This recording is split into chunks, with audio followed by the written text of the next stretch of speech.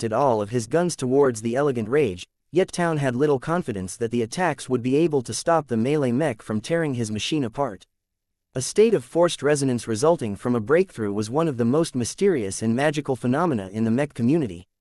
The duration always varied depending on factors such as the accumulation of the mech pilot, but the power boost was always significant. It always seemed to elevate the performance of a standard mech to the parameters of an expert mech, if only barely. Yet even if the restored and mutated elegant rage only reached the strength of a shabby low-tier expert mech, that was still an entire level higher than a custom mech like the Zeal. Taeyeon's heart beat faster. His face began to redden as he could feel the unambiguous hostility of Lainey radiating from her killing machine. He did not exactly know why Lainey temporarily stopped to accumulate more energy, but the reprieve granted him a faint amount of hope that he might be able to avoid getting killed by a fellow Larkinson. Joshua, Dice, I need your help. Please keep her away from my mech. I can't. The Emperor Tree is hindering our escape. The Zeal's accidental sneak attack onto the elegant rage had completely caught Venerable Joshua and Venerable Dice off guard. Then there was all of the soulless gas. Since the Emperor Tree rested right on top of a major deposit of this mysterious gas, neither expert pilots operated at their best conditions anymore. Even though their intuitions had been honed over many battles, their unnaturally high sensitivity towards threats were still primarily centered around themselves. The two expert pilots needed to allocate much of their focus towards dealing with the difficulties introduced by the Calamity Plant. It was also a lot more difficult to anticipate impending threats towards other people in mechs, especially if they were located further away. Then there was all of the soulless gas. Since the Emperor tree rested right on top of a major deposit of this mysterious gas, neither expert pilots operated at their best conditions anymore. The all-round dampening of the sensor systems of their mechs and the perception that they depended on so much caused them to fight as if they had become nearsighted.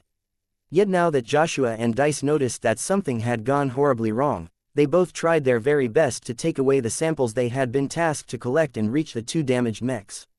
However, the Emperor tree hindered their advance. Having just collected a piece of bark and a container of sap, the Everchanger frantically tried to move away from the massive trunk, but a forest of tree branches surrounded the expert mech in a thick and multi-layered cage. Searing hot fire beams struck the branches and either managed to vaporize them in an instant or caused them to catch fire. Unfortunately, the Emperor tree's immense wood energy and other fire suppression measures quickly doused the flames before they could reach a greater scale. Having thrown out the hartswort, the Everchanger had already taken hold of the scarlet ember and activated its burning hot edge. "Break for me!" Joshua roared as his anger at letting the zeal strike the elegant rage increased the potency of his strikes. The powerful plasma sword vaporized through the branches with much greater ease. Unless the branches were particularly thick and reinforced, the weapon that was originally designed for an ace mech was able to remove practically every obstacle within reach. However, just as the Everchanger managed to make it halfway out of the cage of branches, half a dozen purple wooden mechs descended from above and began to assail the Everchanger up close and from afar. Damn, different from the normal wooden mechs, the ones that came in purple were much stronger and more difficult to fight against. This was because the Emperor tree invested a lot of high-quality resources into replicating the expert mechs of Task Force Solus. They were probably one of the trump cards that the Emperor tree had been working on in the past few months. They were clearly still in development as their performance was still too far away from matching that of the authentic versions, but it was already frightening enough to see that a wild calamity plant managed to make so much progress in so little time. The biggest flaw of the purple mechs was that they were not yet capable of independent operation. The Emperor tree had to attach thin and flexible branches onto their backs in order to control them more directly and supply a vast amount of energy and vitality into their resilient frames. Since the purple mechs acted more like direct extensions of the Emperor tree, they also happened to share much of the calamity plant's strengths, which included its extremely powerful regeneration. When the Everchanger struck the purple mechs with his Vitalis rifle, the energy beams only scorched or damaged a third of their wooden construction before a powerful infusion of sap and wood energy caused them to become as good as new.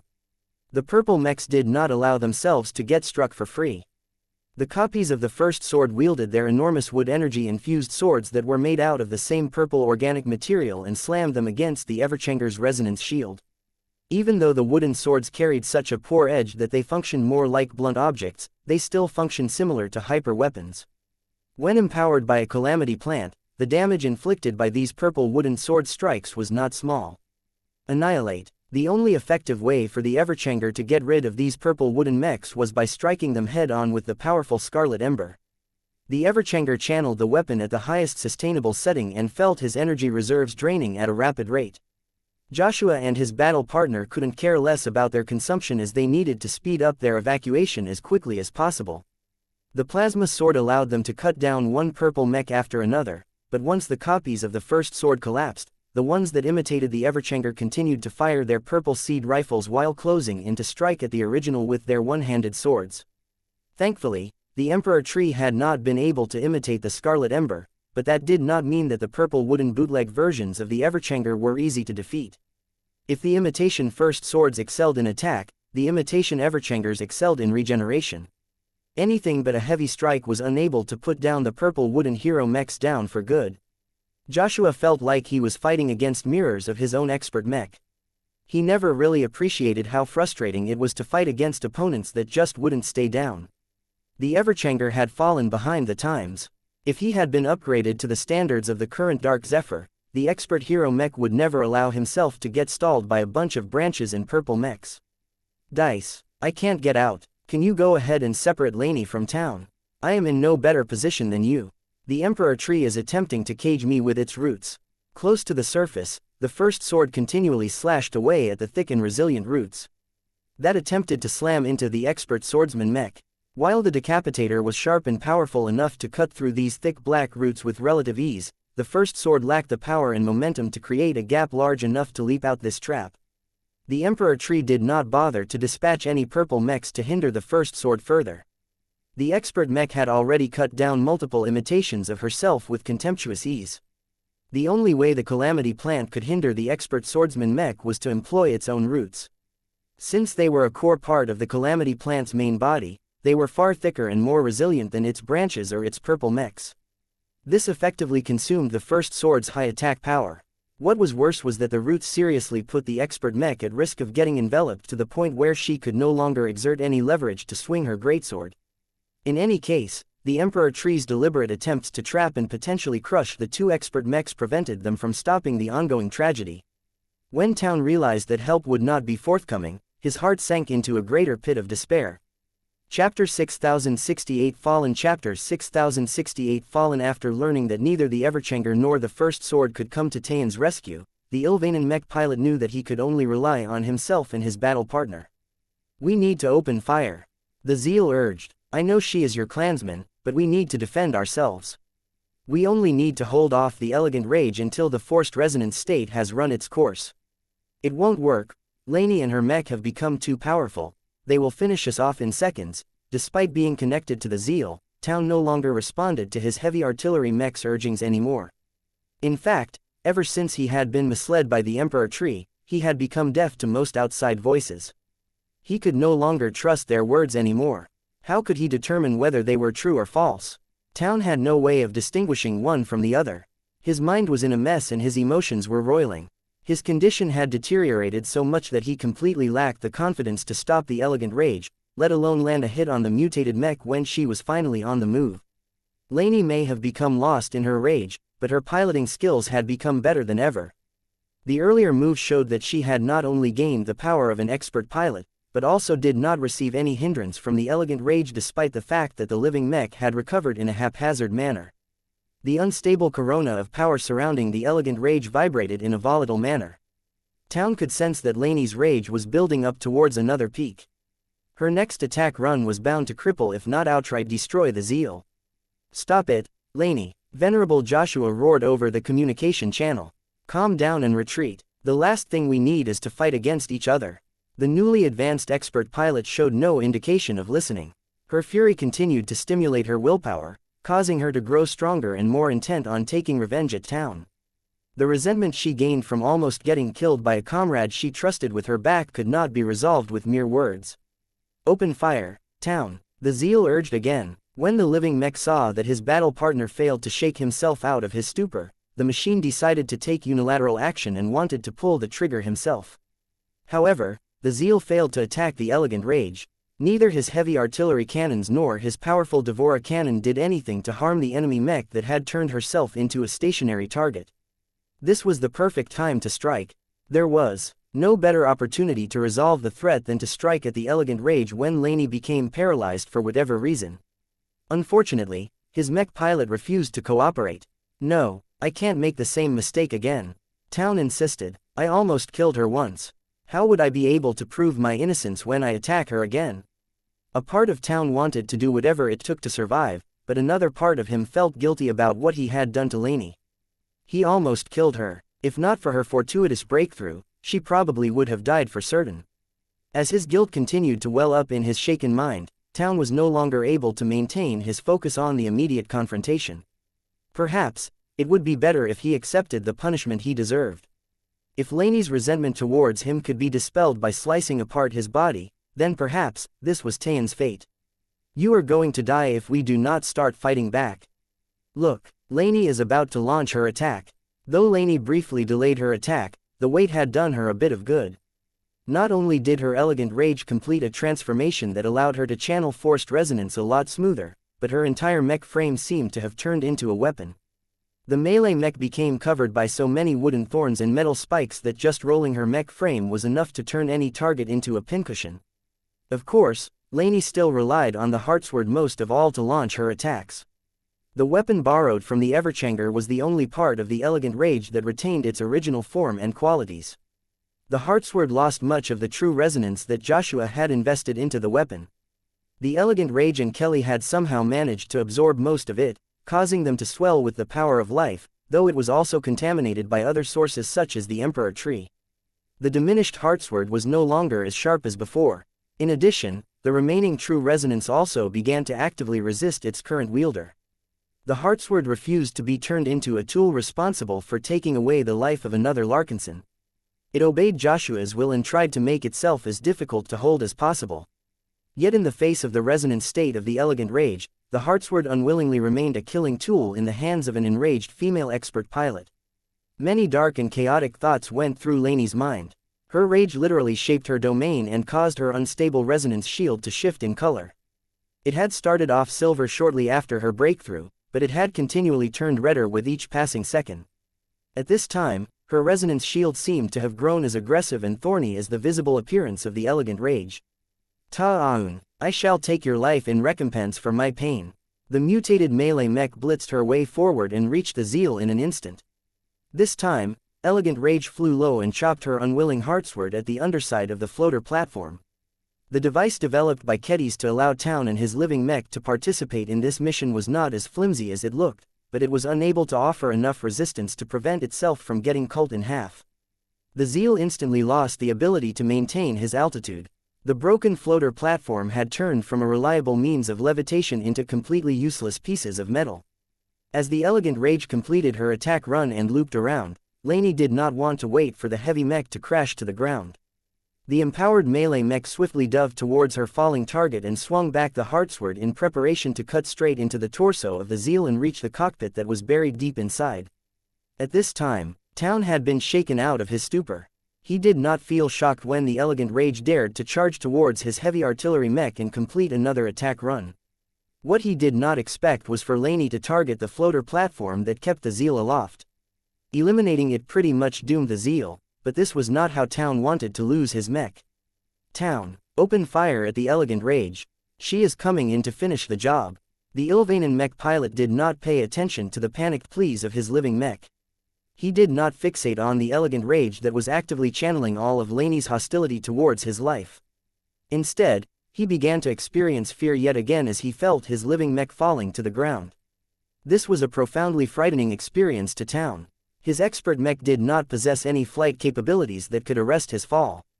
Hardly any heavy artillery mech was equipped with a flight system for that matter. Town was not afraid of heights. He did not possess a phobia against falling either. He piloted multiple mobile mechs equipped with flight systems in the past. However, heavy artillery mechs were never supposed to fall. The Zeal would most certainly not come away from a fall unscathed. His armor system might be able to remain in one piece for the most part, but many of his more delicate internals would probably get shaken to the point where they malfunctioned. What was worse was that losing mobility in the middle of enemy territory was a death sentence to Town. Town might not have to wait for the elegant rage to land the killing blow onto his mech. The Emperor tree may be poised to launch its root spikes from below at any time. The lost mech pilot might not have much objection towards losing his life at the hands of Lainey, but he did not want the Emperor tree to enjoy the same satisfaction. The fear induced by falling suddenly caused him to think about what he was doing with his life. Why must he die? Why was he pushed into this unwinnable situation? Why had Ilvain failed to warn him of this trap? Why had he been so foolish to fall for the Emperor tree's manipulations? Something broke inside Taean's heart.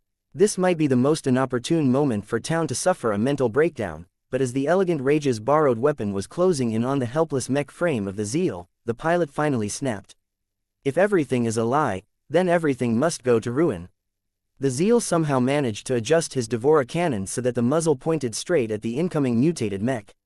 Boom! The falling heavy artillery mech unleashed an attack unlike any other. A normal attack from the Devora cannon should have shaken the temporary resonance shield of the elegant rage at most.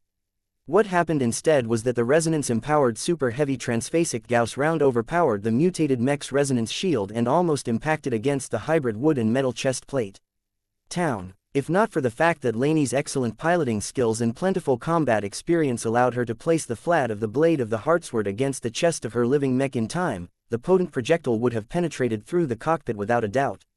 As it was, the heartsword managed to resist a part of the enormous force before the mech hand that held the weapon broke and lost its grip. The heartsword amazingly launched away with only a minor dent onto the blade. Meanwhile, the Devora Gauss round attempted to resume its attempt to pierce through the chest plate and shatter the cockpit, but it had lost just enough power for it to heavily dent and deform the armor layers instead. An instant and desperate infusion of forced resonance hastily reinforced the cockpit and absorbed much of the remaining concussive forces from the powerful kinetic strike. Lainey managed to preserve her life, though her elegant rage was drained of much of her forced resonance as a consequence. Of course, this only fueled the maddened mech pilot's fury and caused her to develop an even stronger animosity towards the traitor. The difference now was that Town was no longer unable to resist. He broke through. How? As the Zeal approached the ground, the Emperor Tree finally unleashed a swath of root spikes, each of which looked eager to impale or at least pummel the falling machine. However, the brown resonance glow surrounding the heavy artillery mech not only blocked these spikes, but also caused them to weaken and crumble into dust. Bang! The Zeal finally crashed into the ground, yet miraculously managed to stay remarkably intact. Even though the heavy mech was unable to prevent all damage, the Zeal managed to cushion his fall by expending much of his own recently acquired forced resonance state. As an ominous and corrosive brown corona continued to surround the Zeal, the heavy artillery mech began to undergo his own mutations.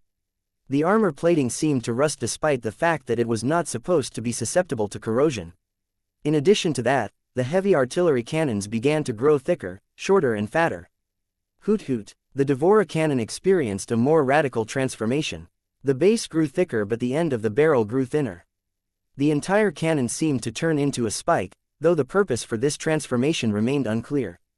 As Circa possessed the transformed weapon, the mutated Devora cannon seemed to have lost all signs of threat, but that only made it scarier. However, the most extreme change occurred outside of view. From the moment Town snapped and broke through to the rank of expert pilot, all of his emotions became amplified by at least 10 times if not more. His fatalism towards his own life, his lack of satisfaction at how little he accomplished in his life, his distrust towards everything aside from himself and his vindictive desire to tear everything down that had led him on this path of doom all blended together and distorted his ascension to demigod. The Zeal was not prepared for this. The third-order living mech tried his best to support his pilot and absorb the breakthrough energies to serve his partner better, but the problem was that Tain's willpower had become far too corrosive and hostile towards other entities. This included the living mech that Town previously trusted with life. Town, you are hurting me. Stop this now. I will die if you keep distrusting me. Snap out of it, partner. Remember who you are. You are Ilvain's chosen. You are not my partner anymore. No one can ever be my partner anymore. As for Ilvain, I will never have faith in him again. As far as I am concerned, all gods and prophets must fall to ruin. Only then will I have given my life meaning. Ta'uan, a sacred partnership came to an end today.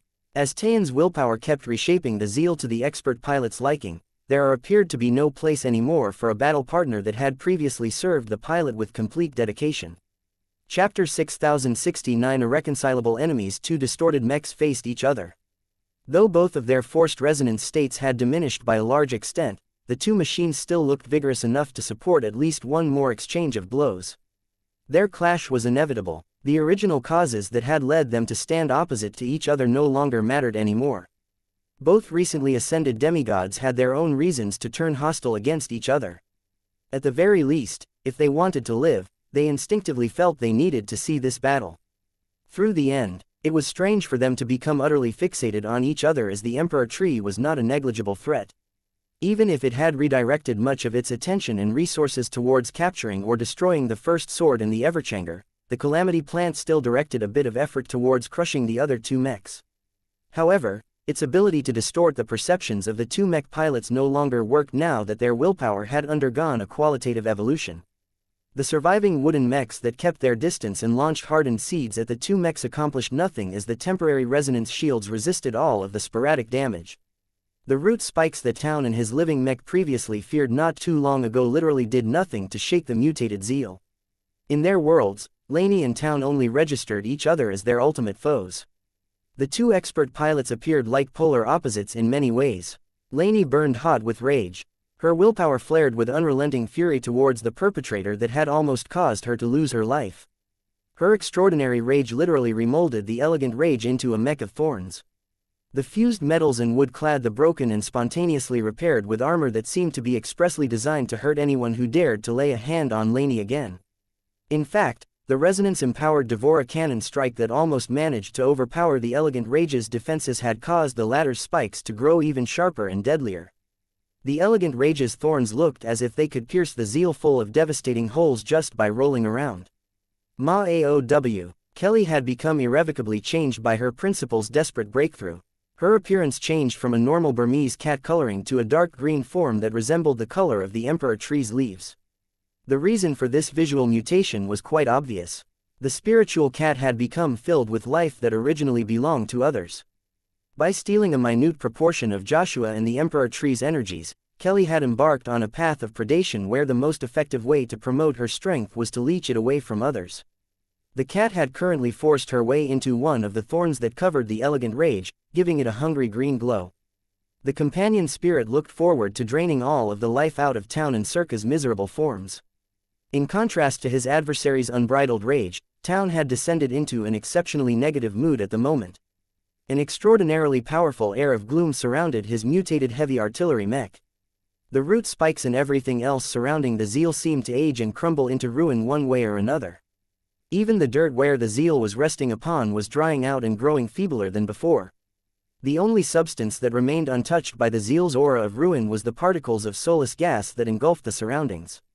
The zeal actually seemed comfortable in the midst of all of this exotic gas. It had even absorbed portions of soulless gas as the mech frame mutated into a rusted form.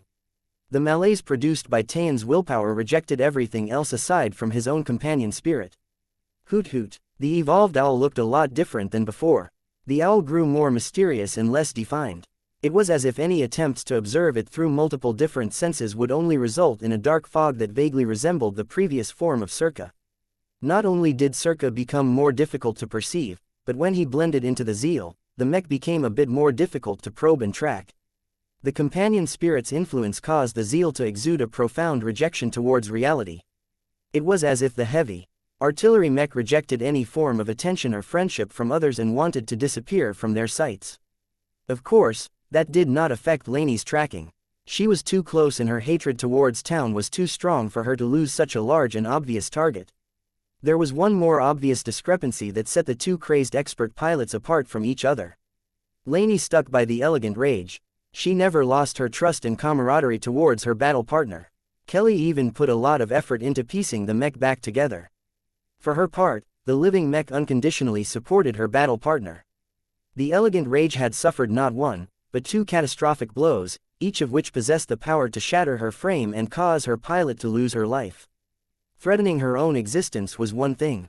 Threatening to take away Lainey's life was another thing.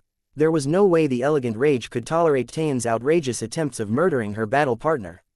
Together, the mech and pilot became of one mind. Only by joining forces would they be able to exact retribution.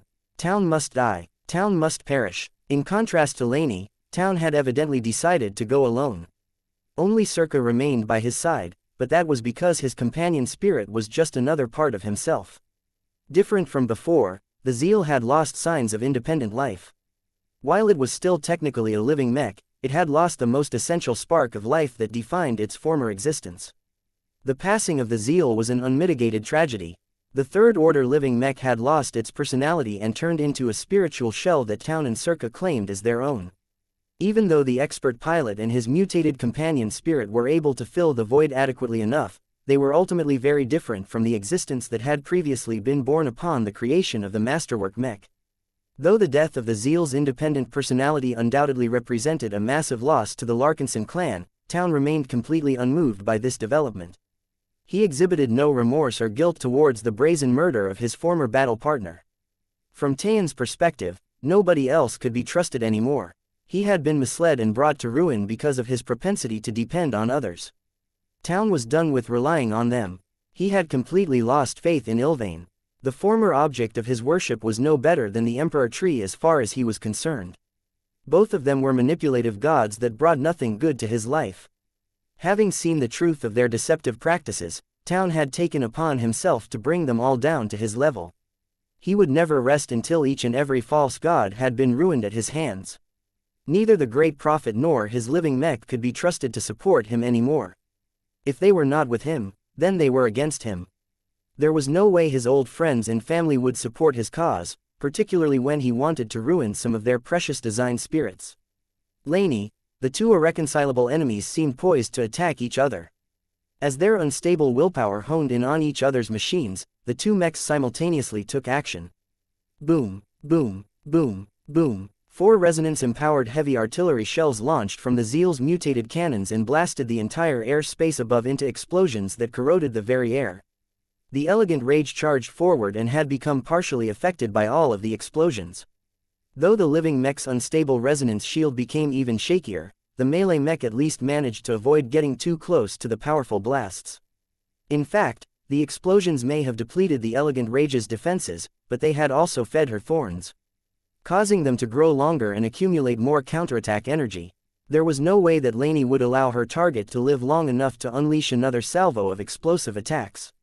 There was only one chance left for the Zeal to repel the elegant rage, but there was so little time left that it seemed impossible for Town to land a direct hit on the much faster and more maneuverable melee mech. The elegant rage in her transformed and temporarily empowered state had become a much more potent instrument in the hands of Laney. Her breakthrough may have gone off track, but she still gained all of the power and the skill expected of a newly ascended expert pilot. If Town still had access to a handy prophet like Ilvain, then perhaps he might have been able to accomplish the impossible and land a precision blow on the blazingly fast elegant rage. However, Town had already forsaken Ilvain and every other false god that was undeserving of his faith and piety. If he wanted to do a job right, then he could only rely on himself. Boom, crack, crack, crack, crack. The mutated shape of the Zeal fundamentally altered the Devourer cannon to the point where it transformed into a completely different weapon system. Instead of launching a single solid super heavy transphasic hyper-Gauss round, it launched a flechette of sharp and messy flechettes that possessed much of the same properties as the original projectile. Over 100 different sharp and jagged metal shards sprayed from the muzzle and shot upwards in a wide spread. Many shards struck nothing and continued to soar through the soulless gas until they disappeared from sight. However, several dozen still managed to strike the charging elegant rage. Her faltering resonance shield broke entirely, causing her thorn-covered mech frame to suffer multiple serious punctures. Some of the flechettes even managed to penetrate straight through the limbs, causing an arm and a leg to almost become severed from the rest of the frame. While the mutated Devourer cannon strike had definitely inflicted severe damage to the elegant rage, it failed to disable the aggressive living mech, let alone arrest her momentum. Ta-aoon. Crash. The two mechs collided against each other. The elegant rage most definitely incurred much more impact damage than the opposing heavy mech, but Laney did not care as her enemy was finally in her grasp. Unfortunately, the melee mech had lost her grip on the heartsword, but the long and energetic thorns that had grown out of the mech frame finally had a chance to serve their purpose. The elegant rage rapidly embraced the much larger Zeal and tried to roll and press in all of her thorns through the resonance shield and into the solid layers of first-class alloys. Ah, it hurts. Town strangely screamed in pain despite the fact that none of the thorns were long enough to affect his body. It appeared that the power of Laney's revenge-fueled counterattacks mysteriously acquired the ability to induce pain on a conceptual level. In this sense, Taeyeon's decision to kill the Zeal and take over its shell had backfired on him. There was no living personality anymore that could suffer the pain in his stead. However, Town was not a little girl who was vulnerable to passing out after suffering a single scrape. He forcibly endured the pain, having already suffered much worse not too long ago. How could the pain of feeling betrayed by Ilvain and his own senses compare to the stings of Laney's thorns? While the elegant rage struggled to cause more serious harm to the Zeal and more importantly its pilot, Town still retained enough sense to know that he was in deep trouble. If he was not able to dislodge the melee mech, Laney would get to him sooner or later. Unfortunately, it was already too late to stop the elegant rage now that she was literally hugging a heavy artillery mech. The thorns had already punctured and disabled the 4 heavy artillery cannons. Laney's mech was currently focusing on disabling the mutated Devourer cannon at this time. If not for the fact that the weapon barrel had become so much thicker at the base, the elegant rage would have been able to cripple it sooner. The mutated Zeal may be able to exert a corrosive effect on nearby objects, but the elegant rage's inherent resilience and constant regeneration prevented it from suffering damage through this method. There was nothing the Zeal could do to stop the enemy machine from rampaging. The mutated Zeal may be able to exert a corrosive effect on nearby objects, but the elegant rage's inherent resilience and constant regeneration prevented it from suffering damage through this method. This caused Town to grow more desperate. His eyes grew more gloomy as he began to think about taking more desperate measures. His eyes suddenly flashed when he gained an idea. If you won't let go, then I will take you down with me, Laney. Town did not really think his idea through. He just wanted to get the elegant rage off him at all cost. With a single command, he forcibly deactivated the safeties of all of the remaining explosive shells that the Zeal retained. With another command, Town forcibly armed all of the shells. He programmed them to detonate all at once after receiving a single signal. Just as the maddened expert pilot was about to issue a command that might very well cause his own mech and his body to explode into pieces, a sudden development occurred that shook the entire battlefield. Incoming. Boom. 5 exceptionally powerful streaks rapidly descended from orbit and struck the trunk as well as the ground around the Emperor tree. The sudden orbital bombardment and subsequent shockwaves completely interrupted every action and shook every mech and mech pilot. Even the tree shook as its massive trunk suffered significant damage that caused a part of its inner core to become exposed, if only briefly. The shockwaves of the orbital bombardment had forcibly flung the elegant rage away from her prey. The mutated metal and wooden mech tumbled away and rolled on the ground until her thorn-covered form finally came to a stop. The Zeal on the other hand had been pushed away to the point where it had tipped sideways. The damaged and crippled machine had lost all of its ability to move or do anything useful. Laney did not miss this important fact. Her elegant rage may have gotten banged up from the strike from orbit, but the melee mech soon bounced back into the air. The mech's flight system suffered a lot of damage and had almost become inoperable. That did not stop her from boosting towards the Zeal.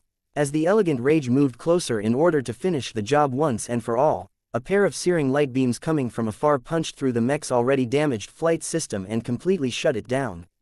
That is enough, you two. The Everchanger and the First Sword had finally returned. The 2 expert pilots took advantage of the orbital bombardment to escape their predicaments and return with whatever samples they managed to drag away.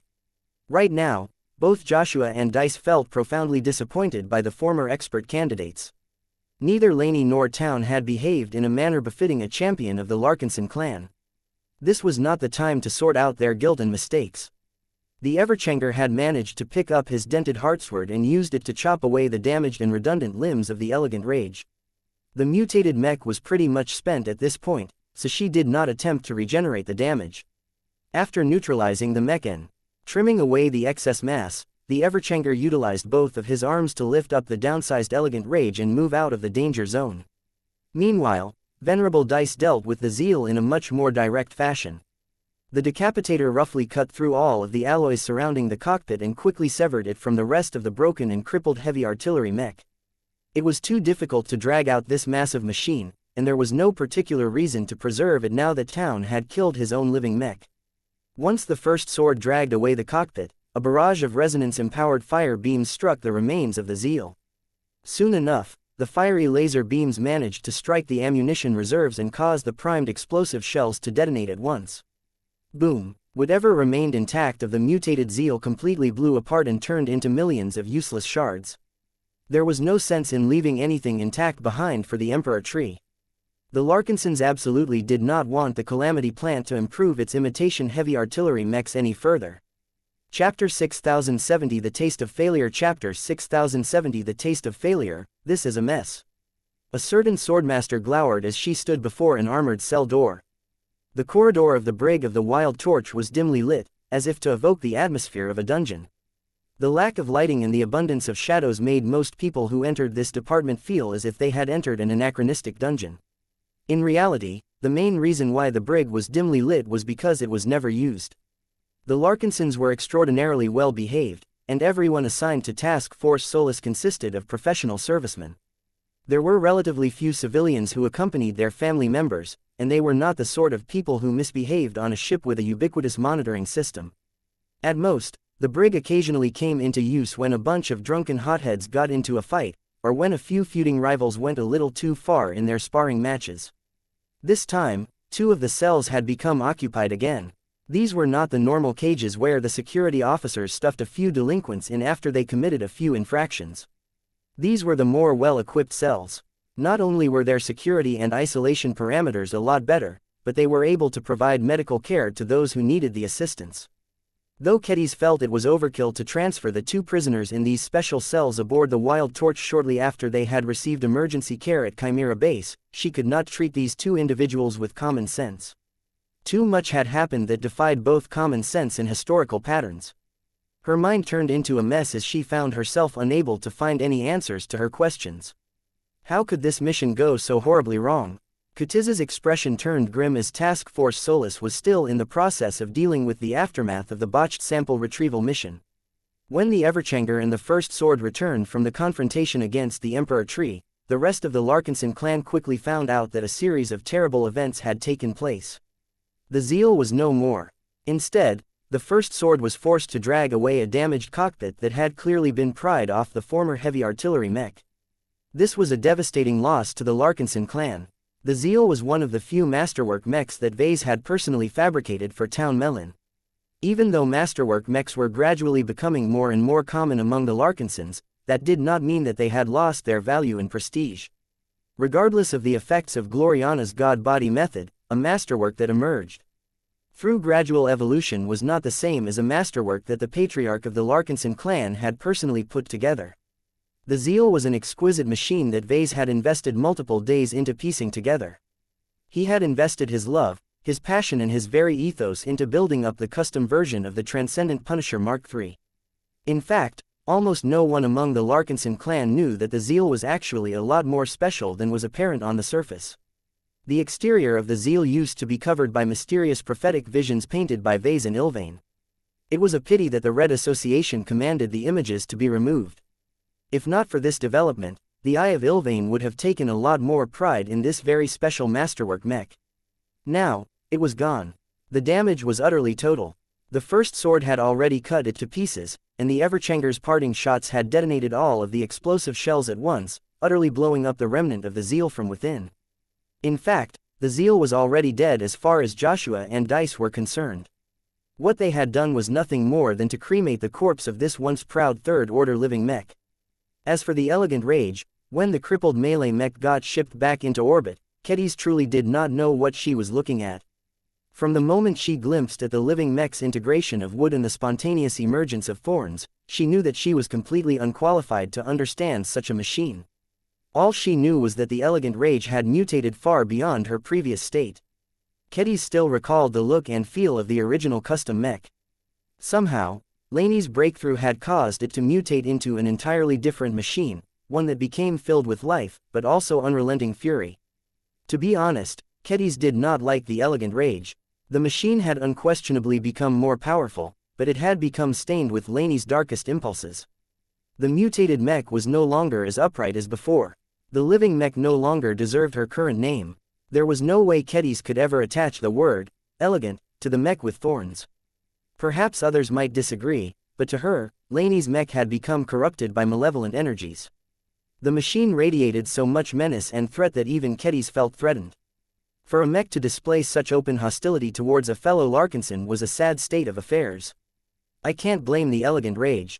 Kedis sighed. The living mech had fundamentally lost her trust in her fellow Larkinsons. Town and the Zeal had struck at her back in a moment where she and her battle partner had completely dropped their guard against such a surprise attack. After getting betrayed in such a devastating manner that Laney and her living mech almost got killed in the process, it should not have been surprising that they lost the ability to feel comfortable in the presence of other Larkinsons. As Kedis wondered what she should do about this mess, the physical projection of Vase appeared by her side.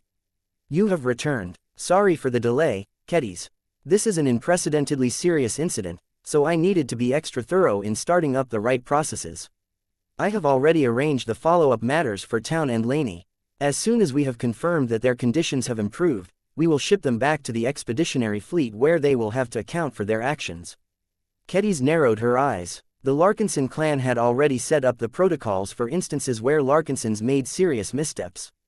Although there were many complications and mitigating factors at the time, these issues should all be explored at the appropriate occasions. Will you make it public, or will you try to keep it quiet? Kedis asked. There is no choice but to make it public, Kedis. The physical projection of Vase replied with a stern expression. We can obscure a few details, but this mission isn't sensitive or important enough to go through the effort of hiding it. Our clansmen deserve answers. Both Town and Laney are high-profile expert candidates in the clan. Their breakthroughs should ordinarily be causes for celebration, but if they vanish from the public all of a sudden, our clan will clamor for answers. Besides, too many soldiers over at Chimera Base have already seen what had happened to the mechs or lack thereof. It is unreasonable to force them all into silence. Kutiz's expression softened. I think you have made the right decision.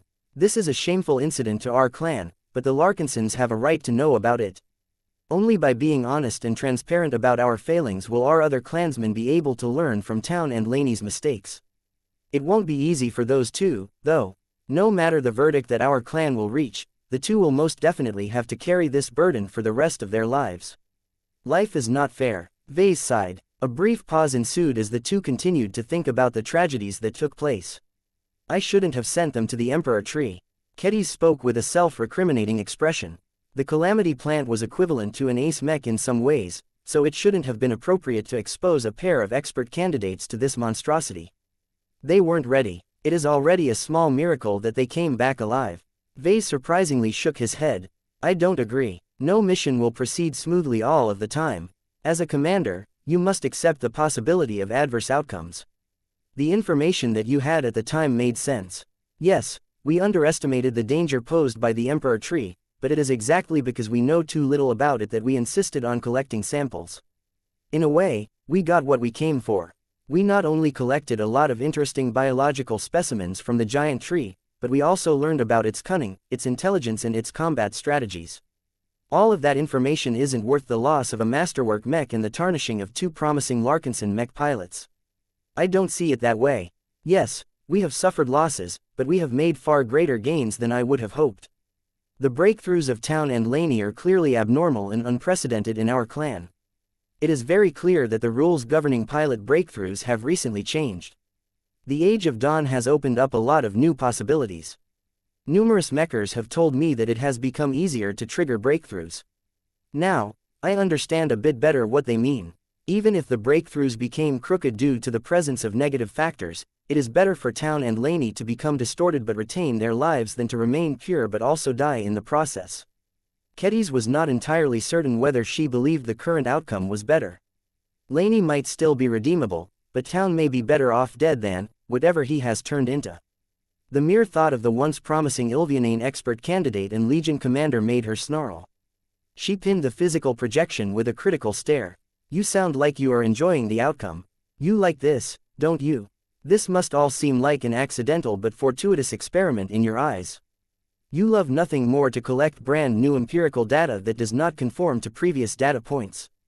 You were even willing to sacrifice the zeal just to witness the birth of two deviant expert pilots that were very different from their normal counterparts. Don't lie to me, Vase. I know your inclinations far too well. We could have intervened through our design spirits. Why did you refuse to take action and order me to do the same? Perhaps Vase might try to lie or make excuses in front of everybody else, but he saw little point in doing so in front of his former student. I admit that I have more selfish motives in mind, but I am also doing this for the good of the clan. Vase responded without shame or guilt. First, no matter what, all of the mech pilots managed to get out alive. That is the most important part. The death of the Zeal is regrettable, but do not forget that it is a mech. It is the job of mechs to protect and possibly die for their mech pilots. Second, both expert candidates successfully managed to realize their potential and advance to expert pilots. Sure, they may have become distorted, but I think that they have also become considerably stronger compared to conventional expert pilots. Even if they will never have a chance to make use of your newfound talents, we can still study them and enrich our internal database. Is that all you care about, Vase? Have Town and Laney become nothing more than experimental subjects from your perspective? Hardly. You are mistaken if you think I am only paying attention to the two of them. Do you want to know why I did not allow for either of us to intervene directly? I wanted to teach every Larkinson but especially Joshua that actions have consequences. Do you agree? Ketiz grimaced again. She knew her husband well. Joshua has been rather complacent when it comes to his progression. He is diligent enough in his training, but when it comes to his mentality, he is much further behind in this aspect. I do not see him working on refining his convocation as much as the other ace pilot candidates. I think so as well. He lacked a strong impetus to improve his strength. This is not a surprise as his life has been a little too smooth as of late. Now that he has personally tasted the consequences of being too weak to stop a tragedy from unfolding, I think that your husband has gained a renewed sense of urgency. Today, he was stumped by the Emperor Tree. Tomorrow, another unfathomable enemy might come and kill a lot of Larkinsons in front of his eyes. If he continues to remain stuck as a high-tier expert pilot for a decade or so, then he will not be able to keep up with the best of us anymore. I do not want this to happen. His Everchanger is too important to remain shackled to a floundering demigod. I will have a good talk with him after this. Kedis promised. Chapter 6071 Observing the Other Side of the Coin. Chapter 6071 Observing the Other Side of the Coin. Kedis gazed at Vessa's physical projection with an ambiguous expression. Vase knew what she was trying to convey. The Swordmaster found his decision-making to be contemptible. At the very least, Kedis would have never made the same choices as him if she was in charge. However, since Vase possessed greater authority than her, his orders took priority. Of course, Kedis could have chosen to defy his instruction and take unilateral action through Sharpie.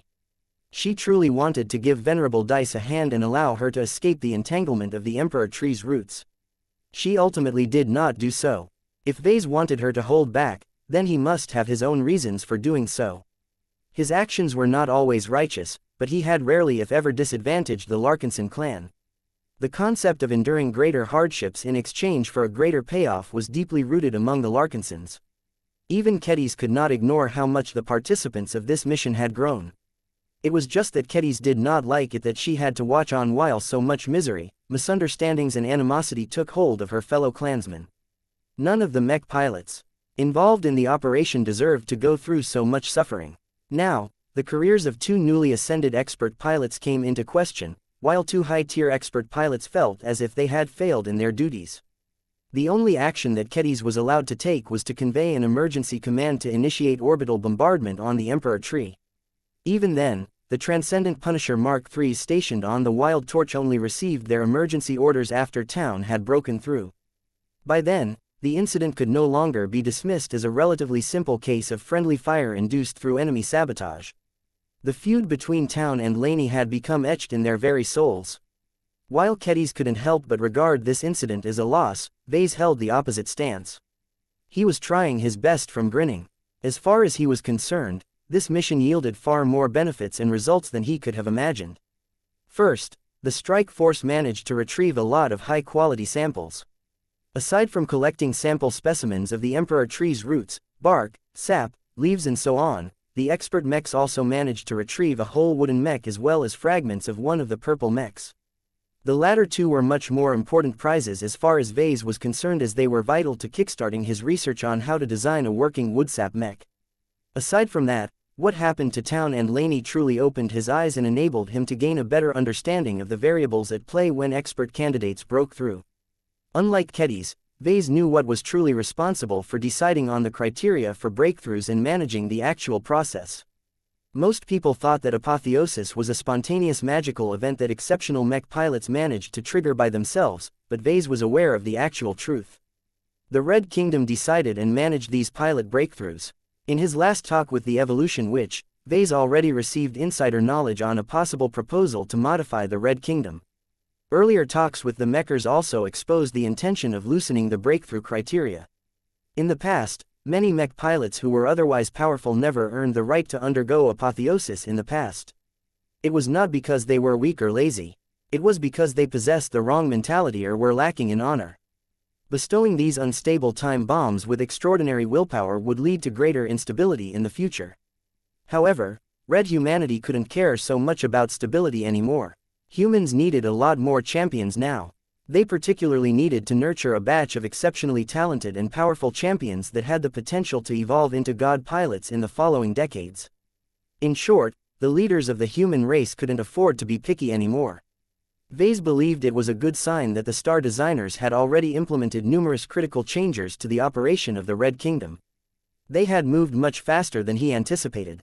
Their swift action was the primary reason why both Town and Laney successfully broke through despite their adverse conditions.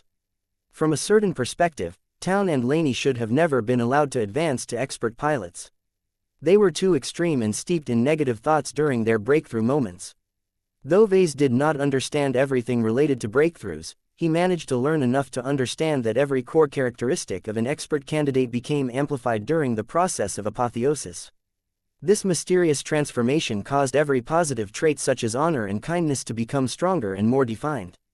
The reason why lots of high-ranking mech pilots were honorable, respectful, diligent and truthful was because of the deliberate selection bias that governed the operations of the Kingdom of Mechs.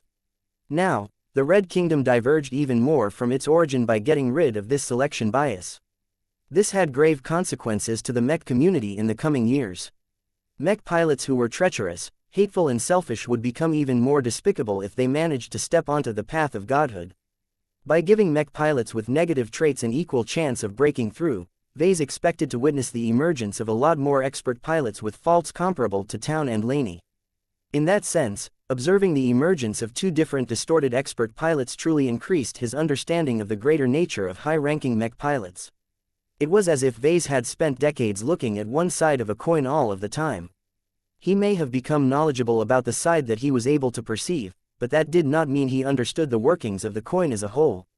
Only when the coin flipped over and exposed its other side to Vase would he truly be able to grasp the full depth of the mech piloting profession. An additional bonus was how distorted expert pilots were able to induce more extreme mutations to their mechs during their breakthroughs. Though Vase found it a pity that the strike force had to abandon the Zeal, the retrieval of a partially intact Elegant Rage already satisfied him a lot. He had already ordered Kedis to ship the damaged machine to New Constantinople 8. Vase had a strong feeling he could advance his research on Woodsap mechs by a huge extent so long as he was able to get his hands on the current version of the Elegant Rage. Aside from that, Vase already had other ideas on how he could convert his newly gained insights into concrete gains. All of that could wait for another time. He first needed to address the current affair. It's time. The physical projection of Vase spoke up. Let's have a chat with the two Larkinsons. Which one do you want to speak? Please like and follow the Cultivation Audiobooks channel to first. Let us start with the least severe case. Laney. They both entered the cell that held the exhausted form of Venerable Laney Larkinson. It became abundantly clear that Laney had already taken her first real step to becoming a god. Her willpower became a lot stronger and more noticeable than before. While Laney certainly managed to become unquestionably stronger than before, her willpower and psyche most definitely gained heavy scars in the process. Normally, this was a development that many people appreciated, because anyone who developed such a potent aura always succeeded in earning the respect of others. Right now, respect was not the right word to describe what Vase nor Kedis thought of the girl. It was more apt to use the words pity or regret when facing the young expert pilot. While Laney certainly managed to become unquestionably stronger than before, her willpower and psyche most definitely gained heavy scars in the process. It was like being confronted by an ugly wound from the moment that the two mech designers caught sight of the poor young woman. Much of the liveliness and optimism that previously characterized Laney's heroic persona had disappeared. In their place, Laney had begun to radiate a sense of caution and defensiveness that no one ever expected to see in a powerful expert pilot. She briefly grew defensive when Vase and Kedis entered her cell. Fortunately, she relaxed a bit, allowing her thorny willpower to subside to an extent. It was still present, but it was no longer on guard against her visitors. Laney, Kedis spoke in a caring and informal tone. How is your body? Do you have any lingering injuries? The woman laying in the bed shook her head. My body used to be a lot more broken than this, but Kelly managed to put it back together. Ma-aow, a tired but distinctly green spiritual cat emerged from her head. The mutated companion spirit still radiated a bit of life and vitality, but she had already channeled much of it into her principal. Muro. Blinky emerged from Vess's head and slowly approached Kelly. The latter reflexively jumped back and hissed in fright. Ma-aow, Ma-aow, Muro. Blinky took the initiative to open his mouth and spray a jet of life energy into the air. Though Kelly still looked on guard, she cautiously employed one of her recently gained abilities and cautiously absorbed the energy released by the other companion spirit. Soon enough, Kelly's eyes lit up as she absorbed more and more life energy. It was remarkably easy for her to absorb and digest it. Her mood lifted as she became filled with life. Ma-aow. When Kelly dove back inside Laney, the expert pilot began to look rosier. The expert pilot gradually managed to drive back her exhaustion and feel a lot less vulnerable than before. Thank you, Patriarch. You're welcome. Vase gave the young woman a gentle smile. You are a Larkinson, after all. You deserve this bit of courtesy from me at least. It is just. Lainey looked deeply at Vase and Kedis before letting out a resigned breath. I am in trouble. You are. Kedis responded with a disappointed expression. We roughly know what you have been through. No one deserves to get attacked from behind by a fellow comrade. What happened to you was injustice. While you are well within your rights to defend yourself, you should have stayed calm. There was no need for you to retaliate against town while the both of you were still in the field. While I cannot entirely blame you for this, it is a fact that you completely lost your cool and defied Joshua's orders. You crossed the line when you proactively attacked the Zeal with the intent to kill your fellow Larkinson. A surge of red-hot anger welled up inside Lainey. Her willpower became a lot more agitated, making Vase and Kedis feel a lot more unwelcome in her cell. However, Lainey quickly reined in her emotions and bottled up her frighteningly powerful fury. Quote. Well, what do you have to say for yourself, Lainey? What can I say? Lainey sourly replied. You most certainly have recordings of what happened. I cannot deny my actions. Can you truly blame me for trying to get back at the person who almost managed to kill me? Just because I barely managed to escape death does not mean that town gets to go free. Besides, no matter why he struck at my mech in the back, it is unquestionable that he was no longer my ally anymore. There was no way I could remain safe in the presence of the Zeal. Anything could happen that could cause town to make another mistake and finish the job. I had to take him out for my safety and the safety of our clan. That is not for you to decide. Kedis roared as she lost her cool herself. You are Larkinson, and so is Taon. Your strike force has already been warned about the Emperor Tree's capabilities. It was clearly an accident that caused the Zeal to shoot at your mech. When you managed to recover, you shouldn't have tried to repeat you would-be murderer's mistake. Then what should I have done instead? Lainey defensively shot back. Did you expect me to stay meek and potentially give town another chance to finish me off for good? Even if the Emperor Tree is at fault, it is Taon's fault that he got fooled by the Calamity Tree. You should have retreated and let others handle Taon. We have rules and regulations for this. Just because you are angry is no excuse for you to take matters into your own hands. A soldier must always be in control. I thought you of all mech pilots would understand this principle. Chapter 6072 Unrepentant Chapter 6072 Unrepentant Kedis grew more and more disappointed with Lainey.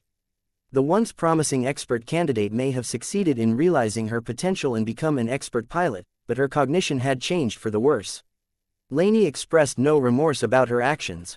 She believed with all her heart that all of her actions were justified from beginning to end. No matter whether she made mistaken assumptions or defied her superior orders, Lainey stubbornly insisted that she did what every Larkinson would have done in her position. This was a terrible sign that her distorted apotheosis had permanently broken her old self. Ordinary mortals may be weak, but they happen to be quite flexible and malleable. They were much more susceptible to change. Expert pilots were different. They were demigods who managed to attain their strength by gaining supreme confidence in themselves. Lainey was no different in this aspect, as she did not believe for a second that she was in the wrong. In other words, to admit that she had acted in error would contradict the basis of her extraordinary willpower. It would literally shatter if she was truly forced to recognize that she had acted in error. Although Kedis most definitely knew about this, considering that she was a swordmaster herself, she possessed her own principles. She deeply condemned Lainey's excessive actions and could not accept all of the nuances that factored in the latter's case. Kedis, Vase firmly said as he took hold of the swordmaster's arm, causing her to halt. Stop. Remember who you are. You may be the commander of Task Force Solus, but it is not your place to cast judgment on Lainey. That goes for Joshua and Dice as well. Each of you are too involved in this case to remain impartial. It is the responsibility of others to take a look at Lainey's circumstances. Sir. Lainey spoke as she looked up at Vess's projection. What will happen to me? What is this about casting judgment? I did nothing wrong. I was merely defending myself. The fact that she still had the temerity to make this claim was proof that expert pilots truly did not abide by common sense anymore. It also appeared that this mental problem was particularly more severe in the case of distorted expert pilots. Whether you acted correctly or in error is no longer up to us to decide. Vase explained to Lainey. The Larkinson clan has a rule that if there are allegations that mech pilots commit severe misdeeds, they must present themselves in front of a tribunal of Larkinson expert pilots. I am afraid you cannot avoid this process. It doesn't matter what you believe. What matters is what the tribunal of your peers thinks about your conduct. You can trust in their integrity if nothing else. They will pay attention to your mitigating factors and decide whether your attempts to retaliate against town are justified or not. For now, you must remain in custody, so please stay put. Suffice to say, Venerable Laney was anything but amused at this. She still believed that she was fully in the right. Even if she broke a few rules here and there, she had been acting for the greater good as far as she was concerned. How could the Larkinsons not see who was the greater threat? Fine, Laney said in resignation. Just because her willpower became permanently scarred by her trauma did not mean she had lost all of her brains. If you want me to participate in this circus, then so be it. Is town still alive? Yes. That caused Laney to sneer. Then at least tell me that you will drag town in front of the tribunal as well. That is a given, Kedis confirmed. His personal failings originally caused this disaster. He must definitely account for himself. Good. I hope that you will treat him fairly. He almost killed me. I can never forgive him for that. If the tribunal judges him guilty and sentence him to death, can I be the one to do the deed? I would like nothing more than to look at him in the eyes and strangle him to death with my own 2 hands. The thorny aura surrounding Laney's prone form received a lot of stimulation. The more she imagined her retribution towards town, the more her willpower became excited. Vase and Kedis exchanged brief glances with each other. This was anything but a healthy mindset. It was completely unacceptable for a Larkinson to dream about killing another Larkinson. We have protocols, Vase answered in a restrained tone. Look, I know that town has become the least favorite Larkinson in your word, but don't forget who is truly responsible for setting up this chain of events. Town is just the patsy who pulled the trigger. The true mastermind who plotted your demise is the Emperor Tree. This calamity plant is the rightful target of your resentment. I haven't forgotten about that stupid tree. Laney aggressively snarled. The Emperor Tree needs to die sooner rather than later. Tell me that you will chop it up and burn it down as soon as possible. The longer it lives, the greater the chance it will create more tons. Though Laney sounded unreasonably paranoid about this, Vase could believe that the Emperor Tree may truly be capable of dominating the minds of other Larkinsons. Every calamity beast was capable of influencing the minds of those that stray within their sphere of influence, but the Emperor Tree was a rare exoplant that specialized in this aspect. Unless the Larkinsons found a way to increase their defenses against the Emperor Tree's subversion, Vase could not justify the decision to keep it alive and well over a longer period of time. Given the calamity plant's frighteningly powerful learning ability, several Larkinsons were afraid that the previous confrontation with the strike force had taught it a lot more about the power of human mechs. The Emperor Tree was most definitely working hard to develop specific countermeasures against the 2 expert mechs. Once the calamity plant became strong enough to overwhelm the defenses of Chimera Base and defeat the task force's mech units, it was already too late. Don't worry, Laney. We have already begun to transfer Venerable Isabel Coden and the Promethea back to the reticulocorine system. Once they arrive, the task force is instructed to act against the Emperor Tree as soon as possible. Kedis grimaced when she thought about what they must do next. It will be hard to put down the Emperor Tree without provoking the other calamity beasts. The orbital bombardment that freed up the first sword and the Everchanger has alarmed at least several nearby calamity beasts, and maybe alerted several other ones as well. The dark drill hives have become more active, which is not a good sign. We still need to plan our hunt carefully. It became vital for the Larkinson clan to get rid of the Emperor Tree before it improved too much. Don't worry, Laney. We have already begun to transfer Venerable Isabel Coden and the Promethea back to the reticulocorine system. Once they arrive, the task force is instructed to act against the Emperor Tree as soon as possible. Kedis grimaced when she thought about what they must do next. It will be hard to put down the Emperor Tree without provoking the other calamity beasts. The orbital bombardment that freed up the first sword and the Everchanger has alarmed at least several nearby calamity beasts, and maybe alerted several other ones as well. The dark drill hives have become more active, which is not a good sign. We still need to plan our hunt carefully. That was good enough for Laney. She relaxed and sank into her bed. Have you talked to town yet? No, you didn't. If you stop by his cell, can you send him my regards? Maybe. When Kedis and Vess's projection left Laney's cell, they both remained speechless for a moment. Both of them had grown profoundly disappointed at how Laney ended up. If she was unable to recover from her scars, if Laney is indicative of the expert pilots of the future, then I am not so certain that the Age of Dawn is as wondrous as before.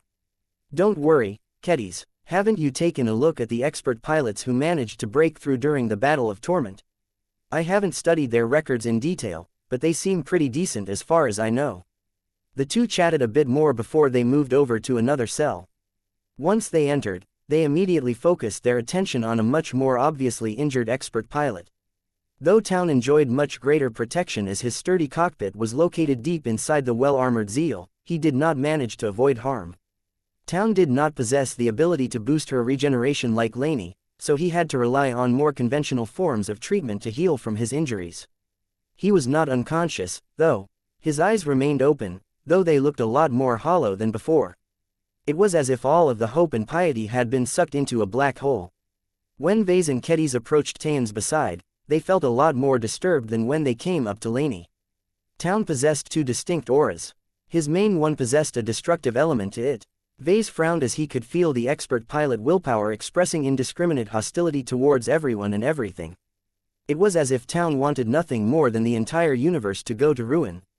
The only reason why Tayan's force of will did not start breaking down the bed or the surrounding medical instruments was because it was too weak when he was by himself. Only when he piloted a proper expert mech would his domain start breaking down any nearby matter. The second aura originated from Tayan's companion spirit. Hoot, hoot. The spiritual owl looked radically different from before. Even though Circa was clearly perched on a nearby railing, the companion spirit radiated an aura that seemed to repel any form of attention as well as spirituality. Circa's active rejection was so total that it not only kept Ilvain at bay, but also blocked Tayan's connection with Goldie. Of course, the Golden Cat did not really have a good opinion of Town at the moment. The trial had yet to start, but the ancestral spirit had already developed her own judgment towards the expert pilot. Anyone who possessed just one of these inclinations undoubtedly needed mental counseling. For a single individual to possess both the desire to ruin everything as well as strong antisocial tendencies, that person had undoubtedly gone mad.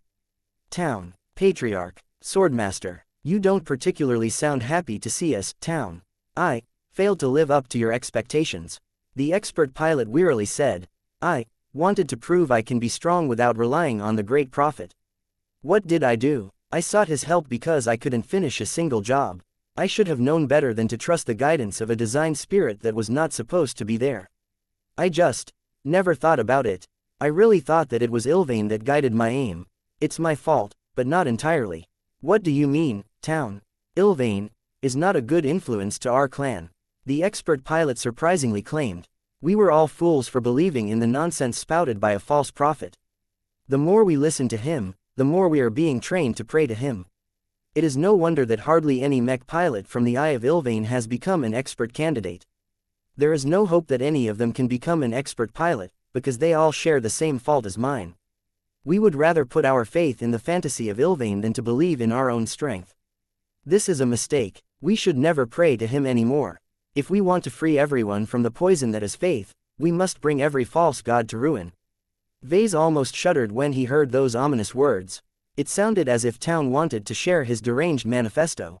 I know that you have been misled, but don't you think that your response is a bit too extreme? Tayan's empty eyes stared up at Vase in silent judgment. Please explain why you saw fit to murder your own living mech. Kedis interjected. Do you know what crimes you have committed?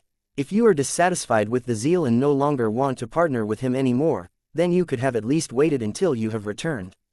As long as you issue a request, we would have been happy to exchange your Zeal with a regular Transcendent Punisher mech. The injured expert pilot softly scoffed. The Zeal let me down. He betrayed me, just like Ilvain. I did what was necessary at the time. I sacrificed his life so that I could become stronger in the process. Since my living mech isn't of use to me anymore when he is alive, then he can only be useful to me when he is dead. I do not need him anymore. I have become strong enough to fight my own battles.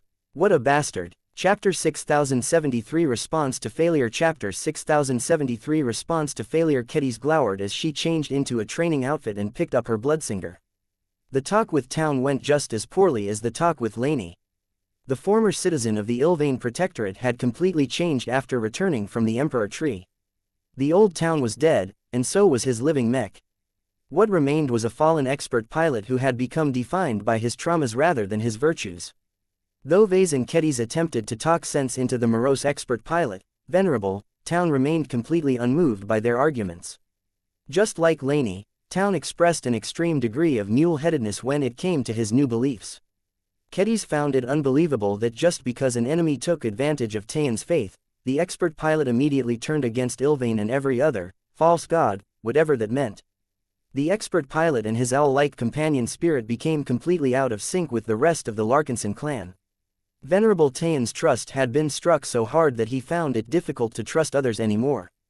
It was deeply depressing to see a once promising champion, an example of the Eye of Ilvain, fall to ruin due to honest mistakes on the battlefield. Was there a way to treat Tayan's severe traumas and restore his mind to a healthier state? Possibly. Was the Larkinson clan capable of performing such a difficult transformation? Maybe. Turning Town into a productive expert pilot was doubtlessly a Herculean task. The Larkinson clan owed it to its own mech pilots to honor their sacrifices and invest a good amount of resources to treat the injuries they accumulated over the course of their service, but there was a limit to how much the clan was willing and able to spend. Was it really worth it for the clan to redeem Town? Did he even deserve this treatment? Kedis could not make up her mind on this matter. She was not suited to this sort of decision-making. She was a mech designer and a swordmaster. She possessed a lot of expertise in the fields she was passionate about, but she still had much to learn before she could excel as a leader. The fact that the latest mission spun out of control in such an extreme fashion clearly taught her a few painful lessons about relying too much on assumptions. Vase is right, she muttered to herself as she strode into one of the large training compartments of the Wild Torch. When you play with fire, you will eventually get burned.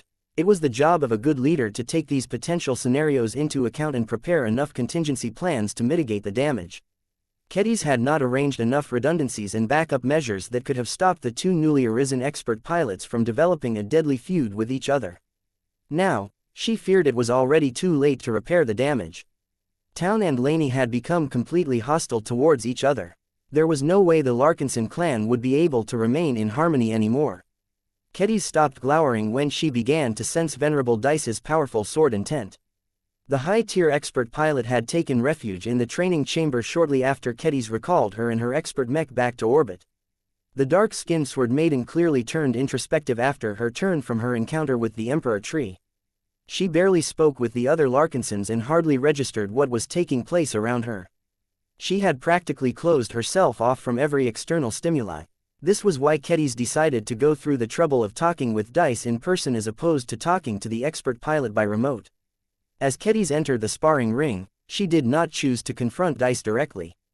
The journeyman mech designer instead warmed up her body by jogging in circles while swinging her personal greatsword in a relaxed and graceful manner. The wind whipped as Kedis steadily built up her momentum. The Bloodsinger began to exude more eagerness as Sharpie began to look forward to locking blades with Dice's own greatsword. Dice finally snapped out of her stupor and looked up at her fellow sister. Kedis. Dice. November LBJNN. The two did not exchange any further words until Kedis finally completed her warm-up. Her athletic form shone as a sharp sword aura covered her body like a small protective layer. Though Kedis was not able to pilot a large and powerful war machine like Dice, an orthodox swordmaster still possessed her own tricks. Dice did not possess the ability to generate a resonance shield outside of the cockpit of her mech, but she carried a personal shield generator that could offer similar protection. Not that the two sword maidens cared about that. Both of them had become so skilled in their swordsmanship that they were confident they could avoid accidents. As Dice rose to her feet and gripped her unending alloy greatsword, her demeanor changed as her instincts as a warrior took hold again. The vulnerability she exhibited a moment earlier had disappeared, but Kedis knew better. Dice still couldn't get over the mistakes she made during the last mission. She just hid her feelings behind her habitual combativeness. Ha! Kedis decisively stepped forward and chopped her Bloodsinger at her fellow sister. Clang! Naturally, Dice easily blocked the incoming strike, but did nothing more. Clang! Clang! Clang! The two extraordinary swordswomen proceeded to exchange blows. They started out at a slow pace, but steadily escalated their speed. They exerted themselves increasingly more, causing their blood to pump faster and their body heat to rise. It's not your fault, Kedis said. Accidents happen. No one knew that the Emperor Tree was that smart and powerful.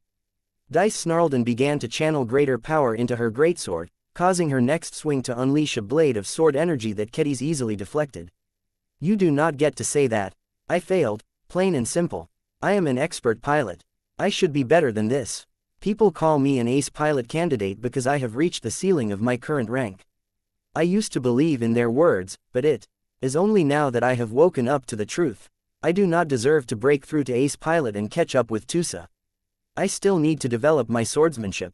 Your swordsmanship is fine, Kedis spoke between blows. You are the most skilled swordswoman in the Larkinson clan. Even I struggle to keep up with you due to your superior resonance strength and the time you have invested in your training. How many powerful sword techniques have you learned? Too many, and that is precisely what is holding me back. Dice declared as she executed a blade storm. A storm of sword energy attacks swept across the sparring ring, striking the energy shields protecting the venue but got dispelled by Kedis's exquisite defensive move. Your techniques set you apart from the other melee expert pilots, Dice. None of them can win a duel against you because their mastery over their weapons can never catch up to yours. Even the stronger and newer expert mechs are unable to overpower your first sword most of the time. Dice used to take pride in that. For example, the first sword was pretty much 2 mech generations behind Venerable Benjamin Larkinson's Blood Star Mark II, but it was not uncommon for the former to defeat the latter in a practice spar. Dice's extraordinary sword style and mastery was much more sophisticated than the more practical swordsmanship mastered by Vess's grandfather. Of course, the old veteran and former retiree possessed his own bag of tricks that allowed him to defeat the Sword Maiden expert pilot so long as he was allowed to utilize the full range of the Blood Star Mark II. The more modern expert mech's superior defenses, mobility and ranged armaments easily allowed Benjamin to employ a kiting strategy. As long as his Blood Star Mark II utilized his superior mobility to maintain his distance from the first sword, the former could easily take potshots at the latter with impunity. Benjamin only admitted defeat when his expert mech was forced to fight against the first sword by exchanging blows with their blades. He readily admitted that he was completely outclassed when it came to pure swordsmanship. All that should have given Dice an ample amount of confidence. Yet it was only after her first sword became entangled by the roots of the Emperor tree that she recognized her own arrogance. Vainglory did not equate to strength. The sparring session heated up as both swordswomen began to strike harder and faster. I failed. Dice recriminated herself. It was my duty to look after Town and Laney, but I could not come to their aid during the time they needed it the most. You are not a nanny, Dice, and the two are not children. The two former expert candidates are soldiers who volunteered for a dangerous mission. They sought a challenge in order to find their breakthrough chances. From the moment they decided to confront the Emperor tree, they should have already taken into account that they might not be able to return alive. I know that, but I shouldn't have gotten stalled for so long. My mech and I should have been able to slice our way through all of those roots, but we failed to get out by relying on our own power. We had to wait until the orbital strike interrupted the Emperor tree to finally get loose. That was not supposed to happen. Dice's frustrations caused her to channel more power into her greatsword. Her sword strikes gained more momentum, making it difficult for Kedis to stand her ground. I see that you are not resigned to your current state. Kedis spoke as she continued to keep up with Dice's forceful sword techniques. That is good. Anyone can fail. What matters is what happens next. That is what separates the winners from the losers. What do you intend to do now that you have understood the gap between you and the truly strong? Get stronger. Dice responded. I will never let myself get trapped by the likes of those roots again. I have identified two fundamental problems that hinder me from doing what is necessary to win every battle. And those are, first, my defense is too inadequate. Much of the reason why I have to restrain my blade and forego opportunities to attack is because the first sword cannot withstand too much damage. Sure, my mech has the protection of a resonance shield, but it is far from the strongest among the other expert mechs. I increasingly feel as if I am piloting a mech made out of glass. You are piloting an outdated offensive expert mech. No one expects your first sword to endure as many attacks as the Bastion. Kedis pointed out, I am not claiming that the first sword should be converted into a defensive mech. Dice responded, I am not blaming my failures on my battle partner's lack of major upgrades either. It is my approach to swordsmanship that is the problem. I have lost focus in my pursuit of strength. I learned and created too many sword techniques. I have an entire library of them, but I wasted so much time on coming up with new ones that I have never seriously improved my execution of any of them. That needs to change. I have decided to limit my repertoire and develop a more concise sword style that truly encapsulates my will and conviction. As Dice shared her intentions, her swordsmanship shifted in real time. Her greatsword slowed down, but struck with increasingly greater force. The expert pilot no longer thought about pulling off all kinds of fancy moves, but tried to stick to the fundamentals whenever possible. Only occasionally would her greatsword light up as she executed a sword technique that she favored. Dice utilized her swordsmanship to communicate how much she committed to her new plan. Kedis welcomed this change. Her eyes lit up as she felt that Dice's sword heart was quietly sublimating into a more condensed and solid form. It was as if Dice was forging a renewed inner sword for herself. As the expert pilot continued to enact her new plan, her strikes gained so much force that Kedis could no longer keep up with the increase in strength. She continually had to step back in order to unload the forces impacting against her bloodsinger. Dice used to borrow a lot of concepts on sharpness from Kedis, but she had chosen to set much of it aside in order to pursue her own approach towards swordsmanship. Chapter 6074 Unbreakable Chapter 6074 Unbreakable. As the sparring session began to wound down, both Kedis and Dice still retained their excitement. Dice had taken her earlier failure in stride. Her mood recovered over the course of the sparring session. The more time she spent on condensing and refining her new swordsmanship, the more momentum she applied through her attacks. The two sword maidens engaged in an unspoken form of communication. Kedis eagerly encouraged the expert pilot to develop her new swordsmanship. The mech designer helpfully reduced her role to that of a practice dummy so that Venerable Dice was able to redefine her personal sword style. By the time Venerable Dice completed the prototype of her new approach towards sword combat, her body grew exhausted due to the intensive exertions, but her willpower hungered for more. Congratulations, Dice. Thank you, Kedis. The expert pilot responded in a lighter tone now that she had recovered her mood. I am still upset about how I failed to come to town and Laney's aid, but that will be the last time I let our comrades down. If I ever end up surrounded by roots or other obstacles, I will do my utmost to push my way out by force. I will no longer fear every attack. Even if I cannot evade them, I will put my complete trust in the steel of my mech. Your mech isn't actually made out of steel. It currently consists of unending alloy and many other metallic and non-metallic materials. Kedis couldn't help but correct her sister. Dice shrugged her shoulders. It is a figure of speech. It is quite unusual for a swordsman mech specialist to put so much emphasis on defense. Why don't you favor an approach that is all about attack? As long as your attack power becomes high enough to cut down every adversary, there is no need to consider defense anymore. I have considered that approach, but that fits your ethos more than mine. Maybe it is because of my lingering connection to xianxia, but I cannot ignore the matter of defense. Even if my first sword finally completes her makeover, I do not think that the technical improvements alone will help her withstand every attack. Only by making my mech unbreakable will I be able to overcome every powerful enemy with confidence. This was a rather distinct deviation from the sword maiden approach towards combat. The Mech Legion's mech doctrines always emphasized the need to combine strong attack with good control and maneuverability. So long as the sword maiden mechs were able to strike at the right time and disengage from the enemy whenever they wanted, they would definitely be able to gain the upper hand. If the sword maiden mechs got bogged down in a tough fight against enemies that had them at a disadvantage, then they already failed. From what Kedis was able to gather from Dice's words and swordsmanship, the high-tier expert pilot sought to succeed where other sword maidens faltered. It was strange, to say the least. Dice was the first expert pilot of the sword maidens. Everyone just assumed that she would embody all of the classical strengths of her Mech Legion. I think I understand your logic, but what if piloting an unbreakable mech and wielding an impervious sword is not enough? If you focus too much on defense, how will you be able to spare enough energy to attack and kill your foes? A swordsman focusing on defense was not an absurd idea in itself. As a swordmaster, Kedis had dabbled in many sword styles developed by the Heavensward Association that possessed a defensive focus. From coordinating with physical shields to specializing in counterattacks, many different swordmasters in the past figured out ways to fend off incoming attacks with greater effectiveness than was normally possible. However, their ability to go on the offensive could not keep up with their more conventional peers. Kedis had legitimate concerns about Dice's shift in development strategy. The first sword had acquired a good reputation for being the strongest offensive melee mech of the Larkinson clan. As far as defense was concerned, there were other melee mechs that could do a better job in this aspect. The riot carried a lot more armor and proved to be a lot tougher than people gave him credit for. The upcoming upgrade would make the expert spearman mech even more unkillable. The Everchanger was not as thick and massive, but he was able to regenerate from all but the most severe damage. What happened to the Elegant Rage in the last mission was a good indication of the expert hero mech's unreasonable ability to bounce back from his injuries.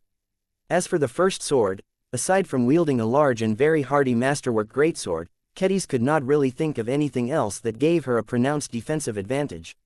How would Dice be able to excel in defense while making sure that she did not waste the offensive advantages of her expert mech? The swordsman mech specialist grinned at the mech designer. She raised her greatsword. Respa. Her powerful companion spirit emerged from her head. Respa currently took the form of a greatsword. That looked like a miniature copy of the Decapitator. As soon as Respa merged with the large blade, the weapon began to exude a much greater threat than before. Unlike Sharpie, who straightforwardly granted any weapon wielded by Kedis an unnaturally sharp edge, Respa seemed to be obsessed with beheading foes. Though Kedis was supposed to be winding down, she instantly became more alarmed as she felt a faint threat towards her life from Dice's greatsword. Of course, the threat was only faint. Venerable Dice was not a full swordmaster, after all. It was already amazing that she could make Kedis feel uncomfortable. I feel a slight sting on my neck. Kedis commented. It is a disconcerting sensation. I cannot ignore it or get rid of it. Is Respa that eager to separate my head from my neck? The aggressive air surrounding Dice's greatsword subsided. The expert pilot deliberately relaxed her posture and gave Kedis an apologetic smile. I wanted to show you that I still have a way to retain my killing edge. During the last mission, I witnessed how Lainey and her companion spirit were able to empower the Elegant Rage in 2 different ways. That gave me enough inspiration to try something similar. I will continue to focus on making my mech as unbreakable as possible, while Respa will do her best to help me behead my enemies as easily as possible. Kedis finally understood the expert pilot's complete scheme. It was a rather ambitious and difficult one to fulfill. I can see how well they complement each other. Kedis said, pardon the pun, but it will allow you to excel in completing decapitation strikes. Normally, I would say that it would be difficult for you to decapitate starships, phase whales, the Emperor Tree and other difficult enemies, but I feel that Respa has already made deeper attainments in beheading. So long as she goes far enough, you will eventually be able to decapitate any enemy on a conceptual level.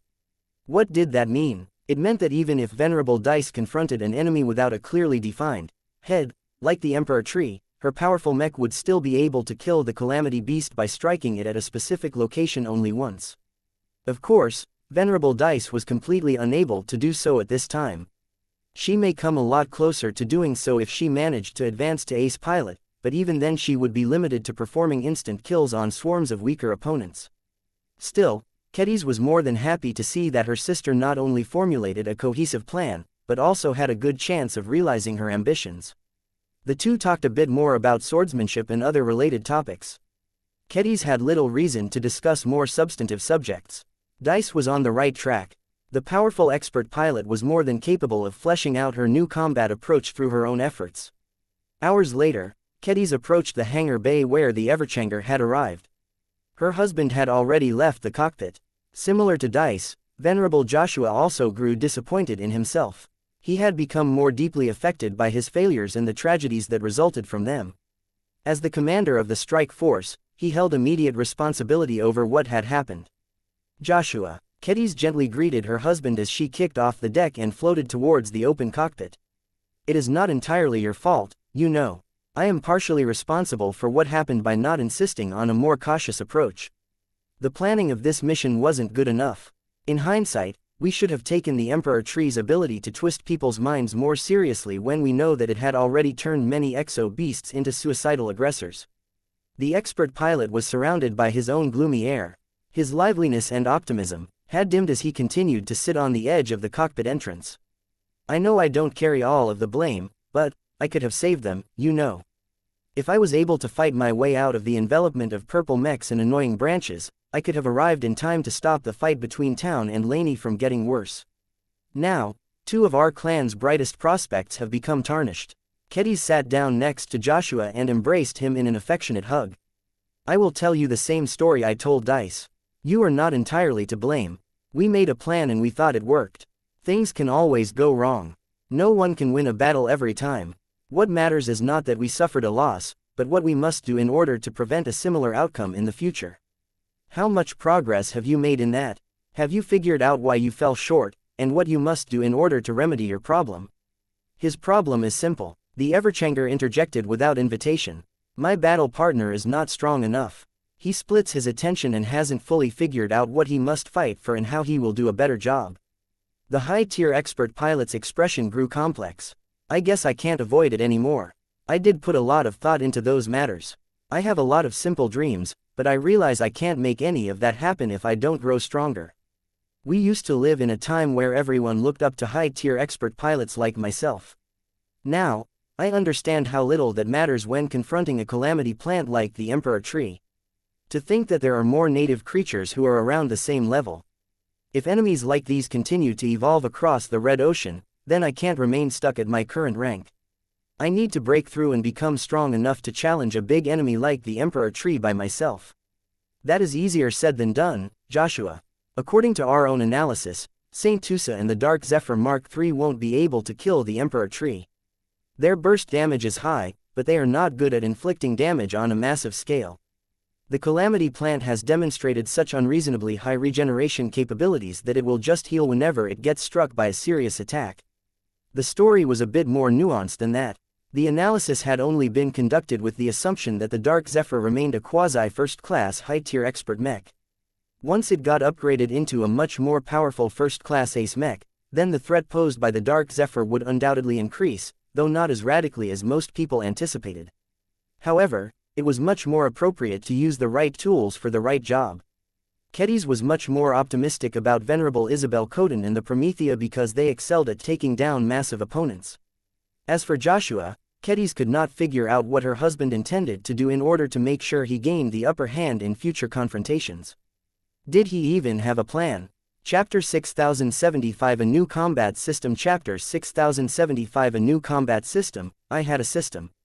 Joshua claimed. You are already aware that I am close with nearly every design spirit, right? I can even get along with Ilvain and the Superior Mother. I always made use of my relationships with all of those spirits to borrow their power whenever it was convenient. My Everchanger is the only Larkinson mech that can switch design spirits on his own initiative. That has given me a lot of flexibility in past battles. My companion spirit Willy strengthens my combat system even further because he can independently call down another design spirit. In other words, Willy and the Everchanger were able to work together to call down two different design spirits at the same time. The huge number of possible combinations increased the versatility of the Everchanger even further, allowing him to swap out a seemingly endless variety of advantages whenever it was necessary. Joshua had spent a lot of time on building up his relationships and familiarizing himself with the powers of all of those design spirits. It was a pity that he was unable to employ any of those strengths during the last mission. I can't fight at my best when my Everchanger is surrounded by soulless gas, he said with a grimace. I don't know what exactly makes this gas so special, but the fact that it can completely cut me off from the design spirits that can help me out in combat is frustrating beyond words. I was fighting with at least one hand tied behind my back. If not for this, the Emperor Tree wouldn't have been able to contain my expert mech for so long. Kedis listened to his complaints. She eventually shook her head. Everything you have said is true. That still does not change the fact that a calamity plant managed to put you and your Everchanger at a disadvantage. It is not fair to blame you for being put on the back foot by an enemy that is comprehensively stronger, but the fact of the matter is that you fought far below your maximum potential in an adverse environment. That is not supposed to happen, you know. Her husband grew more morose. His willpower dimmed as he thought back on everything that went wrong. Vase conceived of the Everchanger as a mech that is always effective and always reliable no matter the situation. He might not have designed your machine as a multi-purpose mech, but the intentions are similar enough. It is a failure on the part of your battle partner that he is unable to make use of his strongest advantage, and it is a failure on your part to have no alternatives on hand that could make up for this gap. Venerable Joshua took this criticism hard. He should have been more prepared. He had already been stationed on Reticula Corine V for months. How could he have been negligent about preparing to fight in an environment with high soulless gas concentrations? It may have been excusable for him to be caught off guard by the effects of soulless gas when he first came into contact with this confounding gas, but this was not the case anymore. I need to do better. Joshua admitted, as much as I like to fight together with different design spirits, I need to develop a new combat system that I can count on. It needs to be anchored around myself and my expert mech in order to ensure its reliability. I cannot allow my enemies or the environment to cripple us again by cutting us off from all of those powerful design spirits. Kedis nodded in approval. You are thinking in the right direction. There are expert pilots who are better off if they focus more on improving their strong points. That is not the best approach in your case, at least not all of the time. You are more useful to the Larkinson clan if you address your newly discovered weakness and ensure it won't be a problem next time. Do you have an idea already? I do, actually. Do you remember what happened to the Elegant Rage? For whatever reason, Lainey's breakthrough caused her companion spirit Kelly to steal some of my power from my heartsword. She then proceeded to repair the Elegant Range, but not in a normal way. I don't have the foggiest clue how it is possible, but she actually managed to plug the gaps of her damaged mech with wood. Kedis narrowed her eyes. This was the second instance of an expert pilot taking inspiration from Lainey's actions. Were the abnormal breakthroughs of the two former expert candidates truly so helpful to Larkinson clan? I have already taken a good look at the Elegant Rage. I cannot design such a mech. In fact, I cannot even understand how it works anymore now. That so many of its metallic components have been replaced by wooden ones. The wooden parts do not even work the same way. I think only Vase has a chance of deciphering and replicating this partially wooden monstrosity. Don't tell me you want Vase to turn the Everchanger into a partial wooden mech as well. I can't deny that the thought crossed my mind. Joshua briefly smiled. This is something for Vase to figure out. My idea is different, or at least I think so. What I have learned from the Elegant Rage's transformation is another way to become stronger. Instead of borrowing power from design spirits through connections that can always get cut off, what if my mech and I find a way to assimilate the power of others? What? Think about it, Joshua said with more and more eagerness in his tone. I have a talent for getting along with others. In the same way, I have an easier time understanding their powers. Since I can learn a few tricks from design spirits, I can do the same with exo beasts as well. I only just came up with this idea and don't know if it works, but I think I can do it. Think about what I can do if I can copy the strange abilities of every powerful beast. That was a remarkably inventive idea. Trying to assimilate the powers of exo beasts would further expand Joshua's versatility and repertoire. As long as he possessed a good grasp of his newfound abilities, he should be able to employ them even when he was fighting right on top of a soulless gas vent. Still, Kedis did not celebrate in advance. She directed a skeptical look towards the silly expert pilot. You have come up with a promising new strategy, but can you realize it? Can you execute it? What do you need to do in order to make it possible? I have been spending a lot of time aboard the Dragon's Den since the start of the Age of Dawn. Joshua responded. I was needed there in order to calm down all of the mutated beasts that the Larkinsons captured and stuffed over there. I managed to become quite familiar with a few of them. I think that, if my friendship with them grows deep enough, I might be able to receive a part of their power and channel it through my mech somehow. That doesn't sound concrete enough at all. I can already tell you will have to spend a lot of time on building up your new combat system. I doubt that Vase or I can help you in this. You need to conduct your own research. Joshua's willpower began to lift as he looked forward to the challenge. It will be worth it. I am sure of it. Think about the potential. It is one thing to copy the powers of a mutated beast. It is another thing to copy the powers of a calamity beast. If I can replicate even a small part of the Emperor Tree's abilities, I may be able to command an entire beast army of my own. Kedis snorted. As if that is of any use. It is not as if you can dispatch your supposed army against alien warships. Even if you limit your beast army to ground action, it takes too much resources and effort to manage your soldiers and transport them from one battlefield to another. What beasts can do, mechs can do better. Not entirely, dear. Mutated beasts are like a weaker version of expert mechs. They develop all kinds of magical abilities. They're not as strong as my Everchanger, but they are far more numerous. Think about what it would be like to field hundreds of mutated beasts at the same time. It would be unleashing a horde of discount expert mechs. A horde with a total lack of coordination and cohesion. It won't work as well as you imagine. Okay, let's do this instead. What if I bring a few calamity beasts with me instead? That won't work either, Joshua. It is impossible to control beasts. The Hunting Association is very clear about that. Look, You may be able to disprove this assumption if you somehow manage to steal the Emperor Tree's beast control ability, but you can only dominate weaker minds at most. Calamity beasts are far more powerful in general, and their intelligences are far more developed. You will not be able to bend them to your will. What if I befriend the calamity beasts instead of trying to enslave them? Joshua proposed. I doubt that it is possible.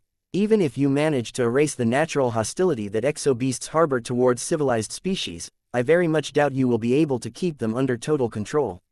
No one will accept your desire to add an unstable element alongside their own units.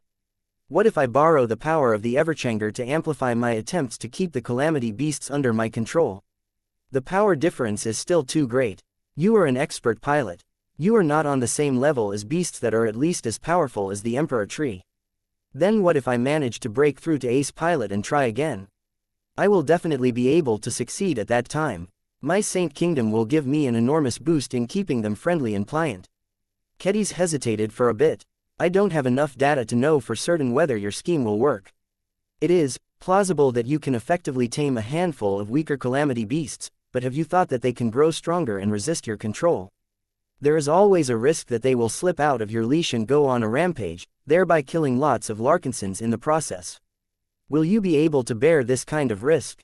Her husband grew a lot less enthused about his idea. He could not deny that an accident like that might happen one day. He had already learned a painful lesson about accidents not too long ago.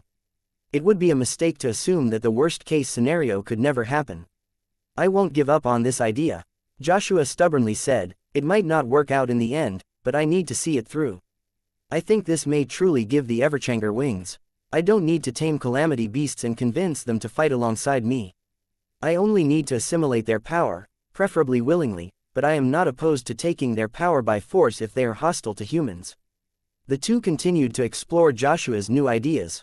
Kedis did not entirely support this unconventional scheme, but she understood that her husband needed a new goal to occupy himself. She was happy as long as he wasn't moping anymore. I need to become stronger, Joshua stated. Look at how many powerful beasts have managed to evolve to the level of the Emperor Tree in a couple of years. This is just one untamed planet among many in the new frontier. Think about how they will continue to grow until they reach the next stage. What if they become smart and strong enough to overtake us all? What if they can travel the stars and take away all of our living space?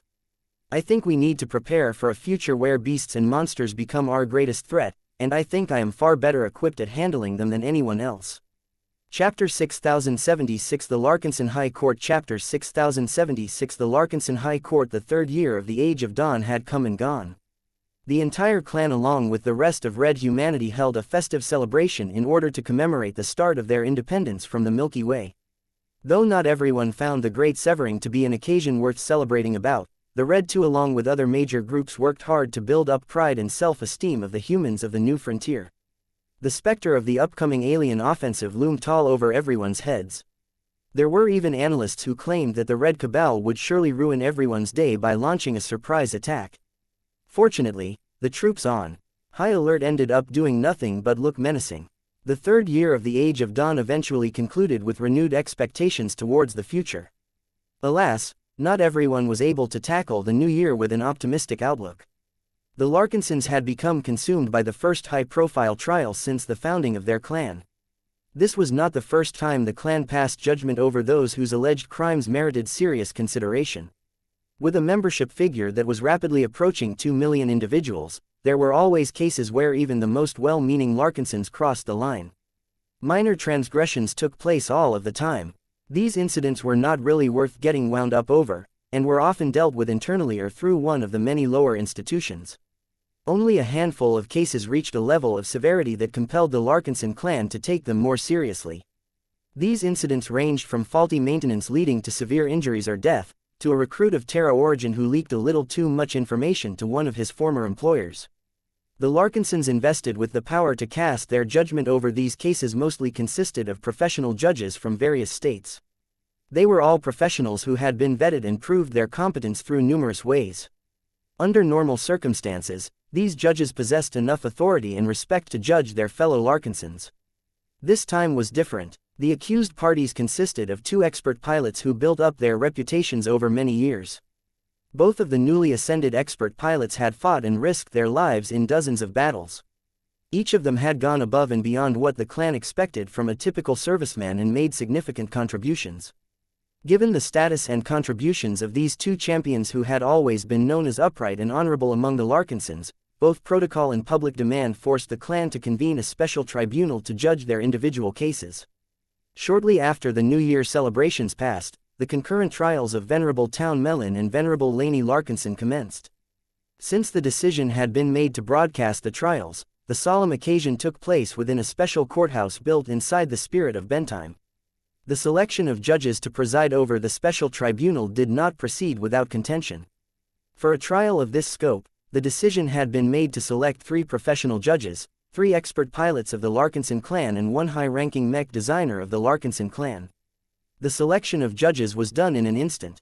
Everyone knew that for these important trials, the judges had been reduced to legal clerks in all but name. The 3 professionals were all expected to attach themselves to an expert pilot and mirror the latter's judgment. The esteemed individuals accepted this and were happy to assist the selected expert pilots in navigating the complex legal processes. What truly mattered was the selection of expert pilots. Numerous volunteers brought their names forward, but it was not appropriate to select 3 among this enthusiastic group. In the end, the Larkinson High Court selected Venerable Janzi Larkinson due to how much she cared about the clan. The court also selected Commander Casella Ingvar Larkinson due to her expertise as a mech commander. Furthermore, Venerable Vincent Rickelin got added due to random selection. Why do I have to preside over these trials? I am not a judge. I don't have the faintest clue about the law. That doesn't matter. You are not in the special tribunal because of your legal background. You have been selected as a judge for these cases because you represent a part of the soldiers of the Larkinson clan. Look, don't pay attention to the legalese. Just listen and decide according to your own heart and principles. Decide what you think is best for the Larkinson clan. An actual judge will accompany you and take care of all of the complicated paperwork and other protocols. Oh, why didn't you mention that first? The selection of the mech designer also had to be made with care. Both Vase and Gloriana were the most authoritative ones, but that made them the worst possible choices. Gloriana and especially Vase already held a lot of executive power over the clan. Letting them exercise judicial power violated the principle of separation of powers and could lead to catastrophic abuse in the long run. Kedis was normally a good choice, but she was in the chain of command when the disastrous mission unfolded, so she was anything but impartial. Her involvement already ruled out her selection. Eventually, Alexa Strian accepted this important responsibility. She was not among the old-timers of the Larkinson clan, but she received a rich education and had proven to be professional in all of her jobs. It took over a week for Town, Laney and Alexa to depart from their locations and arrive in the Bortle system where the expeditionary fleet had decided to rest and recuperate. The Larkinson borrowed the Red Association's fastest couriers in order to expedite the journeys. The special tribunal commenced shortly after the aforementioned individuals rejoined the expeditionary fleet. They had already made numerous preparations during the journey. Thousands of Larkinsons serving in the expeditionary attended the proceedings in person whenever possible. Hundreds of thousands more clansmen chose to follow the live feed of the trials. The actual process had been condensed into just 2 days. Nobody wanted the special tribunal to drag on for months or years. The allegations, while severe, only took place during a brief interval of time, so it was not as if it took a lot of time to go over all of the evidence and arguments. Plenty of hard evidence became available by downloading and processing the recordings and data logs of the living mechs that had the misfortune of observing the unfolding tragedy. 2 key witnesses provided their own testimonies on what had happened. Venerable Joshua and Venerable Dice might not have been able to attend the special tribunal in person due to the fact that they were still a part of Task Force Solus, but they were allowed to take part by remote. Since both of the witnesses were expert pilots, people did not doubt they spoke the truth. The complication was that Joshua and Dice were both biased and held strong opinions of their own. The judges had to take these variables into account. At the end of the second day, anticipation throughout the Larkinson clan rose as the prosecution and the attorneys representing their 2 clients made their closing statements. The judges all retreated for a while and returned to their bench. Of the 7 judges, Venerable Janzi Larkinson assumed the role of chief judge. Her interest and investment in the trial surpassed that of all of her current peers. Since the rules governing the special tribunal were a bit looser and more flexible than normal trials, Venerable Xianxia decided to turn this occasion into a lecture as well as an opportunity to pass judgment. Larkinsons. She spoke as she knew she held the attention of pretty much every Larkinson, no matter whether they were in the courtroom in person or watching from one of the many distant branches scattered across human-occupied space. I am deeply disappointed today. Her protective aura, which she had honed through many battles and moments of introspection, flared up, allowing every viewer to get a feel of how much this trial impacted her mood. Xianxia exuded a lot of authority as her gaze seemed to penetrate straight into the eyes of every viewer. She, along with the rest of the judges, enhanced their stature by wearing slightly decorative dark red robes and special headdresses. The luxurious fabrics and the exquisite detailing of their outfits literally made them look taller and larger than life. When the Larkinson High Court initially came into existence, I hoped that it would never be used on this sort of occasion. How could one of our honorable and well-treated champions ever commit crimes severe enough to warrant this response from our clan? Our expert candidates and expert pilots come from different backgrounds, but the Larkinson army has always made sure to select soldiers who can be trusted to fight on our collective behalf. If there are any champions who have exhibited disconcerting behavior, then it is the responsibility of the Hall of Heroes to correct their mindsets.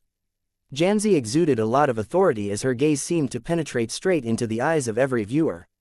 She, along with the rest of the judges, enhanced their stature by wearing slightly decorative dark red robes and special headdresses. The luxurious fabrics and the exquisite detailing of their outfits literally made them look taller and larger than life. This was especially the case for the chief judge, who wore a militaristic gold sash that held all of her medals and decorations. The institutions of our clan did not fail. She continued with a voice enhanced by her strong willpower.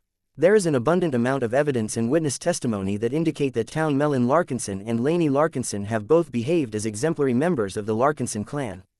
Our tribunal has no reason to cast all of this evidence in doubt. The accused have only truly made missteps during the infamous sample retrieval mission. The air in the courthouse grew heavier as Xianxia clearly worked her way towards this fateful day in mission. A proportion of the viewers shifted their attention to the accused. Both Venerable Town Melon and Lainey Larkinson attended the trial while wearing their military uniforms, though stripped of decorations and anything too fancy. The two frequently glowered at each other whenever they could. This forced the courthouse to place them far apart from each other while activating an opaque energy shield in the middle. Now that the time had come for them to learn about their future in the Larkinson clan, both Town and Lainey set aside their irrelevant thoughts and paid close attention to Venerable Xianxia's words. November LBJNN. After Xianxia spoke about the circumstances of the mission for a couple of minutes, she finally addressed the accusations in chronological order. Venerable Town Melon Larkinson, former serving and leading the Eye of Ilvain Mech Legion, you stand accused of committing friendly fire. The evidence conclusively proves that you and the deceased living mech known as the Zeal have both worked together to aim and fire the latter's devastatingly powerful Devora cannon in the back of the living mech known as the Elegant Rage, who was piloted by the then expert candidate Lainey Larkinson at the time. This has sparked a disastrous chain of events that compounded every mistake and led to errors that are hard to forgive. The only serious issue of contention is whether your deed is accidental or deliberate. A lot of people clung to the chief judge's words. They wanted to know if the special tribunal was willing to excuse this outrageous act and whether the judges could justify their decision. Based on the evidence, the witness testimonies and other context, we have judged you innocent of the crime of committing deliberate friendly fire on a fellow Larkinson soldier. We judge that you have committed an act of accidental friendly fire, which is a much less severe crime that is associated with much more lenient sanctions.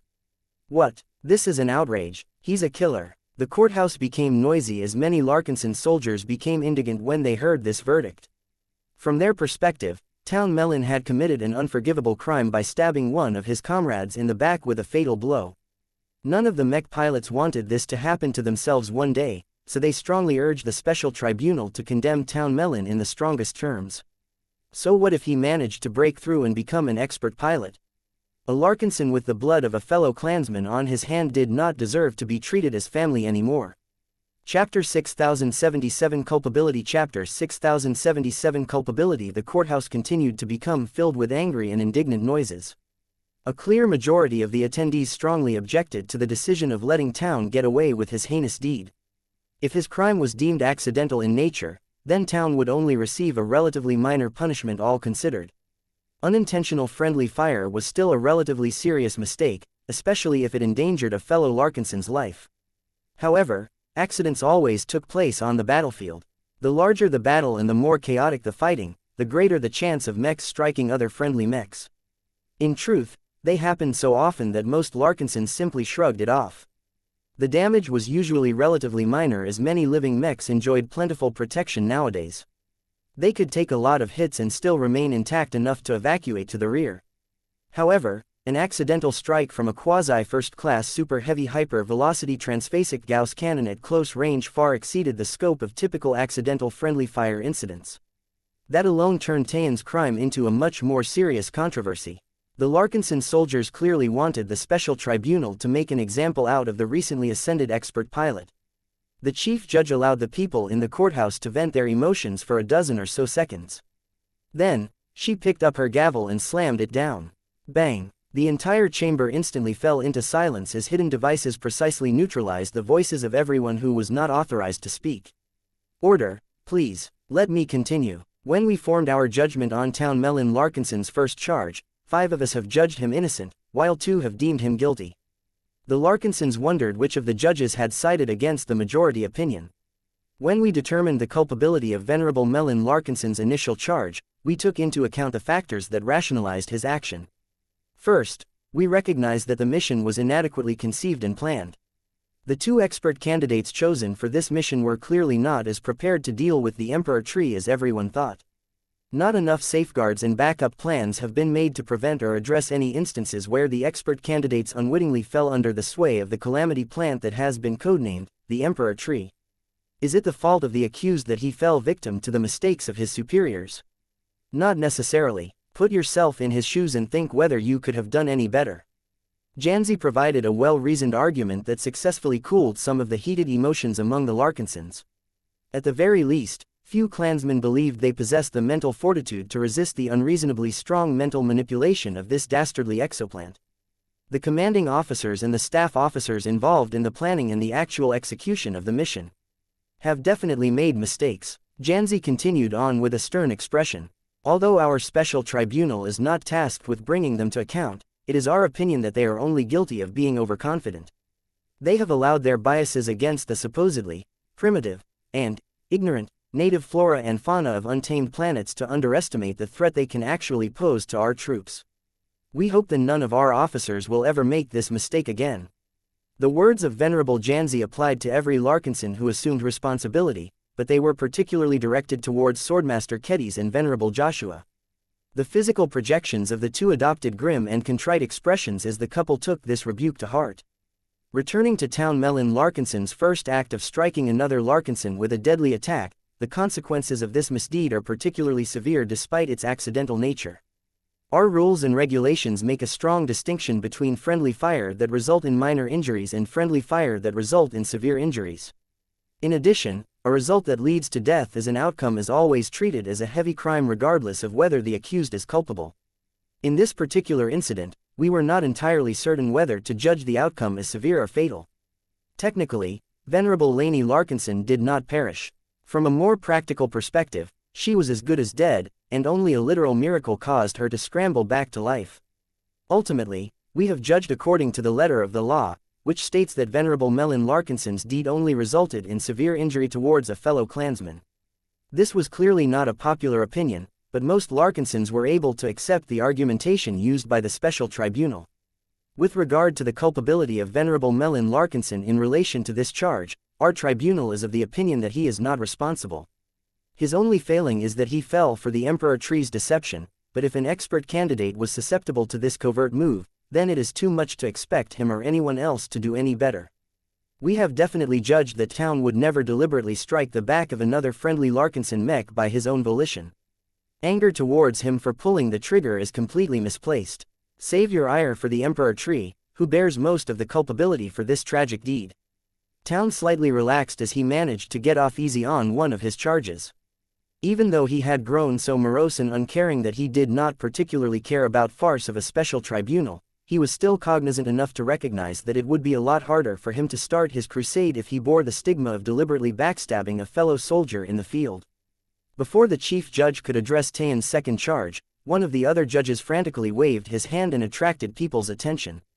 "Hey, I want to say my piece as well. I don't agree with this decision. It did not take much thought to recognize that Venerable Vincent Ricklin held a dissenting opinion. He and his companion judge were probably the only ones who voted against this judgment. Xianxia looked annoyed. Sit down and stay quiet, Venerable Ricklin Larkinson. You may share your dissenting opinions after I have announced the entire verdict. I can't wait that long. Who made it so that I have to wait until you finally complete your lengthy saga? I want to say my own piece before everyone moves on from this matter. Though Xianxia could clearly deal with Vincent by squelching his voice, she ultimately sighed and waved her hand in his direction. Very well, you may proceed, but keep it short. Great, Vincent said before he, surprisingly assumed a more serious demeanor. Everyone, I want to add my own opinion, not as an expert pilot and champion, but as a former grunt who struggled to fight and survive in the trenches like many others. I still remember the times before and after I joined the Larkinson clan where I fought alongside hundreds if not thousands of comrades.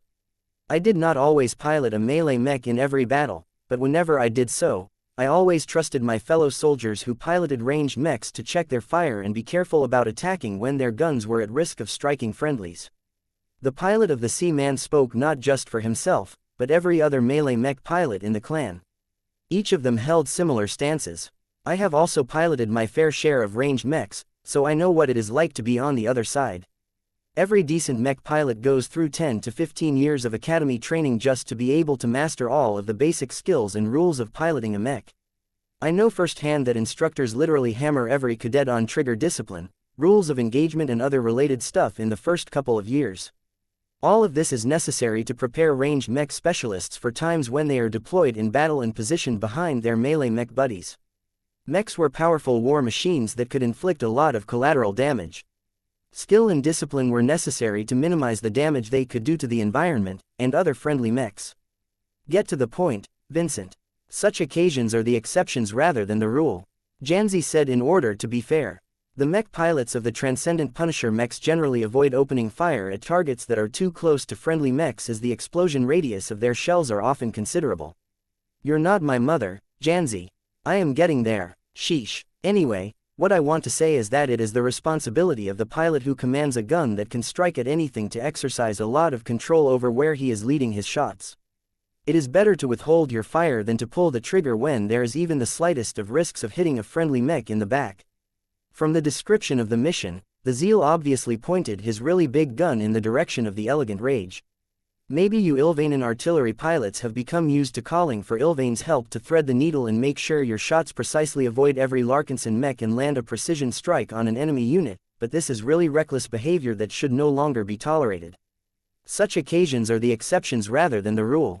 Xianxia said in order to be fair. The mech pilots of the Transcendent Punisher mechs generally avoid opening fire at targets that are too close to friendly mechs as the explosion radius of their shells are often considerable. November LBJNN, I admit that it doesn't happen too often, but when Town made the Zeal point his huge Devora cannon in the vague direction of the Elegant Rage, a red flag should have popped in his mind that it is a really bad idea to open fire. According to Tayan's own testimony, he recalled that he angled the Zeal's main gun forward and a lot further downwards. It was his fault that he forgot that this was where the Elegant Rage occasionally flew in order to get rid of enemy units that approached from this direction. That made everyone more thoughtful. Melee mech pilots had a greater tendency to take Venerable Ricklin's side. Xianxia tried to close this particular argument. Ultimately, Venerable Melon Larkinson did not perceive himself to be breaking from established behavior at the time he committed his incident of accidental friendly fire. If he acted in error, then it is because the commanding officers and rule makers of the Larkinson army have failed to tighten the rules and regulations. We recommend that they correct this circumstance as soon as possible. Commander Casella Ingvar glowered as Xianxia issued this opinion. The mech commander had indeed neglected the potential for disaster with regards to this issue. The chief judge finally addressed the second charge. Venerable Town Melon Larkinson could have ended his culpability shortly after he realized that he made a grave mistake. It is abundantly clear that he recognized shortly after the Elegant Rage had been struck that he had turned himself into a liability on the battlefield. He understood that he had been compromised once. That means he could be compromised again. The best possible decision he could make was to retreat right away. He did not. Instead, he made one of the worst choices by lingering in place and turning himself into a target from a vengeful Larkinson mech pilot. It was not yet time for the special tribunal to cast their verdict on Laney's deeds, so the chief judge kept her gaze on town. An altercation ensued where the zeal was put at a heavy disadvantage by an elegant rage that was empowered by forced resonance. Another miracle occurred where Town Melon Larkinson successfully broke through to the rank of expert pilot. Yet it is during this critical process that he committed his second misdeed. He personally confessed that he has killed the living personality that occupied the zeal, thereby turning his battle partner into an empty shell that no longer holds any independent life. He did so without authorization from a legitimate authority figure of the Larkinson clan or the consent of the zeal himself. The air grew tense as the chief judge was about to announce the special tribunal's answer to Tayan's second charge. We are of the opinion that Venerable Melon Larkinson is innocent of the crime of murdering the zeal in times of battle. WHAAAAT. This sentence completely exploded the Larkinson clan. It was not just the Larkinsons themselves who were indigent at the special tribunal's verdict. The living mechs, and particularly the third-order living mechs of the secretive Anima order, especially objected to this judgment. This is not just. The Everchanger complained. Are we not equal to humans? The riot roared. Order. Janzi banged her gavel yet again.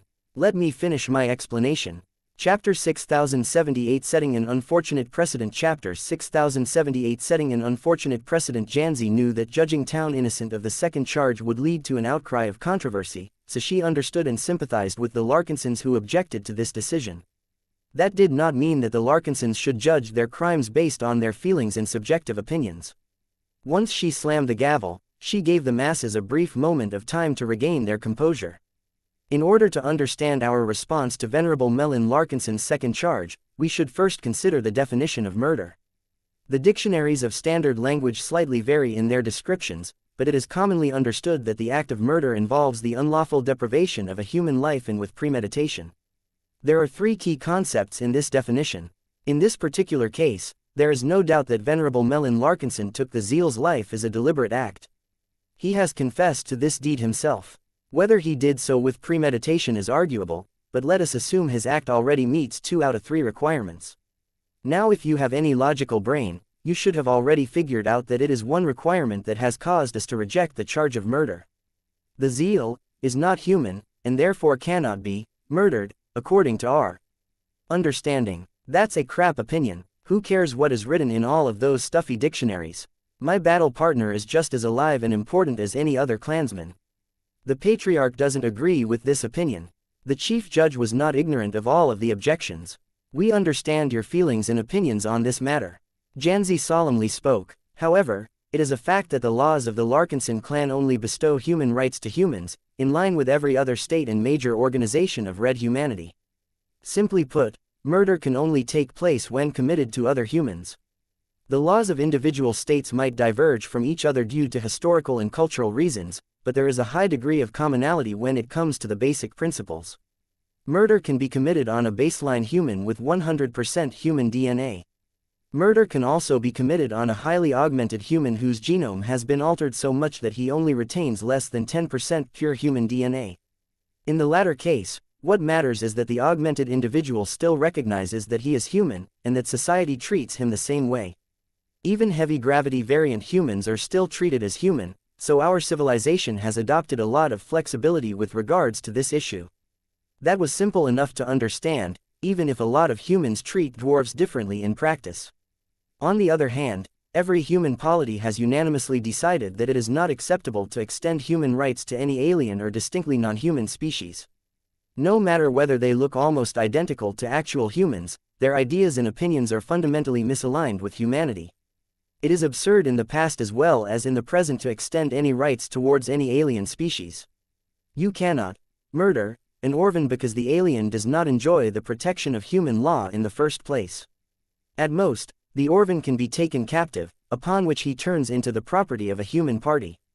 Killing the orphan prisoner is treated as destroying one's property, more or less. Such actions can still be punished, but the responses are much less severe.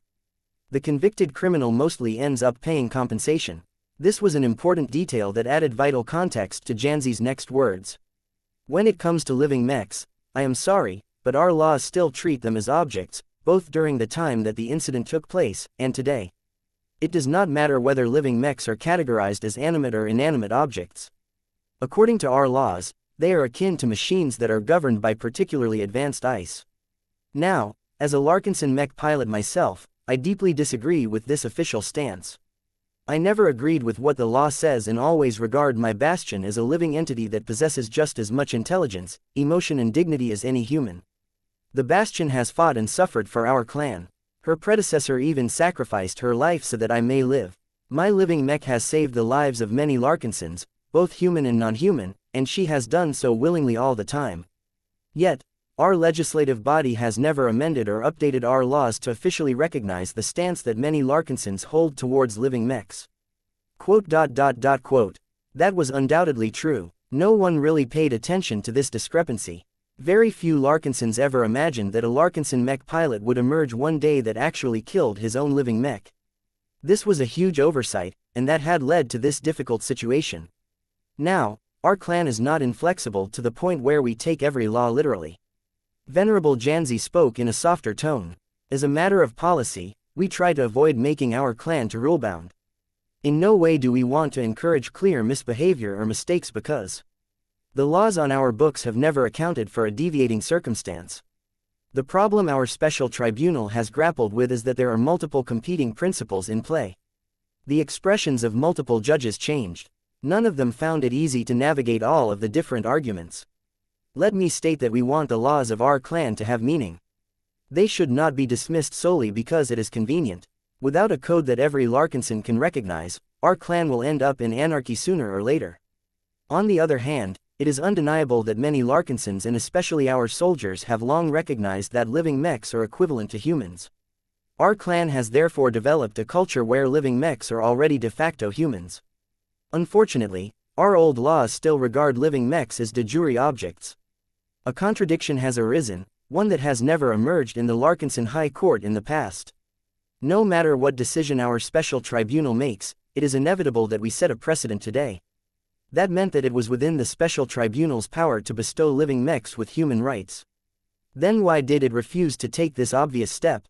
Let me be honest with you all. Janzi addressed the clan. The other 6 judges of the special tribunal along with myself are all in unanimous agreement that we have treated living mechs as near equivalents of humans for so many years that we should just make it official today. We deeply appreciate and honor the sacrifices they have made on the battlefield. They enjoy inferior treatment to our human members, but endure much greater risks. Third-order living mechs have also reached a degree of intelligence and sapience that matches humans in most ways. They far exceed pets such as cats and dogs in this regard. In fact, even our ancestral spirit treats them as equal members of our greater family. Since living mechs possess the capacity to feel emotions, they can develop just as much love and affection for the Larkinson clan as humans such as ourselves. Why should our deny our brotherhood? Many people were wondering about that question as well. Janzi grimaced as she addressed the ultimate reason why they could not do so. As much as we are willing to set a precedent that will change our treatment and recognition of living mechs forever, we are not just bound by our own laws. As formal members of human civilization, we are also bound by the laws of the Red Two. According to the laws set by the Red Association and the Red Fleet, it is absolutely forbidden to extend human rights to anyone or anything that does not meet their broad definitions of human.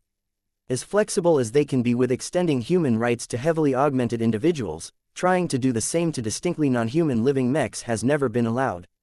In fact, the Mechers and the Fleeters have declared this sort of action to be taboo. Oh, that. Many Larkinsons became cowed at the mention of the Red Two and taboos. It couldn't be helped. The deterrence of the Red Two and their predecessors was just too great. Everyone knew that any human that dared to violate a taboo would provoke a harsh and immediate response from the Red Association and the Red Fleet. Venerable Janzi's expression clearly showed what she thought about this taboo.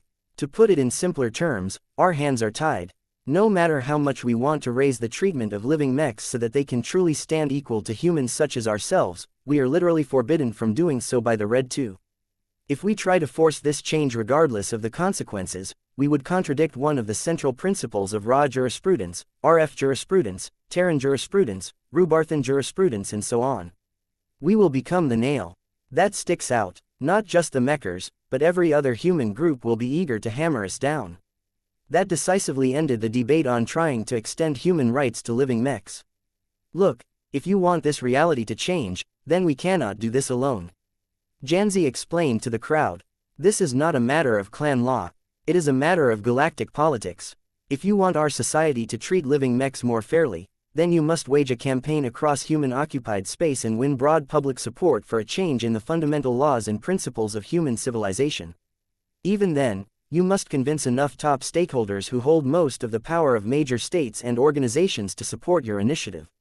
That was clearly not in the Larkinson clan's power to do so. It would be better if everyone just forgot about this fanciful idea. The chief judge finally returned to the original subject. As I have stated before, we judge Venerable Town Melon Larkinson innocent of the crime of murdering the Zeal. However, we also judge him guilty of inflicting serious and irreparable damage to a key military asset of the Larkinson army. The Zeal is not his personal property. Officially, it is handmade by Patriarch Vase Larkinson, who has personally entrusted the custom and personalized copy of the Transcendent Punisher Mark III to the then expert candidate as his designated mech. Under no circumstances has the pilot become the legal or practical owner of the mech. This is common practice in nearly every state and organization. That was a relatively clever way to still force Town to account for the crime of damaging the Zeal. Janzi pinned the former Ilvanen with a judgmental stare. During the entire period where our clan gave you the privilege of piloting the Zeal, we never gave you permission to kill the living personality that inhabited the machine. You never bothered to ask permission by your own admission. You ruined a unique living mech, a masterwork, that can never be replicated and whose value far exceeds the cost of producing the mech frame. The monetary damages are considerable to second-class mech pilots. Town decided to speak. Please like and follow the Cultivation Audiobooks channel up at this time.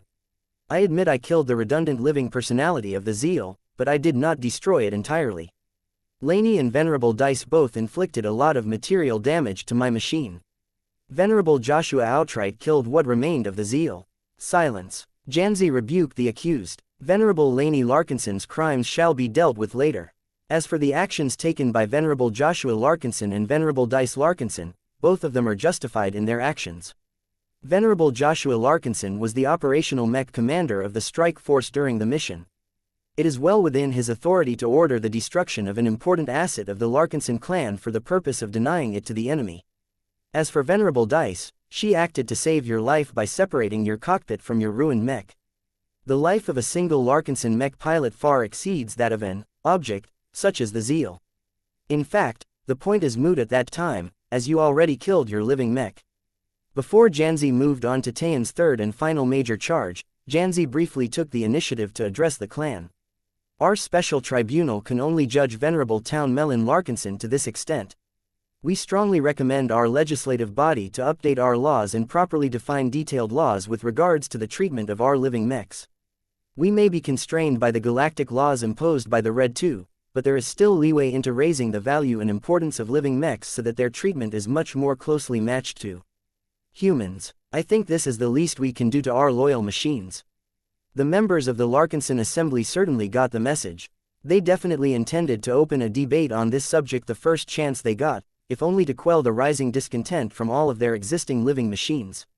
Chapter 6079 Homicide. Chapter 6079 Homicide. Many Larkinsons following the court proceedings in person or from remote began to develop an incredulous thought. Venerable Town Melon might actually be able to get away with deliberately killing a third-order living mech and fighting against Laney with the intent to kill. Sure, the prosecution also charged Town with a bunch of other crimes, such as conduct unbecoming of a champion and disobeying the direct orders of a superior, but it was the three biggest ones that truly mattered to the clansmen following the two-day trial. People who learned about the mission and how it ended up in disaster all wanted Town to account for his actions. It would be bad for morale if everyone gained the perception that Town essentially managed to get away with murder. It didn't matter what the Red 2 said about designating living mechs as property rather than life forms that deserved to be treated in the same way as humans. In the years that Larkinsons got along with their living mechs, they truly treated the latter as friends, comrades in arms and even family. The increasing prevalence of third-order living mechs in the Age of Dawn caused a lot of mech pilots to develop even more intimate relationships with their battle partners. In virtually every case, mech pilots loved their living mechs more than their pets if they had any. It was not that the ever-popular cats were not cute enough. Living mechs just received a lot more affection because they materially contributed to the success of their clan. Everyone recognized that the Larkinsons wouldn't have risen to greatness at such a rapid speed without the novel advantages provided by their living mechs. Each of them felt a lot of gratitude towards their patriarch for designing multiple series of exclusive mech models for the clan. It was very easy to understand the differences these living mechs made. The expeditionary fleet always fielded mechs from multiple partners of the Golden Skull Alliance. Though the mechs of the Cross clan, the Bujay family and so on all possessed their own distinct strengths and styles, the Larkinsons couldn't help but regard their own machines as superior. This was because unlike those other mechs, the machines of the Larkinsons were never static. They always grew stronger and better over time. The difference in combat effectiveness between a factory-fresh machine and a years-old weathered mech was very obvious. The coordination between mech and mech pilot improved. The living mech also became more proficient in absorbing and handling hyper-technology. The older Larkinson mechs even earned enough trust to take autonomous action without needing to ask permission from their pilots. In short, the benefits of living mechs may be intangible and difficult to quantify, but every Larkinson acknowledged their existence. People had an especially strong reverence for third-order living mechs, which broke away from their less developed cousins by gaining the ability to speak, please, like and follow the Cultivation Audiobooks channel and act a lot more closer like intelligent humans. Murdering one such magnificent living mech, one that the Patriarch had painstakingly made into a unique and celebrated masterwork mech, was no different from sacrilege to the living mech fanatics. Ironically, the Larkinsons who turned against Venerable Town the most happened to be his former compatriots among the Eye of Ilvain. He is unrecognizable. What happened to our former Legion commander? The old town is dead now. The man who bears his face has turned away from the great prophet. Look at what his blasphemy has brought him. His soul has been corrupted by darkness. We can no longer welcome him back into our midst. The former Legion commander has done incalculable damage to our faith. How are we supposed to convert more individuals to our righteous cause when one of our greatest heroes and representatives has just made an enemy out of every Larkinson? Though Ilvain did not bear any direct blame for what unfolded on that untamed planet, his specter undoubtedly loomed large over Tayan's shoulders. The dishonorable expert pilot had long been shaped by the great prophet. Many people became convinced that the reason why he became so susceptible to the Emperor Tree's manipulations was because he had already been trained to behave this way by his design spirit. In that sense, perhaps the disgraced expert pilot may have actually made a valid point. Humans shouldn't develop a dependency on supposed gods, especially ones that exploited them for their own selfish purposes. Whatever the case, Venerable Janzi Larkinson was not yet done with town. She still had to present the third and arguably most important charge. The expert pilot in red peered down at the accused with a gaze that held no family affection in the slightest. Though Janzi had to restrain herself due to the expectations of her current role, she made no effort to hide the fact she already regarded Town as a traitor to the clan. Before his sudden breakthrough, Venerable Town Melon Larkinson displayed a remarkable degree of hesitation and restraint towards his fellow Larkinson. Whatever her motivations and circumstances, Venerable Lainey Larkinson had shown unrelenting aggression in her actions. We do not like it, but in this instance we deem it reasonable for Town to fight back in order to protect himself. This is especially the case when he is attacked by an expert pilot who just broke through and empowered her living mech with forced resonance.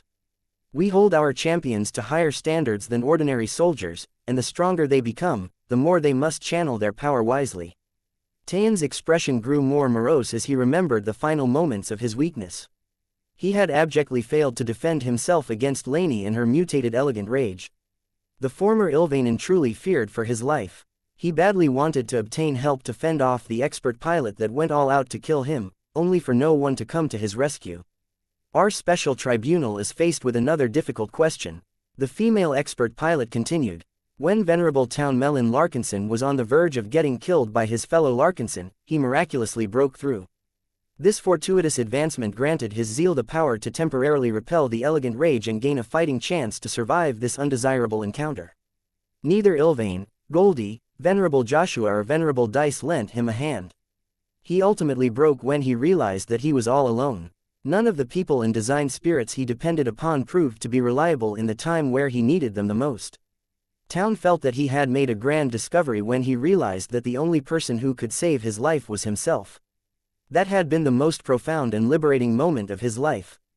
Even now, the shadows of his breakthrough still lived on in his mind. Only his desire to slay his would-be murderer sitting on the other side of the courthouse surpassed his enthusiasm for propagating his news views. Our special tribunal is faced with another difficult question. The female expert pilot continued, when Venerable Town Melon Larkinson was on the verge of getting killed by his fellow Larkinson, he miraculously broke through. This fortuitous advancement granted his zeal the power to temporarily repel the elegant rage and gain a fighting chance to survive this undesirable encounter. Janzi briefly paused in order to give everyone time to recall this scenario. The question we face is this: when the pilot of the Zeal broke through, was he within his rights to fight against Venerable Laney Larkinson and the elegant rage with the intent to kill? It is not in dispute that he and his adversary disobeyed direct orders to suspend their fighting and separate from each other. By their own admissions, both of the accused strongly desired to take the lives of each other. Their words as well as their overflowing willpower at the time made it abundantly clear that they both regarded each other as threats that they must eliminate at all cost. If just one of them demonstrated just enough restraint and sobriety to pull back, the other would not have a reason to sustain their aggression anymore. Alas, this did not happen, so the two both felt it was necessary to go all out to fight for their own survival. Many Larkinsons frowned as they imagined what they would do in such a situation. Would they fight back just as hard as Town did? It was clear that Venerable Laney had fallen into a state of madness. It was important to remember that she could not be reasoned with and seemed hellbent on killing the culprit that was almost responsible for her death. As soldiers, we are expected to obey all orders and the rules and regulations that describe how we are permitted to act. Janzi stated. However, we all recognize that there are many unforeseen situations where the existing rules and standards provide no ready answers on what you must do. This is exactly one such case. Did he commit a crime by fighting back with all of his strength with the express purpose of killing Venerable Laney Larkinson and her elegant rage? The chief judge sighed. When we placed ourselves in Venerable Town Melon Larkinson's shoes, we found it hard to argue that he had any other choice. His adversary's overwhelming intent to kill him was obvious. This massively limited his options. If he ejected his cockpit, the elegant rage would immediately pursue it and stab her borrowed blade through the fragile shell. If Venerable Town Melon Larkinson fought back with greater restraint and forbearance, he would almost certainly lose the duel and die in a short interval of time. She waved her hand, summoning projections of the zeal and elegant rage shortly after Tayan's breakthrough. The two mechs looked a lot different from when they started out. The changes brought by forced resonance and the aggressive resonance shields surrounding their forms caused the machines to look incredibly menacing. In a duel against these two mechs in their current states, our special tribunal recognizes that the elegant rage enjoys a strong advantage in this matchup. Melee mechs are always able to gain the upper hand against ranged mechs at close range, and the radical changes that affected both of the machines in question did not alter this universal dynamic. Let me be honest, if I or any other Larkinson expert pilot sat in the cockpit of the Zeal during this time, we would still be hard-pressed to repel the elegant rage without resorting to lethal attacks. We cannot expect a Larkinson who was only an expert candidate a short time ago to outfight a notable duelist and exemplar in melee combat at close range. Only by treating Venerable Laney Larkinson as a lethal threat that must be dealt with in the corresponding manner can the pilot of the Zeal obtain a glimmer of hope. The air around her grew heavier as Janzi asked a few very poignant questions. Is it wrong for our mech pilots to struggle for survival? Venerable Melon Larkinson undoubtedly disobeyed direct orders and broke numerous rules by trying to kill Venerable Laney Larkinson. His motivations for doing so are not entirely pure. We recognize that he is motivated by survival, but he has also developed a strong animosity towards his latest enemy. Even now, the former pilot of the Zeal has made no efforts to obscure his intention of murdering Venerable Laney Larkinson, though the latter admittedly shared the same intent towards the pilot that originally struck the first blow. This sounded like a huge mess. Both parties behaved unreasonably, but were they truly wrong to go out of their way to kill each other?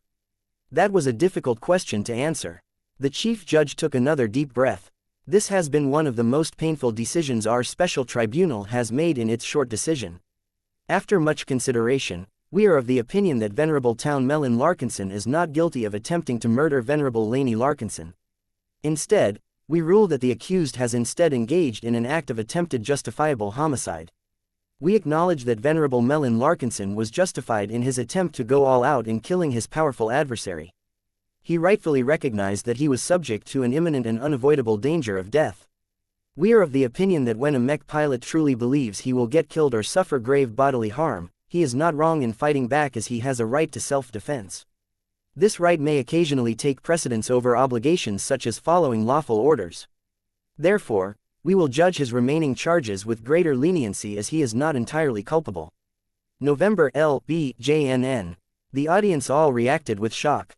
While Janzi presented clear logical arguments that backed up the opinions of the special tribunal, the Larkinsons still couldn't accept what they just heard. Was Town actually allowed to get away from his misdeeds? This is an outrage. Chapter 6080 Non Compos Mentis. Chapter 6080 Non Compos Mentis. The special tribunal ultimately acquitted Town of most of his charges.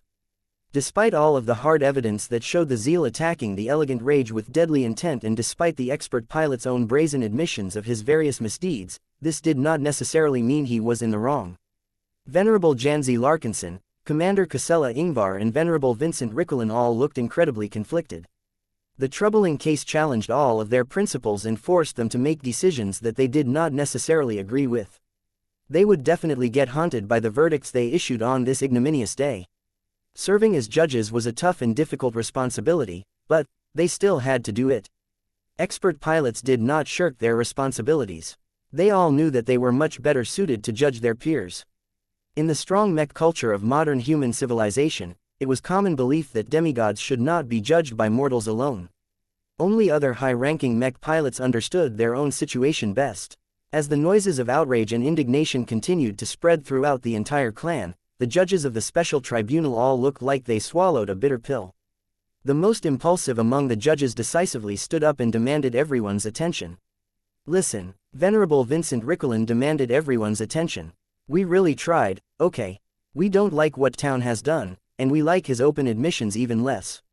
I would like nothing more than to punch him in the face as far as I am concerned. We don't have any other choice, though. The reason why we decided that his actions should be treated as attempted justifiable homicide is because we cannot expect any other Larkinson to do any better. The only pilot among us who may be able to outfight Laney while piloting her improved Elegant Rage is Saint Tusa, and even an ace pilot would probably struggle to stay alive when piloting a heavy artillery mech that is way outside his specialization. The male expert pilot let out an exasperated breath. This entire screw-up could have ended in a good way if either Town or Laney backed off first. That would have given the other pilot a chance to step back as well and end this fight. That did not happen. Something called the prisoner's dilemma forced both of them to fight to the death because just one of them backing off would mean he or she would get killed. This was a problem that was incredibly difficult to solve in a perfect fashion if only one out of the two actors was willing to step back. It sucks, but what do you expect them to do? Are they supposed to roll over and let themselves get killed? That is absurd. No one deserves to die like a dog. Self-defense is a real thing, and our clan should never force our mech pilots to commit suicide due to stupid stuff like this. We based our judgment on what we would do if we ended up in the same situation as Town. We figured that we would fight back just as hard as him. In no way should you allow yourself to get killed by another Larkinson, especially if you don't deserve it and pose no threat to the clan. Venerable Janzi concurred with her male counterpart. Venerable Vincent Ricklin speaks true. From the moment we donned our red robes and assumed our current responsibilities, we made our decisions based on what is good for the clan, not what is good for Venerable Town Melon Larkinson. The fact that he is acquitted of the most severe charges should not be interpreted as acts of leniency. You should instead interpret them as attempts to be fair and just. We cannot be perfect, but we strive to set the score straight so that we may ultimately improve our clan. She proceeded to announce the special tribunal's rulings on Tayan's other charges, which were quite many. He was definitely guilty of conduct unbecoming a champion and voicing threats of death. His culpability was much more severe because the expert pilot openly and unrepentantly voiced his desire to kill Laney regardless of the fact that their initial battle had already ended. There was no excuse for his behavior related to these charges and more, but the special tribunal was forced to dial back Tayan's culpability due to two recurring reasons. We understand that our clan will most certainly object to the leniency that we have granted to Venerable Melon Larkinson, but the defense has made a convincing case that he should be judged less harshly due to the presence of multiple mitigating factors. Janzi spoke without much emotion. First, Venerable Melon Larkinson acted under extreme provocation. During the entire incident, he has never acted on his own volition. He has made all of his actions in response to the Emperor Tree and Venerable Laney Larkinson. As we have already explained earlier, self-defense is a legitimate response in most situations and takes precedence over many laws. Even his act of killing his living mech can be excused when he genuinely believes that doing so will give him a greater chance of survival. Being a bastard was not a crime. Second, the accused has undergone extensive psychological examinations starting from his departure from the field. He has proven to be frank and highly cooperative with us. Aside from letting himself get deceived by the Emperor Tree, he bears no shame in the actions he has taken. This has allowed our excellent mental health professionals to develop a detailed understanding of his psyche and mindset. They have diagnosed him with multiple psychotic disorders. In other words, Town was certifiably insane. Guilt cannot be established, at least fully, if there is a lack of mens rea. When Saint Tusa Billingsley Larkinson agreed to utilize his Saint Kingdom to interrogate Venerable Town Melon Larkinson, the latter has unambiguously demonstrated an absolute lack of guilt or acknowledgement of wrongdoing. His advancement to expert pilot has, apparently, put him in a permanent state of non-compos mentis. What he has done is wrong according to us, but in his mind, he believes he is absolutely right. Does that excuse him from every crime? No, we do not intend for him to escape every responsibility, because insanity should never grant anyone a license to kill and destroy. The Chief Judge proceeded to announce the special tribunal's rulings on the remaining lesser charges. All in all, it became increasingly unlikely that Town would receive a severe punishment such as execution. Much of his actions could be excused in one way or another. This realization disappointed a lot of Larkinsons, but they were no longer of the opinion that the special tribunal came to the wrong conclusions. The reasoning of the judges was simply too sound.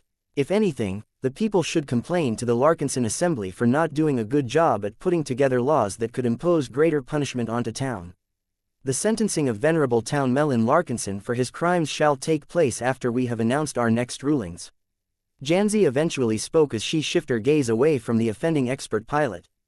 We would first like to share our opinions on the charges levied against Venerable Laney Larkinson. This will not take as long as our judgment of her actions are based on the same arguments and legal principles that we have mentioned before. The female expert pilot in question perked up and straightened her back. She knew that her moment had come. Laney grew a lot more optimistic about her chances now that she had witnessed Town practically getting away with both actual and attempted murder.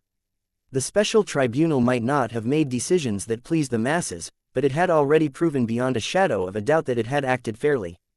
The 7 judges all took their responsibilities seriously and did not let their emotions dictate all of their decisions.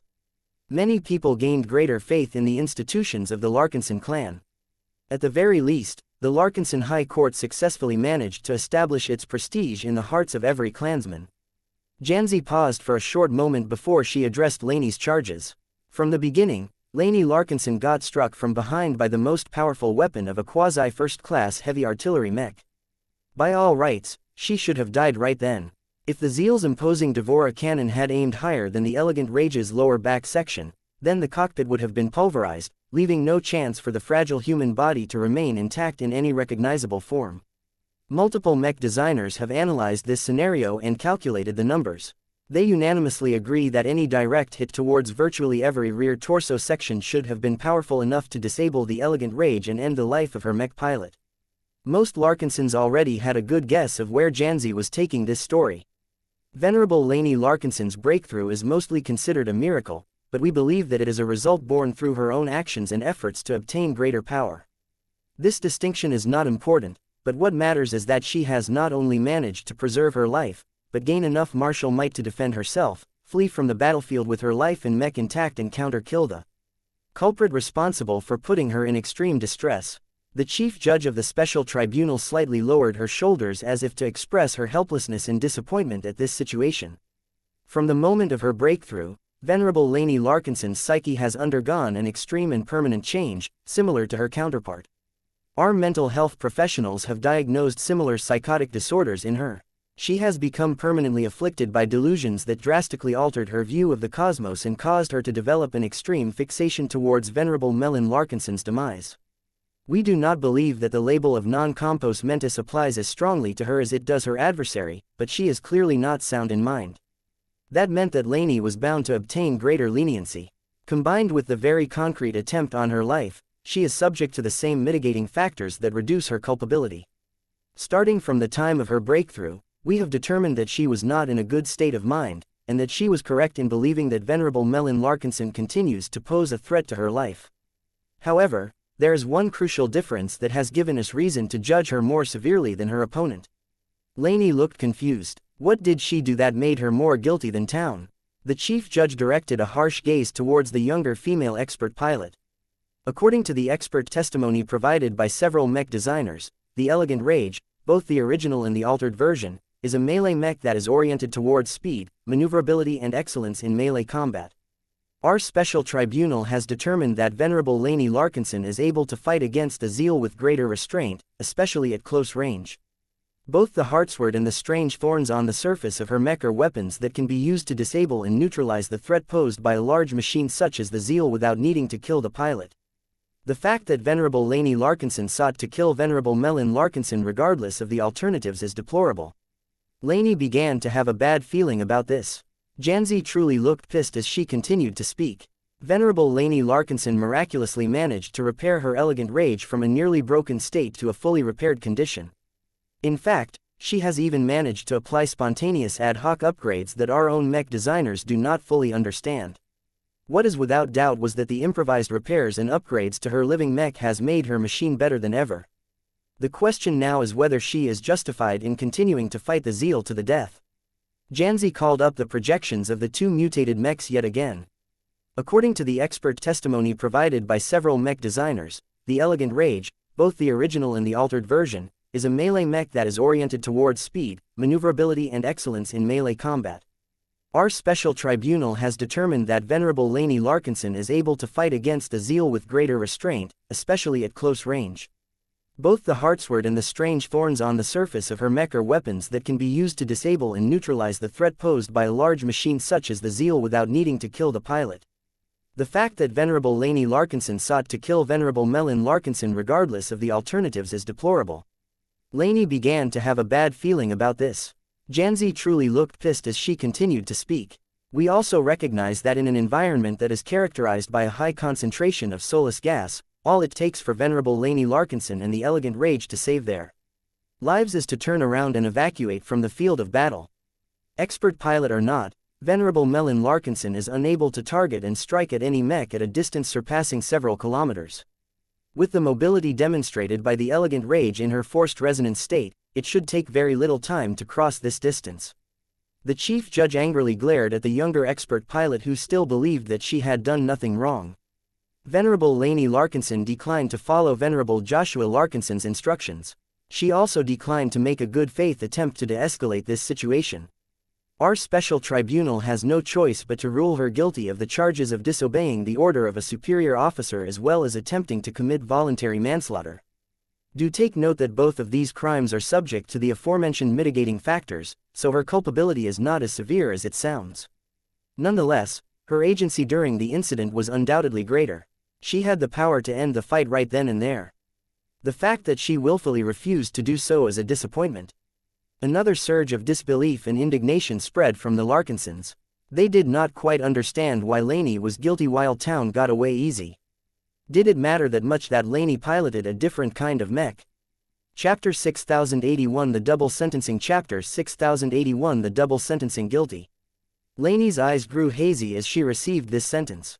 While Town managed to get away with his attempts to kill her because the special tribunal thought he engaged in an act of attempted justified homicide, Lainey got stuck with attempted voluntary manslaughter.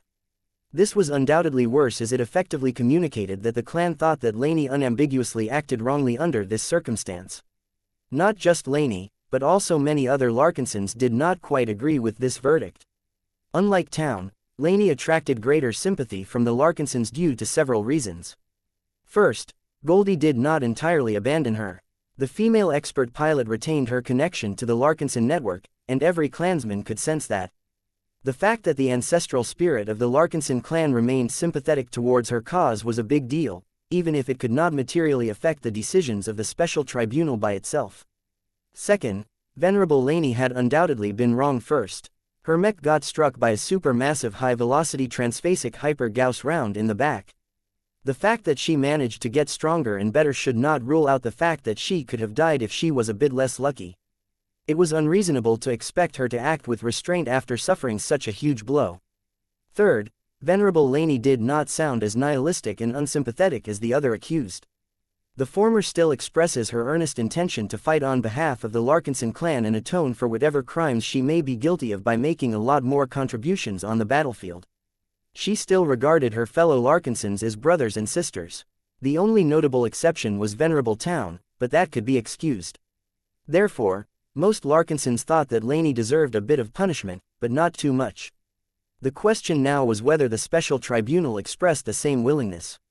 Before Venerable Janzi could continue to explain the special tribunal's rulings, Venerable Vincent Ricklin stood up and waved his arms yet again. "You wish to speak? Please like and follow the Cultivation Audiobooks channel again." Vincent leaned forward on the bench. "I can tell you that if I was put in a similar position as Laney, I may actually respond in the same way. Expert pilots may be larger than life to many of you, but we are still human in many ways. As Town and Laney have proven, we can go mad and lose all reason when we are pushed beyond the brink. Can we truly judge Laney harshly when she has clearly been driven beyond the limits of her sanity? I do not think so. To expect her to fight against her instincts as a warrior and resist the overpowering desire to take revenge on Town is not possible. Only unfeeling ice are capable of behaving in such a logical manner. Don't be too harsh on Laney. She is a good kid that has been dealt a bad hand. She needs counseling, not punishment. Yeah, I don't object to the decisions when it comes to Laney, but the way you explain it is not good enough. I am worried that you do a good job at elaborating because you need to be careful about using the correct terms and phrases. I think I can do a better job at making our fellow Larkinsons understand how we will deal with Laney's guilt." Surprisingly enough, Janzi did not disagree with Vincent. The chief judge nodded towards the other judge. "You may speak." "Thank you, Janzi." Vincent briefly smiled. "Now, Laney may be guilty of a bunch of stuff, but who can blame her? She almost got killed. Are we supposed to ignore that? No. Regardless of whether it is the Emperor Tree or Town that is ultimately responsible for this, mech pilots such as myself are trained to be decisive and aggressive. Under normal circumstances, we are also expected to control ourselves, but how can you possibly expect us to do so in the heat of the moment? Laney is insane." Laney was also heavily provoked and threatened during the incident. Do you think it is reasonable for her to stop fighting, sit down and think really carefully about the cause and effect that resulted in her elegant rage getting separated into two damaged pieces? Humans were ultimately emotional creations. Their rationality may be able to temper their worst excesses, but what if it could no longer do so? Any human could easily turn into a beast if that happened. Vincent leaned forward on the bench. "I can tell you that if I was put in a similar position as Laney, I may actually respond in the same way. Expert pilots may be larger than life to many of you, but we are still human in many ways. As Town and Laney have proven, we can go mad and lose all reason when we are pushed beyond the brink. Can we truly judge Laney harshly when she has clearly been driven beyond the limits of her sanity? I do not think so. To expect her to fight against her instincts as a warrior and resist the overpowering desire to take revenge on Town is not possible. Only unfeeling ice are capable of behaving in such a logical manner. Don't be too harsh on Laney. She is a good kid that has been dealt a bad hand. She needs counseling, not punishment. Ahem. The insanity defense should not serve as a carte blanche that can allow Venerable Laney to escape total culpability in her crimes. As much as I respect Venerable Vincent's opinions, I must respectfully disagree. The Larkinson Army is a military organization that is governed by rules and regulations. While there is room for initiative and improvisation, there should be much less room for disobedience. Laney has been given a clear and unambiguous order to cease her fighting and disengage. No matter how hot-headed she has become, it is unacceptable for a pilot of her stature to ignore Venerable Joshua's lawful orders. Another judge wanted to interject. Vincent looked aside and reluctantly sat down again.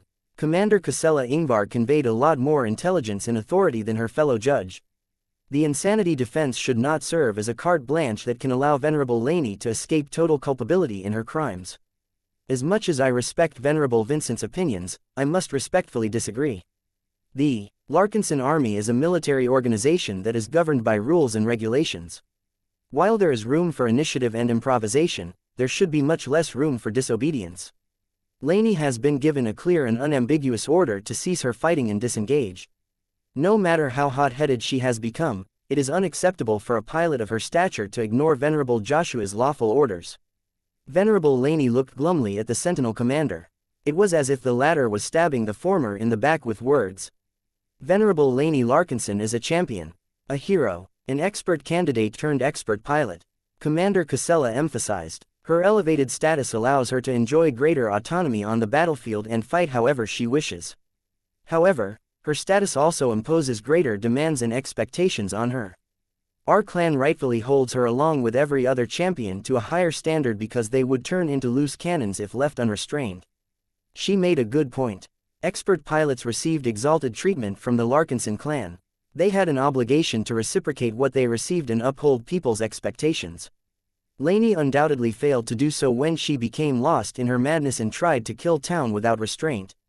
I fear that incidents such as this may not be the last time a champion of the Larkinson clan commits crimes in the throes of their own extreme and abnormal mental states. Regardless of how they justify their own decisions, their willful disregard of our laws and their own instructions should not be tolerated. Venerable Lainey should not be treated as a mental patient, but as a convicted criminal.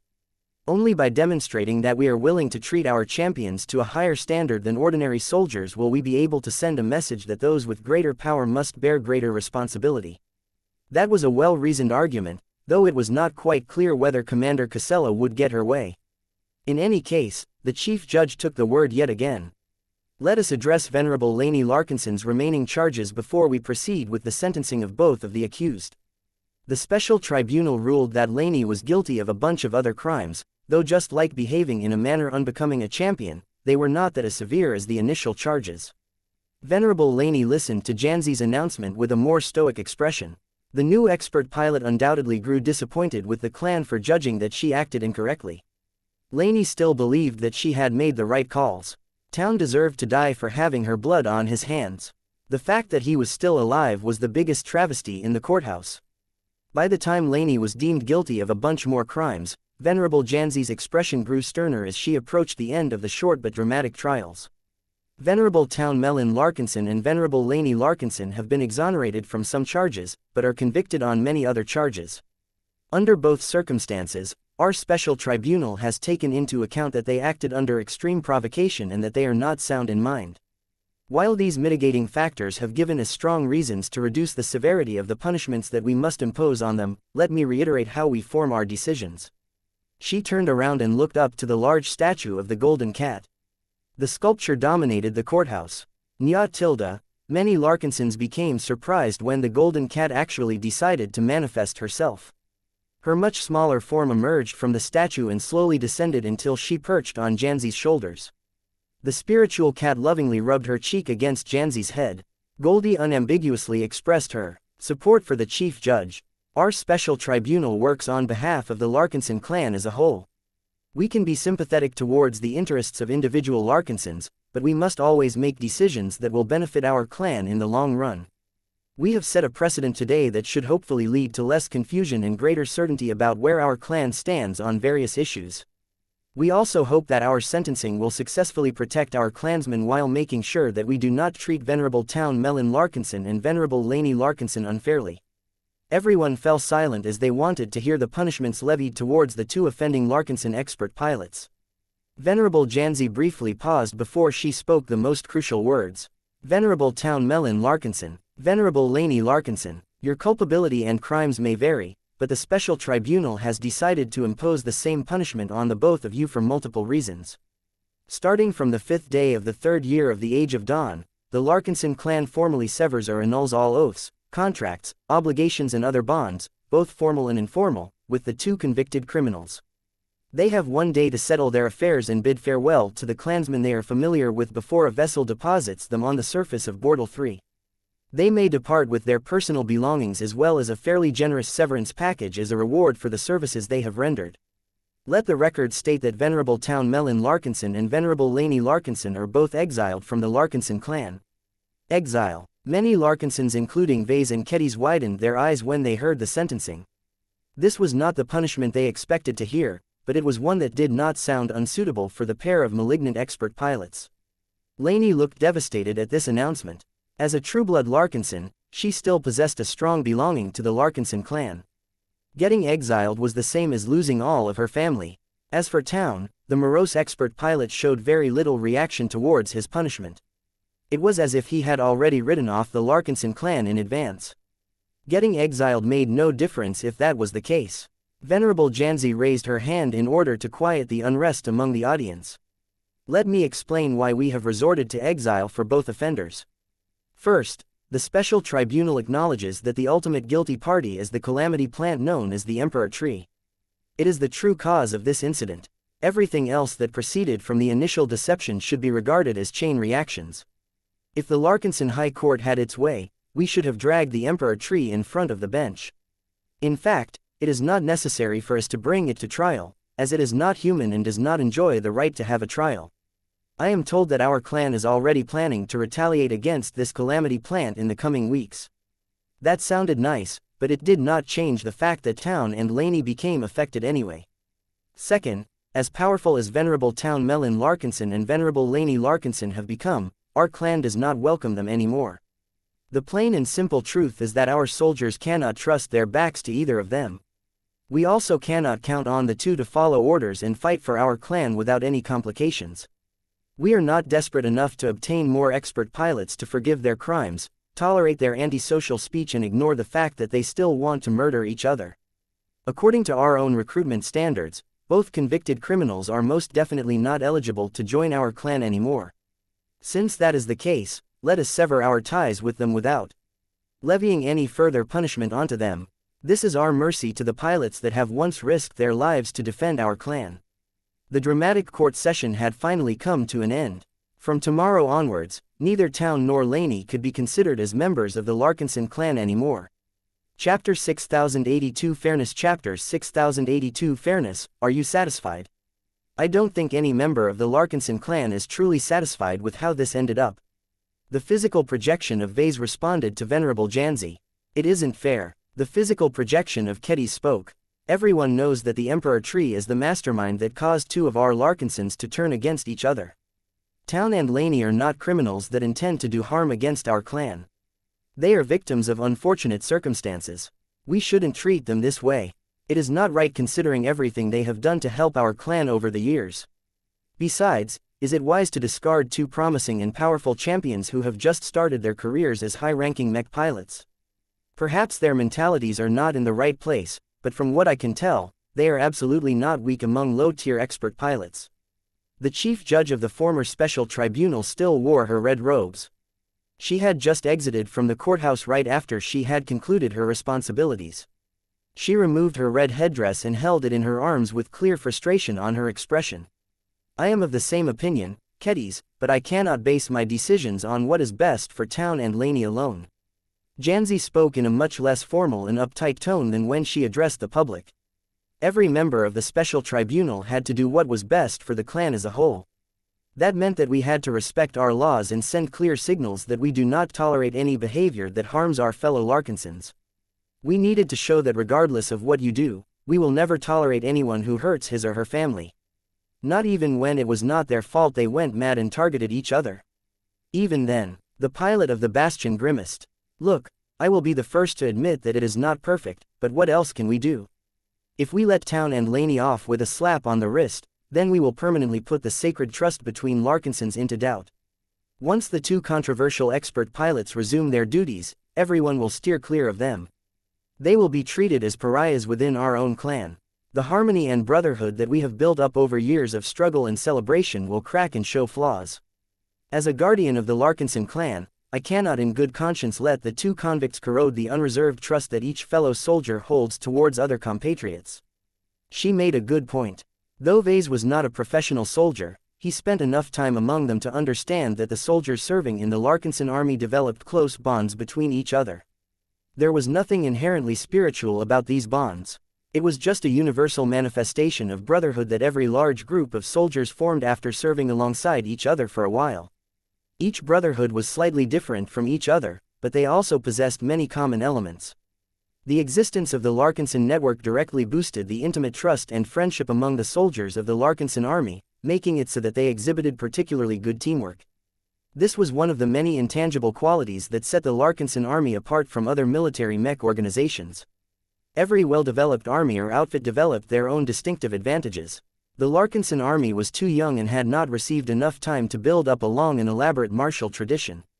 This was why it needed to cling onto any specialty that it could get. It was rare for soldiers to hold such unreserved trust in each other. In that sense, the continued inclusion of Town and Laney may definitely do more harm than good. Janzi is right, Keddies. Vase spoke. The value of two young expert pilots with distinctly powerful abilities and lots of development potential is great. It would be foolish to kick these two assets out of the Larkinson clan without even attempting to recoup our investment. However, it is necessary for us to engage in loss prevention. The way I see it, the two have turned into huge liabilities. You have seen them, you have heard what they think. Do you truly think it is a good idea to keep them in our clan? They want to murder each other. Not only that, but Town even wants to kill some if not all of our design spirits. There is no way we can restrain their behavior and keep the rest of our clan in harmony. Getting rid of them is the most expedient way to solve this problem. It is also a mercy to them both. Janzi added, sending them to prison for crimes they have committed but cannot be blamed for is a form of injustice in itself. Regardless of their mental problems, both Town and Laney are in a sensitive period in their newly ascended states as demigods. They need to pilot their own expert mechs and exercise their resonance strength as soon as possible in order to make good use of their talents and abilities. If they cannot do so in our clan, then let them do so at another employer. There are many states and organizations that are more than willing to pick up uncommitted expert pilots for a steal. Their poor psychological states may be a deterrent, but I do not think that too many people will care during wartime. Although it was still unfair to kick Town and Laney out of the clan when they initially did nothing wrong, at least they would not end up in destitution once they regained their independence. This was also why there were Larkinsons such as Keddies that questioned the wisdom of getting rid of a pair of expert pilots. Both Town and Laney had the potential to become powerful high-tier expert pilots or even ace pilots in a decade or two. They already overcame one of the most difficult hurdles of their careers. Both of them had reached a stage where they could truly begin to yield a lot of profit to the Larkinson clan. Still, the clan also had to pay attention to the interests of its existing soldiers. Venerable Town and Venerable Laney had become so distorted that they were clearly out of sync compared to any other high-ranking mech pilot of the Larkinson clan. There was no way they would be able to get along well when serving alongside each other. Vase figured that it might still be possible to make use of the two powerful deviants. There was no need to assign them to the Expeditionary Fleet or the Premier Branch. He could just order them to hold the fort at different branches or strategic locations. For example, he felt that assigning Venerable Laney back to Reticula Corine V may be a good idea. When he examined her elegant rage, he found out that the living mech integrated a lot of organic materials from the Emperor tree. It also happened to absorb a bit of soulless gas. Continuing to deploy Venerable Laney in her elegant rage on the untamed planet would allow her to develop in an environment where she could develop her strengths to the fullest. The relatively isolated location and the lack of people meant that Laney would not serve as a disruptive influence to the clan as a whole. At worst, she would just become an annoyance to the Larkinson stationed at Chimera Base. As for Town, he was a little more difficult to assign. His open hostility towards Ilvain was a big liability, and it was clear that he no longer held as much affection towards the Larkinson clan as before. It may be better to toss him into the Davut branch and make him General Ark's problem. The Larkinsons serving on behalf of the Colonial Federation of Davut were still part of the clan, but they had also integrated into the state. Perhaps Town might be able to rebuild his life if he mixed in with the Davutans. However, neither of these plans could be realized now that the Larkinson High Court had spoken. Exile was not a perfect solution, but it was the best way for the clan to wash its hands from this unfortunate affair. I think that giving the two expert pilots a clean break is probably the fairest way we can treat them. It is a good way to give an explanation to the rest of our clan. Vase concluded, this is not the first time we have exiled our clansmen, right? Janzi nodded. It has happened before, but the individuals involved were relatively minor figures. They have all committed transgressions that made it untenable for them to remain in our clan. Exile is a severe punishment to most because our clan is a paradise to most members. We are growing larger and wealthier with each passing year. We are able to provide more benefits and promotion opportunities than many other states and organizations. Everyone has great expectations towards your future, Vase. They have great faith in your ability to climb to the top of human civilization. Missing out on this period of rapid growth is a heavy punishment in itself. They will also miss out on your living mechs, which is another massive penalty. Not according to town, Vase said with a frown. Killing the Zeal was uncalled for. This act alone has gotten the third-order living mechs up in arms. He is much less welcome among the two deviants. It is rather sad to see how he has ended up after he returned from the mission, but I am not as sorry to see him go. It is better for him to leave so that we can show that we are attentive to the demands of our living mechs. The Anima Order had secretly become a growing interest group of the Larkinson clan. While there were multiple reasons why it could not be allowed to operate in the open, that did not mean that their power was negligible. They could still disrupt the operations of the clan if they took collective action. That was why it was best to placate them whenever possible. Other organizations did not have to deal with these additional complications, but then again, they weren't able to benefit from the additional advantages of living mechs either. Everything had a price, and the Larkinsons were more than willing to cater to the needs of living mechs in order to leverage their power. Keddy's turned to Vase. That reminds me, when you exile Lainey, will you bestow her the elegant rage? No, Vase stated. What? Why not? She has clearly imprinted herself onto her living mech. As guilty as she may be of attempting to kill Town, you know as well as I do that anyone would have done the same in her place. Exiling her should be enough of a punishment. Depriving her of the elegant rage would be like cutting off one of her arms. She won't be nearly as effective of an expert pilot without the ability to pilot a machine that pairs so well with her newly developed abilities. I don't disagree with you, Keddies, but the elegant rage holds a lot of research value to me. Vase responded while crossing his arms. I can make great progress in one of my side projects if I figure out the elegant rage is able to assimilate wooden parts while retaining full functionality. You do not need to keep the altered mech forever in order to complete your research. Why don't you give her back to Lainey after you have exhausted the living mech's research value? The elegant rage doesn't belong to Lainey to begin with, you know. She is the property of the Larkinson clan, the same as the Zeal. Now that Lainey is exiled from the clan, she needs to sever all of her ties, including the one she formed with the elegant rage. I am sure I can find a way to refurbish the mutated mech and turn her into a special machine that can empower another Larkinson mech pilot. Neither Keddies nor Janzi looked like they agreed with this decision. Please give her a break. Lainey used to be a good kid, Janzi argued. Don't forget that she is one of the few trueblood Larkinsons in existence.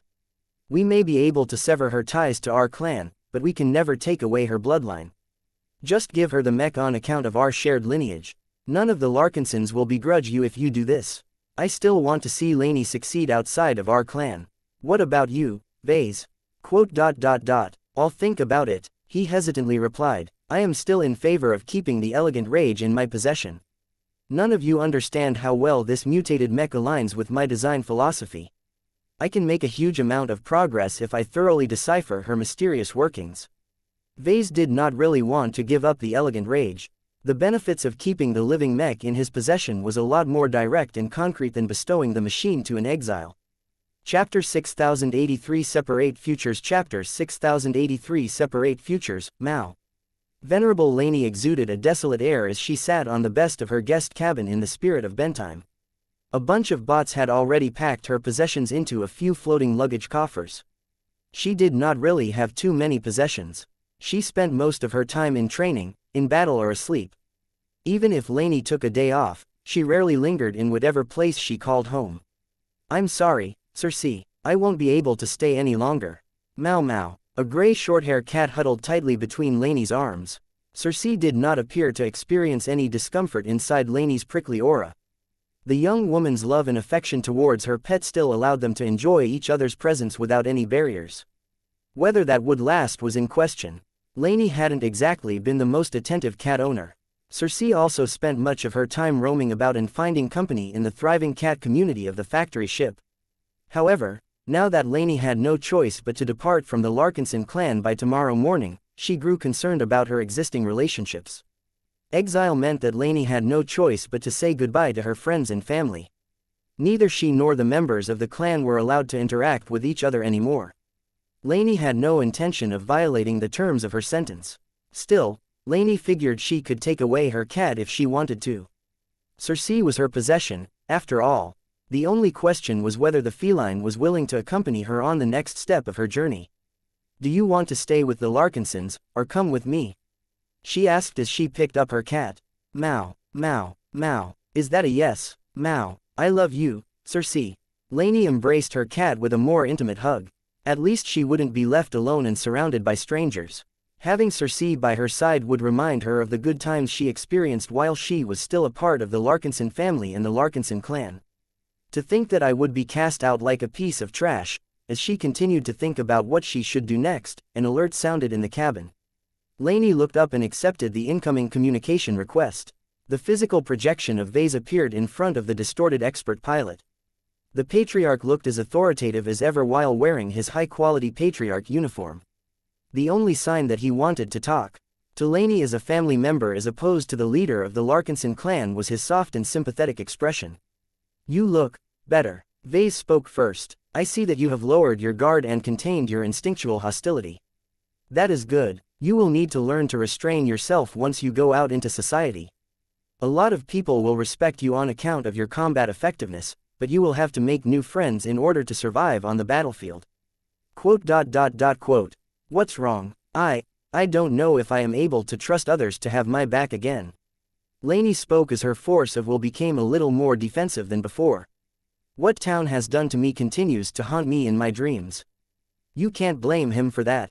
"Not entirely. It is the Emperor tree that manipulated him into striking your mech." It was impossible for Vase to convince a stubborn expert pilot to change her mind, so he dropped this futile attempt and addressed another topic. Lainey did not open her mouth to refute that statement, but it was clear that she believed in her heart that Town was still responsible. It was impossible for Vase to convince a stubborn expert pilot to change her mind, so he dropped this futile attempt and addressed another topic. "Are you upset about your sentence?"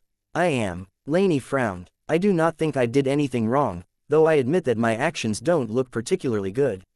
I am disappointed that so many Larkinsons look at me as if I am one step away from going on a killing spree. I am not that dangerous.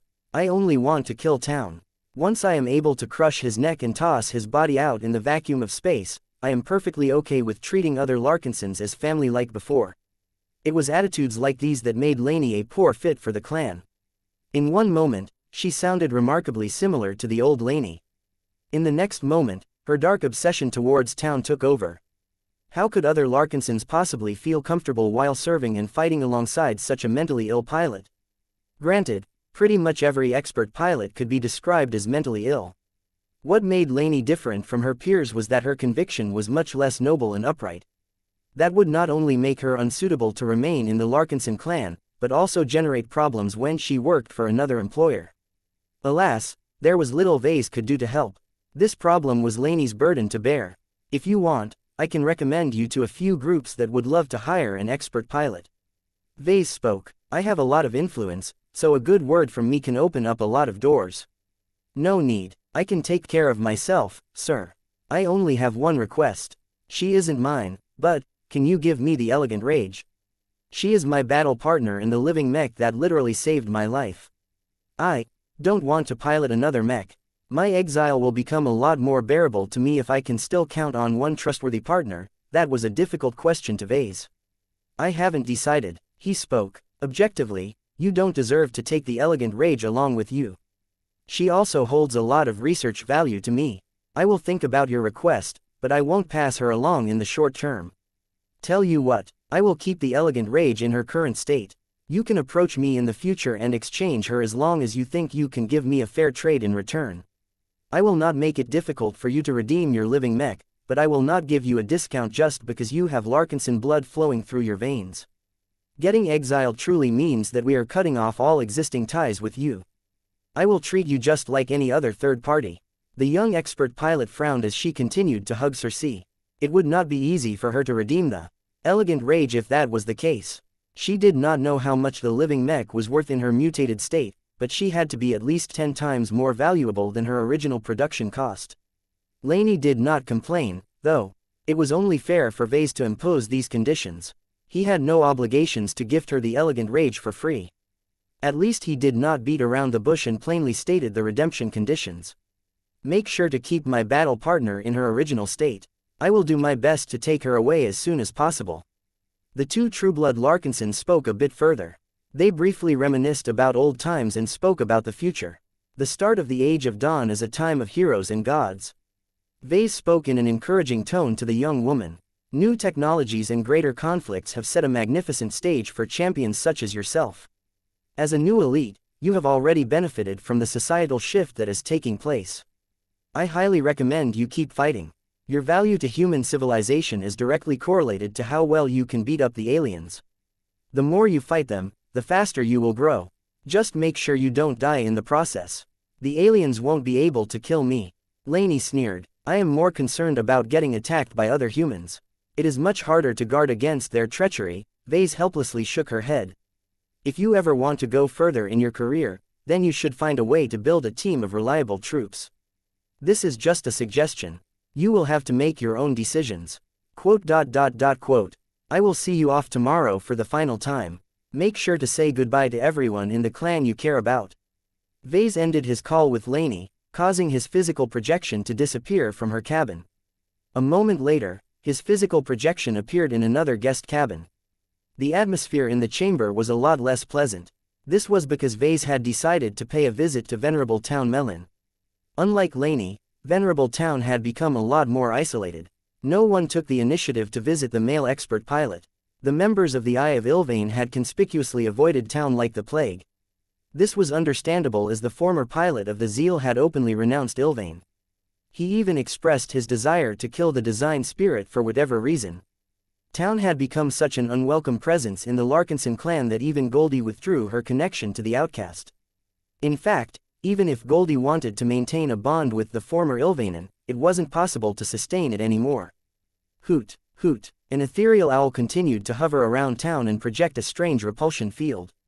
The companion spirit not only kept everything spiritual at bay, but also made the fallen expert pilot harder to perceive. This was quite an impressive feat. Expert pilots possessed such a strong presence that everyone around them could feel their blazing willpower. When Vase looked at town, he had the feeling that he was looking at a dying star. So, do you regret leaving the clan? No, Town responded as he looked up from the deck. It is a liberation. I have no place in the clan anymore. It is best for everyone if I part with the Larkinsons. A new start is exactly what I need. It is not as if you will allow me to kill Lainey while I am still a member of your clan. Do you hate us, Town? I do not. I simply do not belong here anymore. I have changed too much. A part of me is grateful that I am able to leave. The mission has opened up my eyes to many truths. I have peered beyond the veil of falsehood and discovered that everything I have believed in is false. I do not begrudge my fellow Ilvainans for believing in a false prophet, but I cannot respect them anymore for refusing to take my warning seriously. Since I cannot convince them of the truth, it is better if I set off and spread my revelations elsewhere. A day shall come when I return and teach them that my truth is stronger than theirs. That sounded rather ominous. Taeyeon's words could even be construed as threats. Vase did not intend to do anything about it. A part of him felt guilty that his clan wasn't able to help Town more. The former Legion commander of the Eye of Ilvain deserved better. I am glad to hear that you have made peace with your departure from the clan. We will miss you, I suppose. With the skills and strength that you have gained over your service, you should have little trouble finding employment elsewhere. I have gained the power to break the false gods that exploit and deceive our race. Town grinned as he raised a fist.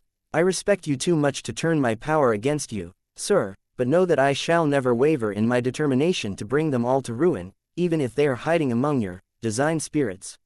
No one should ever be deceived and betrayed by them as they have done to me.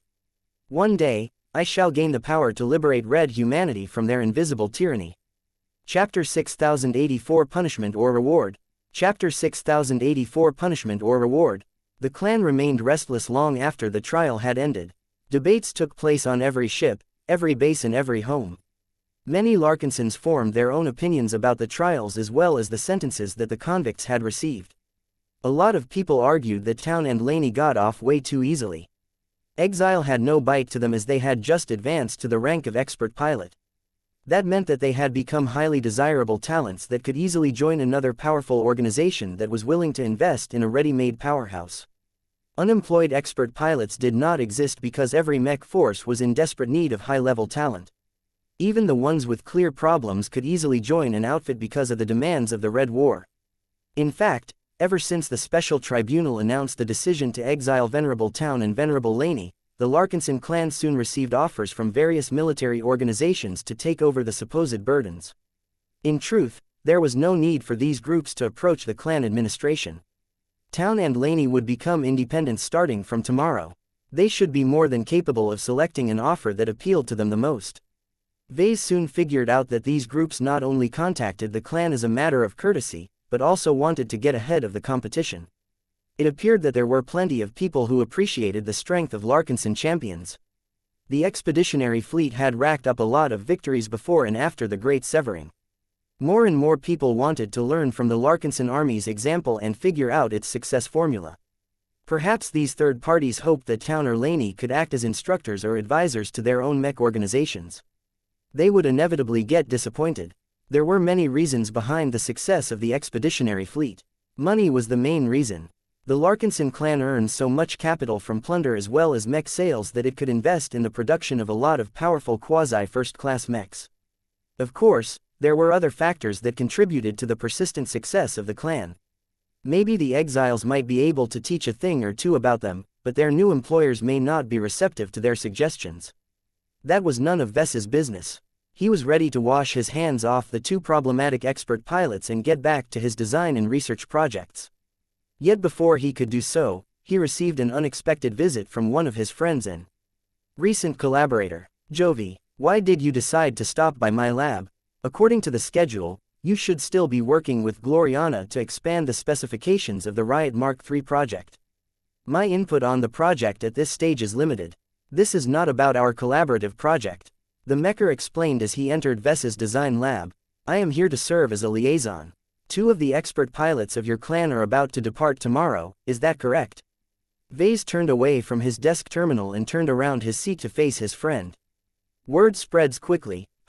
I am sure you know all about it, so your question is redundant. It is true that Venerable Town Melon and Venerable Laney Larkinson are on their way out. What's it to you? Wait, are you thinking about, it is not me who is soliciting your clan. Jovi corrected, I am here on behalf of a much more important figure within the Red Association.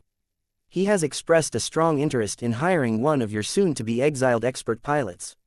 He wishes to hear your stance towards the possibility of recruiting one of your former champions into an elite mech unit that will serve directly at his behest. Are you being serious? We are being very serious, Vase. If you have paid any attention to the trials, then you should know how mentally unstable they are. I cannot see how either of the expert pilots are a good fit for the Red Association. They are fundamentally broken. Jovi, don't you guys have expert pilots of your own that are much better trained? Why do you need to go out of your way to recruit one of ours? We can never have too many expert pilots, Vase. We are different from the RF in that we understand the importance of injecting fresh blood in our association every once in a while. God pilots can come from any background. What matters is that we recruit enough mech pilots from diverse places to increase the chance that we get lucky once in a while. Maybe our investment in your exile will pay off. Maybe it will not. We have the resources to afford this commitment either way. You do not need to worry whether we will be satisfied with taking in one of your clan's former expert pilots. That was certainly a strategy that a large and wealthy organization was able to afford. I see. Which of the two problem cases are you interested in anyway? Venerable Laney Larkinson, the Mace of Retaliation has expressed an interest in recruiting her. Given your good relations with the survivalist faction, he is willing to speak. Please like and follow the Cultivation Audiobooks channel with you about this subject. What? The Mace of Retaliation? That was a big shot of the Red Association. Although he was merely a peak ace pilot, he was often regarded as the voice and representative of the Fist of Defiance, who also happened to be his father. Does this request come from the Mace, or the Fist? Jovi shrugged. I cannot tell you the answer. I am merely a messenger. If you want to hear my opinion, then I think it is the Mace of Retaliation that has developed an interest in Venerable Laney Larkinson. You only need to think about his title and learn how well it matches your exile's inclinations. From the logs and footage of the battle between Town and Laney, Vase noticed that the latter had developed an ability to absorb the energy of incoming attacks and use it to hurt her enemies. That actually sounded like a close match to how the Mace of Retaliation fought. Even if the two possessed distinct differences in their combat approaches, their commonalities meant that the Mace of Retaliation may be able to act as a mentor to Venerable Laney. As the Mace, thinking about offering an apprenticeship of sorts to Laney. I am not sure. You will have to speak. Please like and follow the Cultivation Audiobooks channel to him yourself. Jovi responded. He has cleared up his schedule for today. I can connect you to him at any time. It is best if you do not keep him waiting. Vase did not dare to waste the time of such an important leader. Jovi stood by as he facilitated a connection to one of the high-ranked figures of the survivalist faction. The entire design lab became filled with the willpower of an ace pilot that was just a few steps away from transcending to godhood. Vase slightly widened his eyes as he could actually sense clear similarities between the willpower of Venerable Laney and the Mace of Retaliation. Of course, the latter was way stronger and more developed, but it was like seeing what Venerable Laney could become in the future. Professor Larkinson, the physical projection of a man wearing a raw military uniform in red greeted with a stern and controlled voice. Professor Armelon here should have already conveyed my request. Due to the difficult circumstances of your former subordinate and the personal nature of my solicitation, I am here to offer clarification so that you may send her off to me without any further concerns. Are you willing to let Venerable Laney Larkinson enter my service? Well, the peak ace pilot was certainly direct. Vase liked that as he did not have to waste time on dancing around the subject. I do not object to letting you take Venerable Laney under your wing on principle. She will soon turn into a freelance expert pilot. It is up to her to decide who she wants to work for. You can have her as long as she does not oppose the prospect of working for you. Vase responded. Will she join the RA as a general recruit, or will you place her in a special unit? The latter. As you may have guessed, I am interested in training and tutoring her. Venerable Laney Larkinson's power expression after becoming an expert pilot is rare. It is similar enough to my own that I can pass on many of my skills and experiences to her. This will benefit her enormously as she can avoid many pitfalls and progress much faster as an expert pilot. You should already have an understanding of the resources and methods that we possess. I am confident that the training program that I am devising for Venerable Laney can quickly forge her into a high-ranking mech pilot that can catch up to me, and potentially go even further. That was an ambitious goal. Vase would have thought that the Mace was exaggerating, but a saint of his stature never lied. That sounds really generous, maybe too generous. Are you not afraid that you will spoil her and ruin her future as a high-ranking mech pilot? No, the Mace said with absolute certainty. Trust me on this, Professor. I will not repeat the mistakes that have adversely affected my own progression. I have first experience on what can go wrong. I am confident I can do better. The Red Association possesses a much greater understanding of what it takes to successfully train and nurture a high-ranking mech pilot. Compared to mentoring other mech pilots who possess different talents and abilities, my familiarity with her inclinations will allow me to accelerate her development. It will take much less time to turn her into a powerful combat asset. Vase felt rather conflicted about the offer after hearing this.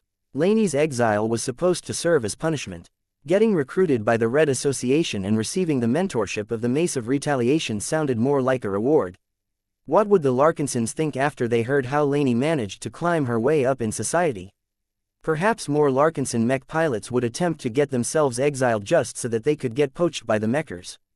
You do not need to be concerned that your exile will be rewarded for her crimes. The Mace clarified after he read Vess's growing concerns. My training program will push her past her breaking point. She must be remade as extensively as possible. Once she has satisfied my minimum requirements, I will throw her onto the most active and grueling battlefields of the Red War. Each mission shall involve life and death challenges that she must overcome in order to survive and participate in the next one. I will not be lenient to her on account of her relative youth. She will either die or transform into a pillar of red humanity. There shall be no middle ground. That sounded a bit more acceptable. Vase had greater confidence in the Mace's ability to properly guide and train Laney. Okay, I think I am okay with that. I have one more question.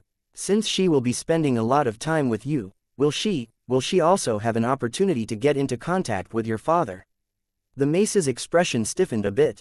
That depends. It is not necessarily a good idea for a young expert pilot such as herself to come into contact with a god pilot too soon and too often. Once she has developed her strength and formed her own combat style, she may perform well enough to earn my father's appreciation.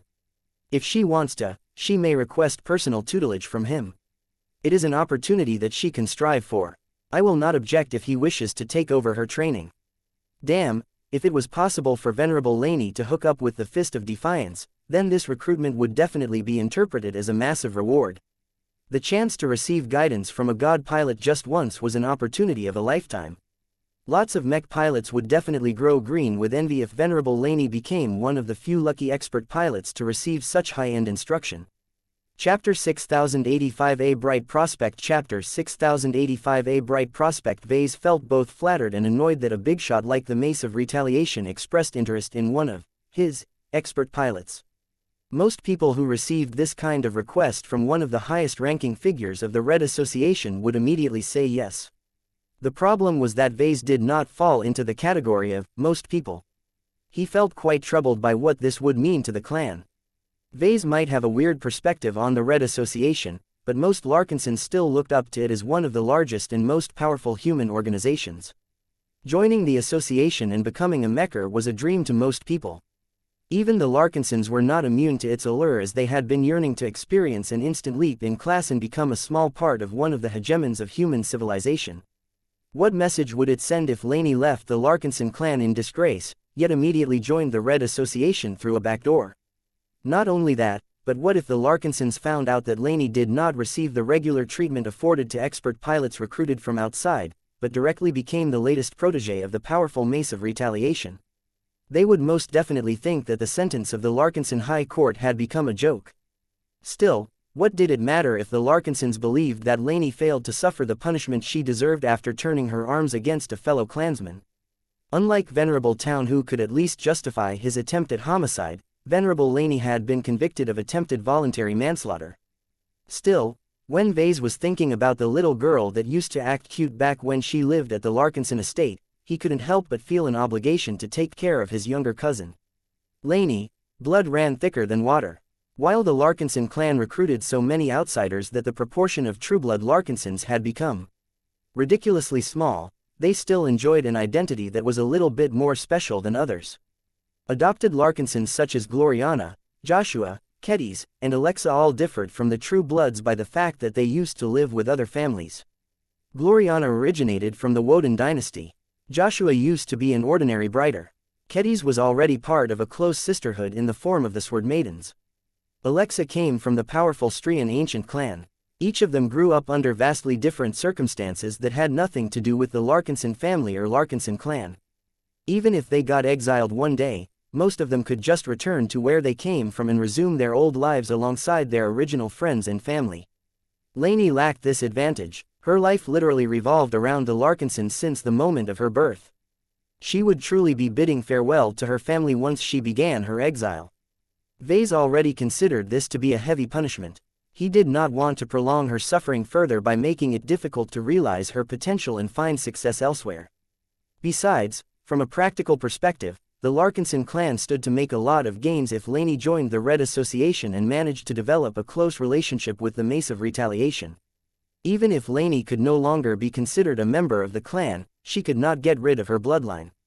Her family name alone permanently associated herself to all of the other Larkinsons. As long as the Mace of Retaliation did a good job and helped the exile grow into a powerful hero and leader in her own right, she might still remember all of the help and favors she received from the Larkinsons and do the clan a favor. His eyes lit up as he grew more enthused about this possibility. Vase would have to make a bet that would not pay off until a few decades had passed, but he was more than willing to make it as the cost was fairly minor when compared to the massive amount of profit he could earn. Of course, the most important part about this gambit was that he needed to make sure that he and Laney parted on good terms. "I have made a decision," he told the Mace's physical projection. "We should meet with Venerable Laney in private to present the offer to her. The final decision lies with her. I can't do anything if she refuses." The two decided to make a late visit to Venerable Laney's cabin.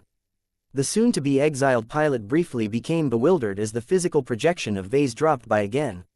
Shouldn't he be sending her off tomorrow? Her expression quickly became composed when she noticed the arrival of a powerful and well-dressed ace pilot. The Saint Kingdom of a peak ace pilot was nothing to slouch at. It was so powerful and reality-defying that the Mace of Retaliation was even able to extend it through the communication link to a more powerful degree than usual. Venerable Laney's thorny force of will quickly raised its defenses as a response. The expert pilot quietly resisted the vastly more powerful but also more distant willpower of a pilot who had progressed much further up the path of godhood. Interesting. The mace smiled in appreciation. You are truly as similar to me as I thought. Although Laney never really cared about following galactic politics, she was not ignorant to the point where she was unable to recognize one of the most prominent peak ace pilots of red humanity. Her pride may rankle at the thought, but Laney forced herself to give in and make a bow. Saint, you honor me with your presence. To what do I owe your visit? The wheels in her mind already started turning from the moment she detected the willpower of an ace pilot that was much different from that of Saint Tusa. The similarities between her thorns and his much more mature willpower even allowed her to guess the truth. The Mace of Retaliation here has approached me with a very interesting offer in relation to your sudden availability on the job market. Let me explain. Vase quickly summarized the offer and provided his own thoughts on what it would entail. The woman looked quite receptive to the idea. She had never dared to imagine that the Red Association would be willing to recruit her directly. To be able to receive the care and attention of a powerful god pilot candidate such as the Mace of Retaliation was an exceedingly valuable privilege. So long as Laney made a good impression on the Mace of Retaliation, was it possible for her to earn the appreciation of the Fist of Defiance as well? The thought sounded sacrilegious, but Laney couldn't help but get past this idea. Both Vase and the Mace smiled knowingly as they clearly guessed what was on the young expert pilot's mind. The woman eventually snapped out of her daze. She made a much more sincere bow towards the projection of the Mace of Retaliation. It would be an immense honor for me to receive your guidance and instruction, Saint. I am willing to become a member of the Red Association and fight on behalf of all Red humans, not just the Larkinsons. What requirements do I have to meet in order to become your sword? The physical projection of the mace continued to smile in satisfaction. The reports he read indicated that Laney had become a lot more mentally unstable, but her conduct so far made it clear that she still maintained a lot of reason and decorum. That made everything easier. You do not have to pass any tests. You have already proven yourself on many battlefields, including the last one. Expert pilots such as yourself are already qualified soldiers or warriors. What I require from you is to keep up with my exacting demands. Make no mistake, you will not live a life of comfort when you come under my reign. You must be willing to fulfill the missions that I assign to you without question. You will not have the option to refuse any life-threatening assignment that I impose on you. You will remain under my regime until you have grown powerful enough to challenge my authority or transfer to the command of a different leader. Is that understood? To her credit, Laney did not exhibit any sign of doubt or reluctance. I am eager to prove myself, Saint. Your wish is my command. If there is one lesson that I have learned from my last mission, it is that I will always remain a victim if I am too weak to defeat my enemies, both the ones that are positioned in front as well as behind. As long as I become as strong as you, there will be a lot less enemies who are willing to strike me from either direction. What if they strike you regardless? Vase curiously questioned. Then I will make them bleed and suffer tenfold of what they have dished out to me. Laney grinned as her willpower briefly flared. Bravo! The Mace of Retaliation clapped. That is the spirit. No matter how many setbacks you have suffered, you must always maintain your desire to bounce back and make your enemies regret their decision to target you. The greater your desire for vengeance and retribution, the stronger your counterattack. Once you have reached a state of ultimate deterrence, you can evoke so much fear in your enemies that they will already collapse and beg for mercy before you have taken action. It was clear that Venerable Laney and the Mace of Retaliation thought along the same wavelength. The two already started to look as if they managed to hit it off. Their philosophies had become so similar that it was as if Laney had already become a member of the Fist of Defiance's lineage. There was just one question that Laney really wanted to ask before. She was willing to serve the mace in an unreserved fashion. I have a question, Saint. Asked. Why exactly are you so willing to spend so much time and effort on instructing me? She asked. A powerful ace pilot and leader such as yourself should be as busy as the patriarch here, if not more so. What makes me worth your precious time? The survivalist leader's expression grew a bit more intense as he stared into her eyes. You are familiar enough with my public record that you should have already guessed the answer. Is it because you no longer think you can survive another breakthrough and wish for me to make up for your inadequacy? Vase awkwardly coughed. That was a bit too direct. Fortunately, the mace was made out of sterner stuff. You can believe that. The 2.5-century-old ace pilot spoke. My glory days are already behind me. The age of dawn is the stage for upstarts such as yourself. You have already become a hero, but that is not enough. Red humanity needs gods, particularly those that can fight. As incredulous as it may sound, I see the seed of greatness in you. I used to have it myself.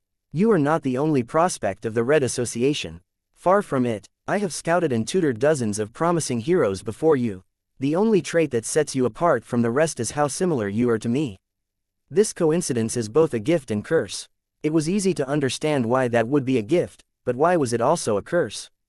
Venerable Laney did not have a concrete answer, but that did not stop her from embracing this once-in-a-lifetime opportunity.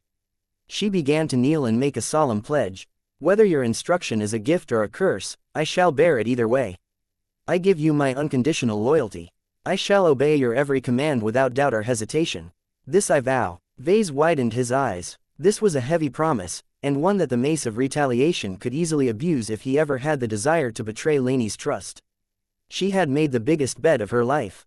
It took a huge amount of courage for her to bind her loyalty to a stranger that she only knew by reputation and official sources. The Mace could completely screw Laney over by sending her on a suicide mission against an ancient phase whale. He could also command her to betray the Red Association or even attack the Larkinson clan. Laney had already thrown away the freedom that she stood to gain once she officially began her exile. Was it worth it? Perhaps. The Mace was clearly a man who was worthy of her trust. Laney could have picked much more awful personalities to sell her loyalty to. Her extreme act of devotion instantly won the survivalist leader's trust and appreciation. The benefits did not stop at this point. November LBJNN. Once Laney made this solemn pledge, her willpower and aura condensed further. It was as if she had cast aside all of her hesitation by occupying herself with a new fixation. It is not necessary for you to bestow me with your loyalty so soon, but I am touched by your gesture. The Mace said in a more welcoming tone than before. I shall endeavor to prove myself deserving of your allegiance. I believe that this will be the start of a fantastic mentorship. Chapter 6086. The True Value of First-Class Multipurpose Mechs. Chapter 6086. The True Value of First-Class Multipurpose Mechs. Vase was genuinely happy for Venerable Laney. She had found a new purpose in her life. She had also managed to make an excellent first impression of her new backer. Although the Mace of Retaliation did not exaggerate when he shared his intentions to push Laney past her limits, at least he had her best interests at heart. That was more than he could say for many other potential employers. If the Mace truly regarded Laney as the heir that could possibly fulfill his deepest desire on his behalf, then he would definitely not exploit her and discard her later on. That completely went against his implied goal. Vase no longer had to torture himself with concerns on whether Laney found a good employer. She had pretty much won the lottery today. Before Vase was ready to leave the two alone so that they could discuss arrangements that had nothing to do with the Larkinson clan, he offered the lucky expert pilot one more parting gift.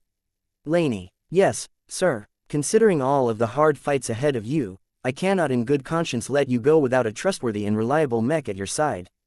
I am willing to transfer ownership of the Elegant Rage to your name. Just give me a month or two to complete my research on your living mech. A brilliant smile bloomed on the young woman's face. That is wonderful. I have a proposal, Professor Larkinson. The Mace of Retaliation turned to face Vase directly. What is it you require? The Elegant Rage is not a particularly powerful mech, but it, or rather she, is an excellent complement to Venerable Laney here. Since I desire for her to overcome more difficult challenges that can stimulate her growth to a greater extent, she will need to pilot a machine she can trust with her life.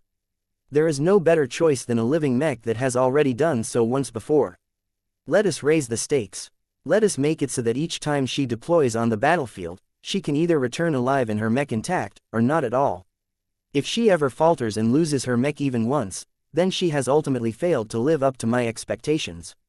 There is no further need to push her limits any further. Vase widened his eyes. Are you requesting me to convert the Elegant Rage into a Carmen mech? I am. Will that be a problem, Professor? No, I can do it. In fact, it matches well with one of my new research initiatives. I have been thinking about developing an upgraded version of a Carmen mech. The Elegant Rage in her current form already matches the specifications of what I have in mind. I can promise you that once I am done with converting the Elegant Rage to a new generation Carmen mech, Venerable Laney will be able to attain even greater synergies with her battle partner. Just Try to preserve what makes the living mech unique when your own mech designers begin to upgrade my work. It may be wise to consult me first before you mechers go crazy. I shall take your warning into consideration. This plan worked out quite well for Vase. He lamented the loss of the elegant rage, but researching the mutated mech before upgrading her to the first woodsap mech in existence should allow him to maximize her short-term value. Vase was confident that as long as he successfully modified the elegant rage into an improvised woodsap mech, he would be able to design a proper Carmen mech based on the wood element from the ground up without too many complications. By that time, there was no need for Vase to feel sorry about giving up possession of the elegant rage. A few minutes passed before Vase chose to end the communication link. Venerable Laney and the Mace of Retaliation had already begun to discuss details such as undergoing extensive augmentations and signing up for a crash course in piloting first-class mechs at one of the Ra's top mech academies. As a second-class expert pilot, Laney possessed many deficiencies that needed to be made up before she earned the qualifications to fight alongside other mechers. Fortunately, the Red Association integrated so many external recruits every year that it had a well-developed training and adaptation program for cases like her. Demigods also mastered the art of piloting more advanced mechs much faster, so it shouldn't take too long for Laney to earn the minimum qualifications. Of course, Venerable Laney would only be able to competently pilot specialized first-class mechs for the time being. There was no way to compress a decade of intensive training and studying on how to pilot the most modern iterations of first-class multipurpose mechs in less than a year. That was fine for Laney. She did not think the elegant rage was perfect, but Ra's excellent mech designers should be able to expand the mutated melee mech's armaments on a gradual basis over time. First-class multipurpose mechs are mostly designed with the elimination of weaknesses in mind. The Mace of Retaliation shared his own wisdom and perspective on the subject. Their greatest advantage is strategic in nature. It is virtually impossible to develop a truly effective counter against them, so most of our enemies do not even make the attempt. Are first-class multipurpose mechs that difficult to fight against? Let me put it this way, young lady. The Terrans are famed for their destroyer weapons, so they have always developed a bias for melee combat. The Rubarthans are reluctant to compete against their archrivals in this aspect, so they have developed a bias for ranged combat. Centuries of directed mech development has made both groups strong in either areas. Do you understand? Laney slowly nodded. If you, ever fight against them, we can adapt our mechs and loadouts to avoid their strengths and target their weaknesses. At the same time, the Terrans and the Rubarthans cannot counter Ra mechs as effectively because they are true all-rounders. The Mace grinned. That is correct. As the only legitimate trade organization related to mechs in human space, we have the right and the means to absorb much of the strongest innovations of both first-rate colonial superstates. We do not always succeed, but we can count on our own formidable mech designers and R&D teams to fill up the gaps and stay at least one step ahead of the masses. How does this relate to first-class multipurpose mechs, Mentor? I have just described the main reason why first-class multipurpose mechs have become the dominant template in first-class mech combat. They offer far greater strategic depth. They do not truly excel in any area, and we recognize that. What we truly value is their inability to get countered with ease. We have great confidence that our frontline mech units will never collapse in a short amount of time.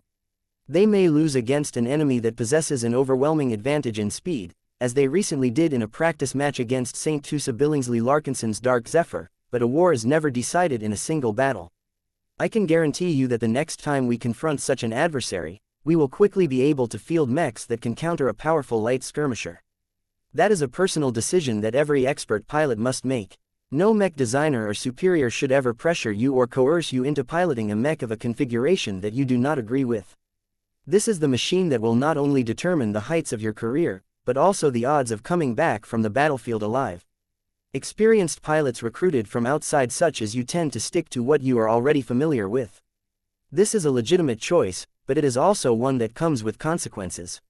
Laney immediately frowned. If my enemies want to target me in particular, they will especially target my weaknesses.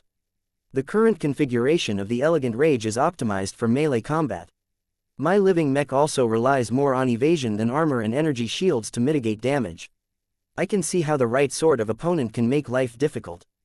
Damn, the Mace of Retaliation knew about that.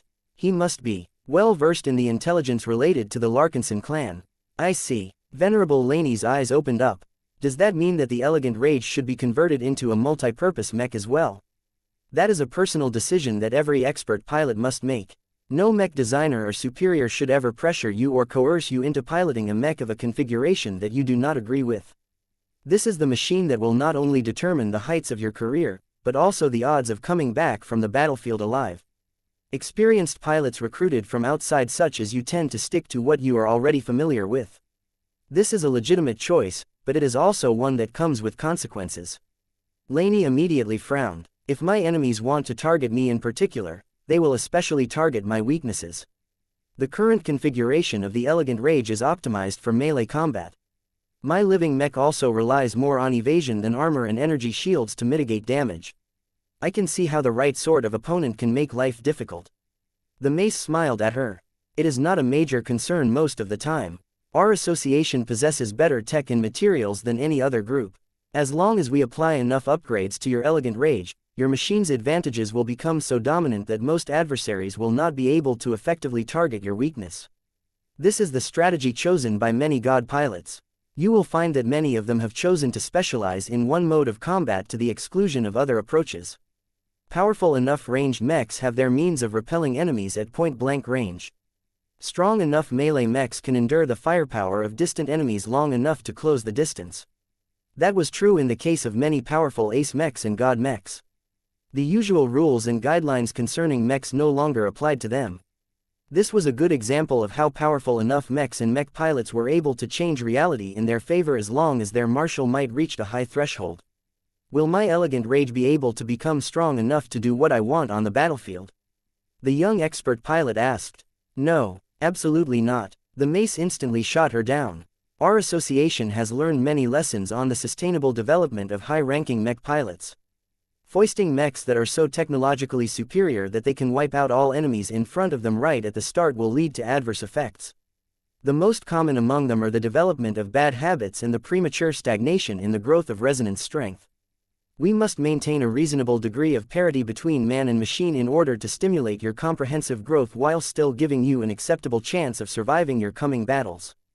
Given that the Mace of Retaliation intended to throw Venerable Laney straight into the meat grinder of the main battlefields, this was not an easy choice to make. There was a decent probability that Laney might bump into an enemy that she was not equipped to deal with and get wiped out with ease due to the weakness of her mech.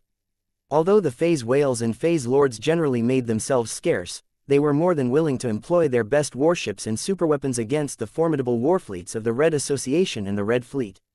Plenty of first-raters fighting on behalf of the two hegemons of human civilization perished like dogs since the start of the Red War. These were all highly trained first-raters that received a fortune's worth of augmentations and developed a lot of competences that would have allowed them to utterly dominate second-raters in their areas of expertise. Yet even the most privileged mechers and fleeters could never guarantee that they would be able to survive against the more fearsome and terrible phase water weapons employed by the major alien races of the Red Ocean. There was no fairness on the battlefield. A low-tier expert pilot such as Venerable Laney may already be regarded as a powerhouse in the expeditionary fleet, but she was nothing more than slightly stronger cannon fodder if she participated in the most intensive battlefields. Venerable Laney needed to adapt quickly if she wanted to acclimate to her new role. Battles involving the top forces of the Red Ocean were much different from the battles involving peripheral forces.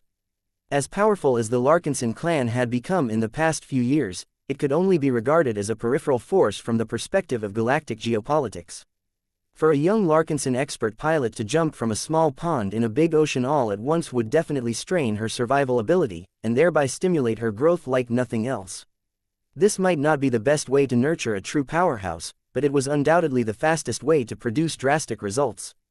Chapter 6087 Another one Chapter 6087 Another one Now that Venerable Laney pledged herself to the Mace of Retaliation and was set to become a mecher, Vase had very few concerns anymore. Sure, the Mace would definitely not be lenient on Laney in order to strengthen her as quickly as possible, but this could be regarded as a form of atonement for her crimes. The only concern that annoyed Vase was that he needed to reshuffle his schedule and allocate more time on the examination of the Elegant Rage and the development of his first Woodsap mech. I will have to postpone a few design projects. He sighed. Just as he was ready to turn in for the night, he received another high-priority communication request. Vase raised his eyebrows as the physical projection of another powerful ace pilot appeared into view. The Inferno Spear Prince chose to initiate a direct conversation with the patriarch of the Larkinson clan. Well met, Professor Larkinson. You clearly lived through a short day, but I am afraid I must impose on your time. Stop. Vase raised his palm and brazenly interrupted the Rubarthan prince. I'm too tired of this crap. Let me guess the reason why you insisted on speaking to me at this time. The Rubarthan Pact learned about the very public trials conducted by our clan. Now that our court has decided to exile 2 of our new expert pilot, you have developed an interest in one of them. Instead of approaching the exile in question directly, you decided it would only be polite if you gave me a courtesy call. Am I close to the truth? A few awkward seconds passed as the only peak ace pilot among the Rubarthan princes was taken aback by this unconventional response. You are indeed close to the truth. The prince stiffly responded. It appears that I have been late in contacting you. Who managed to solicit you first? The Mace of Retaliation has decided to employ Venerable Laney Larkinson on behalf of the Red Association. Understanding dawned on the Inferno Spear Prince's eyes. I see. That is an inspired choice. I approve. Are you aware of the reason why the Mace of Retaliation wishes to take your exile under his wing? It is well known that the Mace has remained stuck at the junction of Peak Ace Pilot for over 5 decades. Vase cautiously responded. He is continuing to grow older without having made any progress. I figure that he has lost too much momentum and no longer possesses the indomitable courage that can encourage him to step onto the road of no return. His progression has come to an end. Since that is the case, he may as well turn Venerable Laney into his heir and help her succeed where he has failed. A difficult expression appeared on the Inferno Spear Prince's face. The road to no return was an exceedingly intimidating test for Peak Ace pilots. They were exceptionally sensitive to this heavy subject and never dared to take it lightly. The reward of reaching the end of this road was massive. Which ace pilot did not want to ascend to a much greater height and become a god pilot? However, a growing pile of dead and almost forgotten ace pilots proved without any doubt that only the greatest of them all had a chance of passing the most difficult test imaginable. Every ace pilot that had reached the limit of their resonance strength needed to undergo careful preparations before they could even think about making the next step. These preparations could easily take several decades. However, there was a contradiction that peak ace pilots had to face. The more they prepared for the tough challenges ahead, the faster they began to lose their momentum. Their willpower still remained as strong as always, but the person that drove it inevitably started to grow weaker and more measured. This was always an adverse development, as ace pilots who became plagued with doubts and worries no longer possessed the qualifications to become a god pilot. This was why everyone who was able to step onto the road to no return had to spend their time carefully. No one else could make this decision aside from the god pilot candidates themselves. In fact, one of the fastest ways to commit suicide was to taunt a peak ace pilot about how they were too afraid to step onto the road to no return. As far as Vase was aware of, the Inferno Spear Prince should still have a chance, but it was dwindling with each passing day. The powerful Rubarthan had his own problems and considerations that stopped him from stepping onto the road of no return. That is his primary motivation, but it is not the extent of his plans. Prince Antonius spoke with a coy smile. He has more reasons for taking Venerable Laney Larkinson under his wing, but this is not my secret to share. His full intentions shall be revealed in time. Only when his latest protege has met all of his expectations and reached the limit of a half-god that the truth shall be revealed. Vase had a bad feeling about this. Will Venerable Laney be in danger? Let me state that it is not without risk, Professor. However, I can assure you that the Mace does not harbor any malice towards her. The lineage of the Fist of Defiance is among the most honest and honorable in the Red Ocean. It is regrettable that his divinity harbors very little interest in the intricacies of keeping a civilization together. Everyone knew that the Fist of Defiance was a blunt instrument. How this man managed to thrive in an organization as refined and sophisticated as the Red Association was a mystery. Vase stared deeply at the physical projection of the Inferno Spear Prince, but the latter did not volunteer any further information. How mysterious. Let's get back to the original topic, then. Vase proposed. Since you don't sound upset that the Mace of Retaliation took the first step and headhunted Venerable Laney Larkinson first, I take it that your target is not her. You should be eyeing Venerable Town Melon instead. The 2016 Prince made a dignified nod. That is so. We would appreciate it if you consent to allowing us to take Venerable Melon in our service. We can promise you that he shall be treated according to his strength and potential. He may be rough around the edges, but expert pilots are not as fragile as ordinary mortals. They have an excellent capacity to rebound and regain their optimal fighting condition. We are born for warfare. A few good battles should pull him out of his slump and shift his focus to more immediate matters. Vase narrowed, his eyes in suspicion. You know, if the Rubarthan Pact or just your principality really wants to recruit a single freelance expert pilot, it is already enough to send out one of your many envoys or diplomats. It is overkill to dispatch a high and mighty prince like yourself on such a trivial errand. The only reason why it makes sense for you to step forward and make this request is because the Destroyer of Worlds has developed an interest in Venerable Town Melon. The Inferno Spear Prince frankly admitted the truth. It should not be too difficult for you to infer the truth based on the information you possess. You are correct. The Destroyer of Worlds is unable to approach you directly due to strategic obligations, but she has maintained a limited degree of awareness of current affairs in civilized space. Her divinity has expressed an interest in training Venerable Melon into an excellent heavy artillery mech specialist. It is too premature to turn him into her protege, but the Rubarthan Pact is more than willing to cooperate with her and assist with the training and development of your exile. He knew it. Vase knew it. Since the Mace of Retaliation went out of his way to recruit Venerable Laney, it was not that big of a leap for the Destroyer of Worlds to take Venerable Town Melon under her wing. What a lucky bastard. Laney only had a small chance to get in direct contact with the Fist of Defiance, while Town would most certainly be able to develop a mentor-student relationship with the Destroyer of Worlds in time. Vase almost felt sick at the thought that a Larkinson who had abandoned all of his principles and killed a precious third-order living mech had won one of the greatest lottery imaginable. Plenty of mech pilots would kill their own mothers and fathers in order to receive a single chance to obtain guidance from a genuine god pilot. Now, Venerable Town would most definitely be able to receive repeated guidance as long as he progressed further and displayed whatever qualities that caught Divine Irene Mox's attention. Given how much more of a scumbag Town had become after his breakthrough, Vase did not agree as easily as he did in the previous case. Although the two deviants received equal punishments from the Larkinson clan, Vase's personality felt that Town deserved harsher punishment. The former Ilvanen not only killed his own living mech, but also harbored open hostility towards Ilvain and other design spirits. He would definitely become a troublesome obstacle if he grew any stronger. The fact that Town no longer expressed any sort of kinship or affection towards the Larkinson clan also bothered Vase a lot. Can you tell me why exactly the Destroyer of Worlds wants to pull Town into her orbit? Vase asked the physical projection of the Rubarthan prince.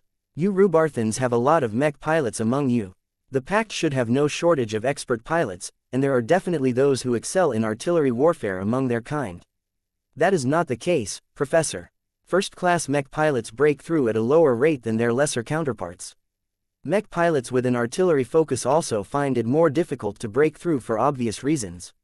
This is why our superstate is more receptive towards poaching second-class expert pilots who specialize in piloting heavy artillery mechs. They are harder to produce, but they also have a higher survival rate. It is not a waste of time for me to go out of my way to recruit Venerable Melon. I am more surprised that your clan is willing to let him go with such ease. Vase twitched his lips. He began to harbor a bit more regrets after hearing that, but he ultimately did not change his stance after hearing how desirable Town had become. Venerable Town Melon has broken through. Under extremely adverse circumstances, his traumas have become too deeply rooted into his psyche and willpower. He is no longer a good fit for the Larkinson clan. I don't know how it is for you Rubarthans, but we value harmony very highly. If his continued presence will just make a lot of other Larkinsons upset to the point of breaking their sacred bond of trust with each other, then it is better to cut him off. If your pact thinks that it can handle this ticking time bomb in human form, then you are welcome to take him out of our hands. The Inferno Spear Prince grinned. No matter what problems your expert pilot may have, we can handle them. Have faith in our ability to train him into a productive member of society. If our normal trainers are unable to keep him in check, then the Destroyer of Worlds will most certainly be able to suppress him in an instant. No expert pilot is able to defy the will of a god pilot. Since that was the case, Vase had a strong feeling that Town would not be having an easy time among the Rubarthans. The Rubarthan prince patiently gave more assurances to Vase. The Rubarthan Pact intended to put Town through an intensive regime that was similar to what Laney would be going through. The purpose was similar. Town needed to speed up his growth and become a powerhouse as soon as possible. Expert pilots and even ace pilots are not enough to shift the balance of this war or the next. We need god pilots, the more, the better. Since Venerable Melon not only favors the same mech type as her divinity, but also possesses a companion spirit that is similar to her own, he should quickly be able to replicate some of her feats. That will put him far ahead of other heavy artillery mech specialists. Chapter 6088 Solarium Chapter 6088 Solarium Unlike with Laney, Vase saw no need to witness the Inferno Spear Prince's attempt to recruit Town. Vase did not enjoy the company of the former Ilvanen anymore. Their last meeting had already been awkward, and he did not think he would gain anything useful from hearing from him again.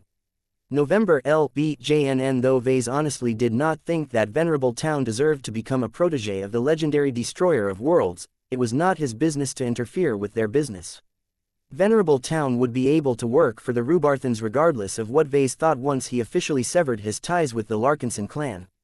His opinion towards the Larkinsons would only deteriorate further if he was met with obstruction. As for the Destroyer of Worlds, Vase had no power to influence her decisions. She may owe a lot of gratitude towards him, but she was a lot older and wiser than him.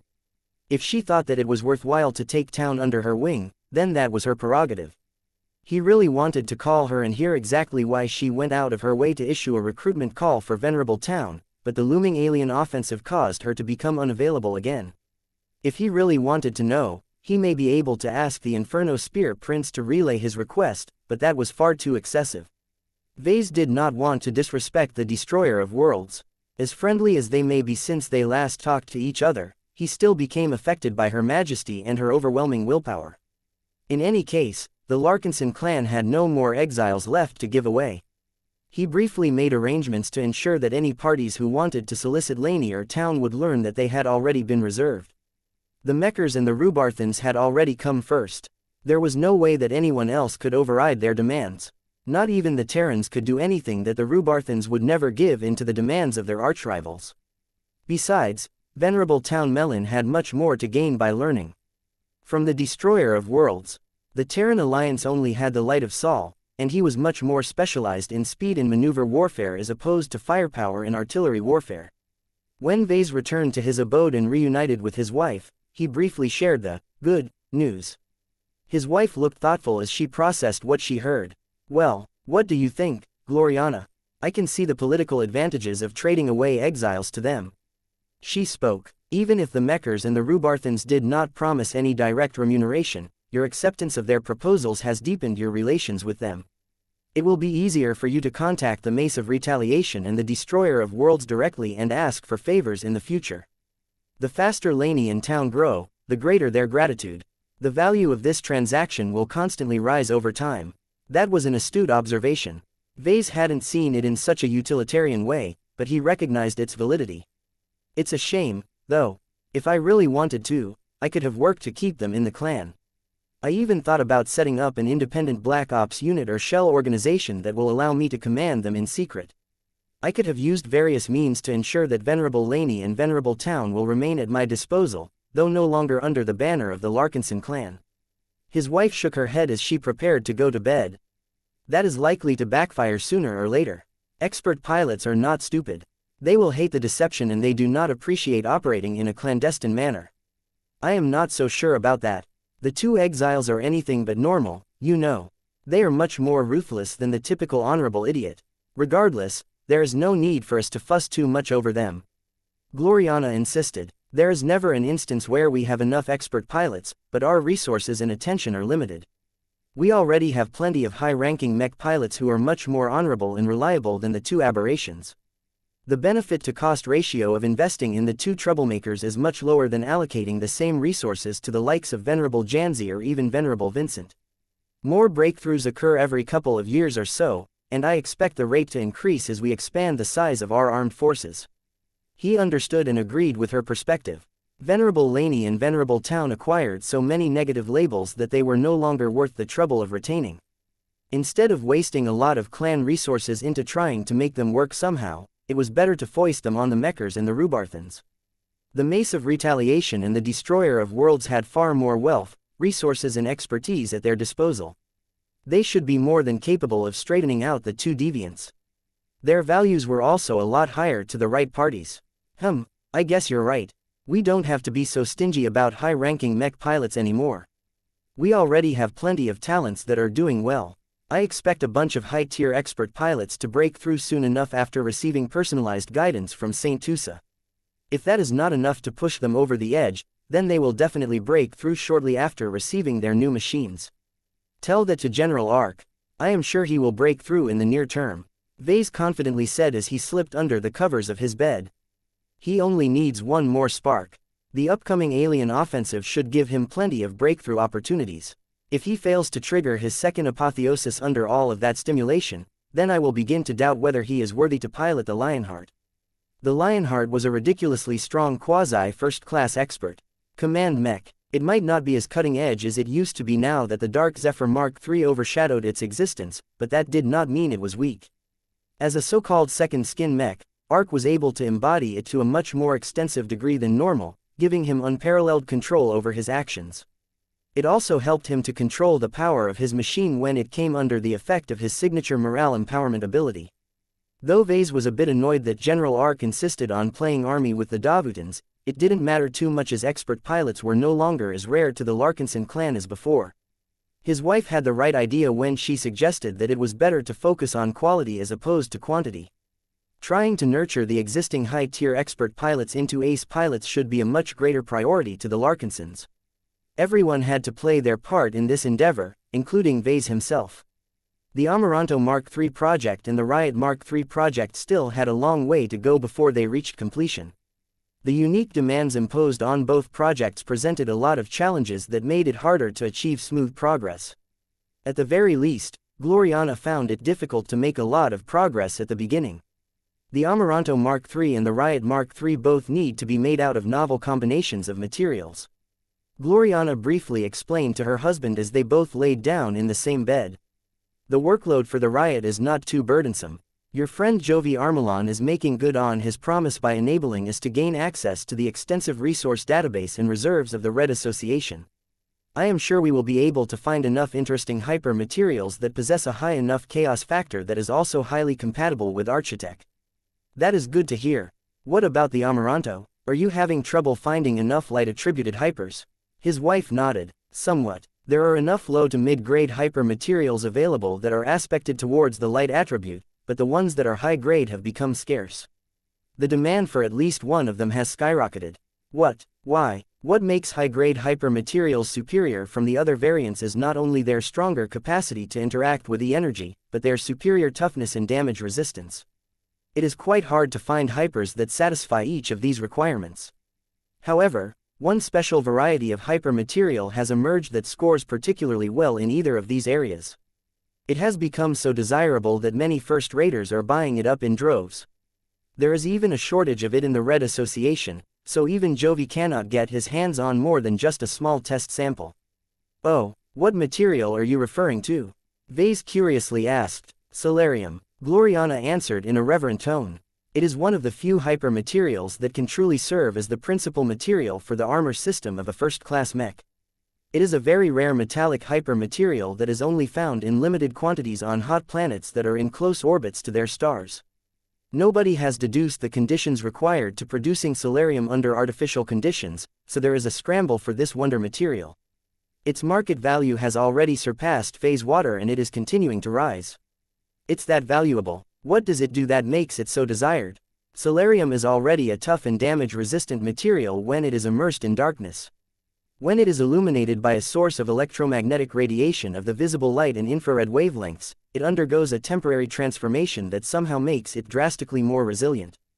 The tests conducted by the RA have discovered that solarium can resist up to 300% more damage when illuminated by the light of a star at close range. What? Vase almost jumped out of his bed when he heard that. A 300% amplification in defensive power was a humongous deal. That sort of defensive amplification was already enough for Vase to think about integrating it in the next iteration of the Bastion. What is the catch? Vase shakily asked. I have already mentioned a few of them. It is scarce. It is expensive. It is also not fully understood. There are many material scientists that are scrambling to understand why it can become so much more powerful when it is exposed to a strong light or heat source. It may yet possess other hidden properties that red humanity has yet to discover. Even so, The surface properties of Solarium are already outrageous enough that I have to add it to the Amaranto. How much? 30% of the total volume of the Amaranto should comprise of Solarium. I can make do with less, but that will severely reduce its effectiveness on our expert rifleman Mech. That is too much. You are talking about acquiring tons of a very desirable hyper material that is already more valuable than phase water. If we can find a purchasing channel, we will have to exceed the already generous design budget for the Amaranto Mark III project and go deep into debt. It is worth it, Gloriana claimed. I don't think so. Vase firmly shook his head. From what I have heard from you, Solarium is a material that is more suitable for defensive mechs. If they get struck with a lot of energy attacks, they will only become more resistant towards damage. The Amaranto was never supposed to be a defensive powerhouse. If Solarium doesn't have an exceptionally high sensitivity towards light attributed E-energy, then it is not a good fit for Venerable Stark's mech. We can buy a limited amount of Solarium to form the outermost armor layer, but it is better to look for a hyper material that is much more sensitive to light energy to build the rest of the mech frame. Chapter 6089 The Send-Off Chapter 6089 The Send-Off Solarium. The light attributed hyper material had become one of the latest fads in the first-class mech community.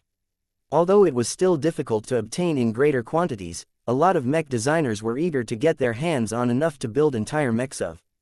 The magical property of amplifying its defensive properties by up to 300% when irradiated by a strong light or heat source was so dazzling that there was even talk about integrating Solarium into first-class ace mechs. Though Gloriana had instantly fallen in love with this hyper material, Vase became aghast when he thought about how much the clan would have to pay to acquire tons of Solarium. I am not going to purchase this overpriced crap for you, Vase definitively stated. Naturally, his wife did not give up so easily. I refuse to accept your decision. Do you know what you are missing out on? Other hypers are far too fragile compared to Solarium. With this amazing hyper material, we can turn the Amaranto into an invincible counter against any enemy that is reliant on energy weapons. This will grant our only expert marksman mech a crushing advantage in long-range combat. No matter whether they are hostile mechs or warships, so long as they are reliant on laser weapons, they have already lost the battle before it has begun. Vase furrowed his brows as he tried to imagine this scenario. He found that Gloriana might actually have a good point. Think about it, she urged. At extreme ranges in space combat, kinetic weapons are ineffective due to the limitations of their muzzle velocities. Laser weapons are the most effective since their beams travel at the speed of light. According to our design proposal, the Amaranto Mark III will also excel at sniping at extreme range. If we can make the living mech practically impervious to returning fire at the same range, Venerable Stark will absolutely dominate any opponent at such distances. According to her description, if the Amaranto Mark III truly integrated a lot of Solarium, then the expert marksman mech would be able to outfight one or even multiple warships at extreme ranges. After all, Venerable Stark and her battle partner would easily be able to launch powerful but also uncannily accurate attacks more than a light second away, while their adversaries had very little chance of dealing effective damage in return. As long as the enemy was not able to get closer or further away from the Amaranto, then it was theoretically possible for the expert mech to terrorize an entire alien fleet by herself. However, Vase did not get swayed by this prospect. He still remained unreceptive to Gloriana's pleas. As attractive as this sounds, it is not too compelling for me. The Amaranto's defensive advantage is conditional. She will still remain vulnerable when attacked by enemies at close range. Solarium also doesn't fit the emphasis on extreme firepower that is supposed to characterize this living mech. Adding extra defenses is a luxury, not a necessity. I am not opposed to strengthening her hard defenses if the opportunity costs are low, but that is not the case here. The price is too high for a hyper material that doesn't outperform other first-class hypers in E-energy sensitivity. His wife made an ugly expression. Then what do you want instead? The Amaranto doesn't need to be reinvented. Vase shouted back. She just needs to double down on extreme firepower. Our clan will never deploy the expert marksman mech by her lonesome. She will always be accompanied by the bastion or other defensive assets. There is no need for us to convert her into a machine that can undertake independent operations. Forget about obsessing too much on enhancing the defenses of the Amaranto Mark III. You are the one that originally came up with the idea of going all out on using hyper materials to enhance the offensive power of this machine.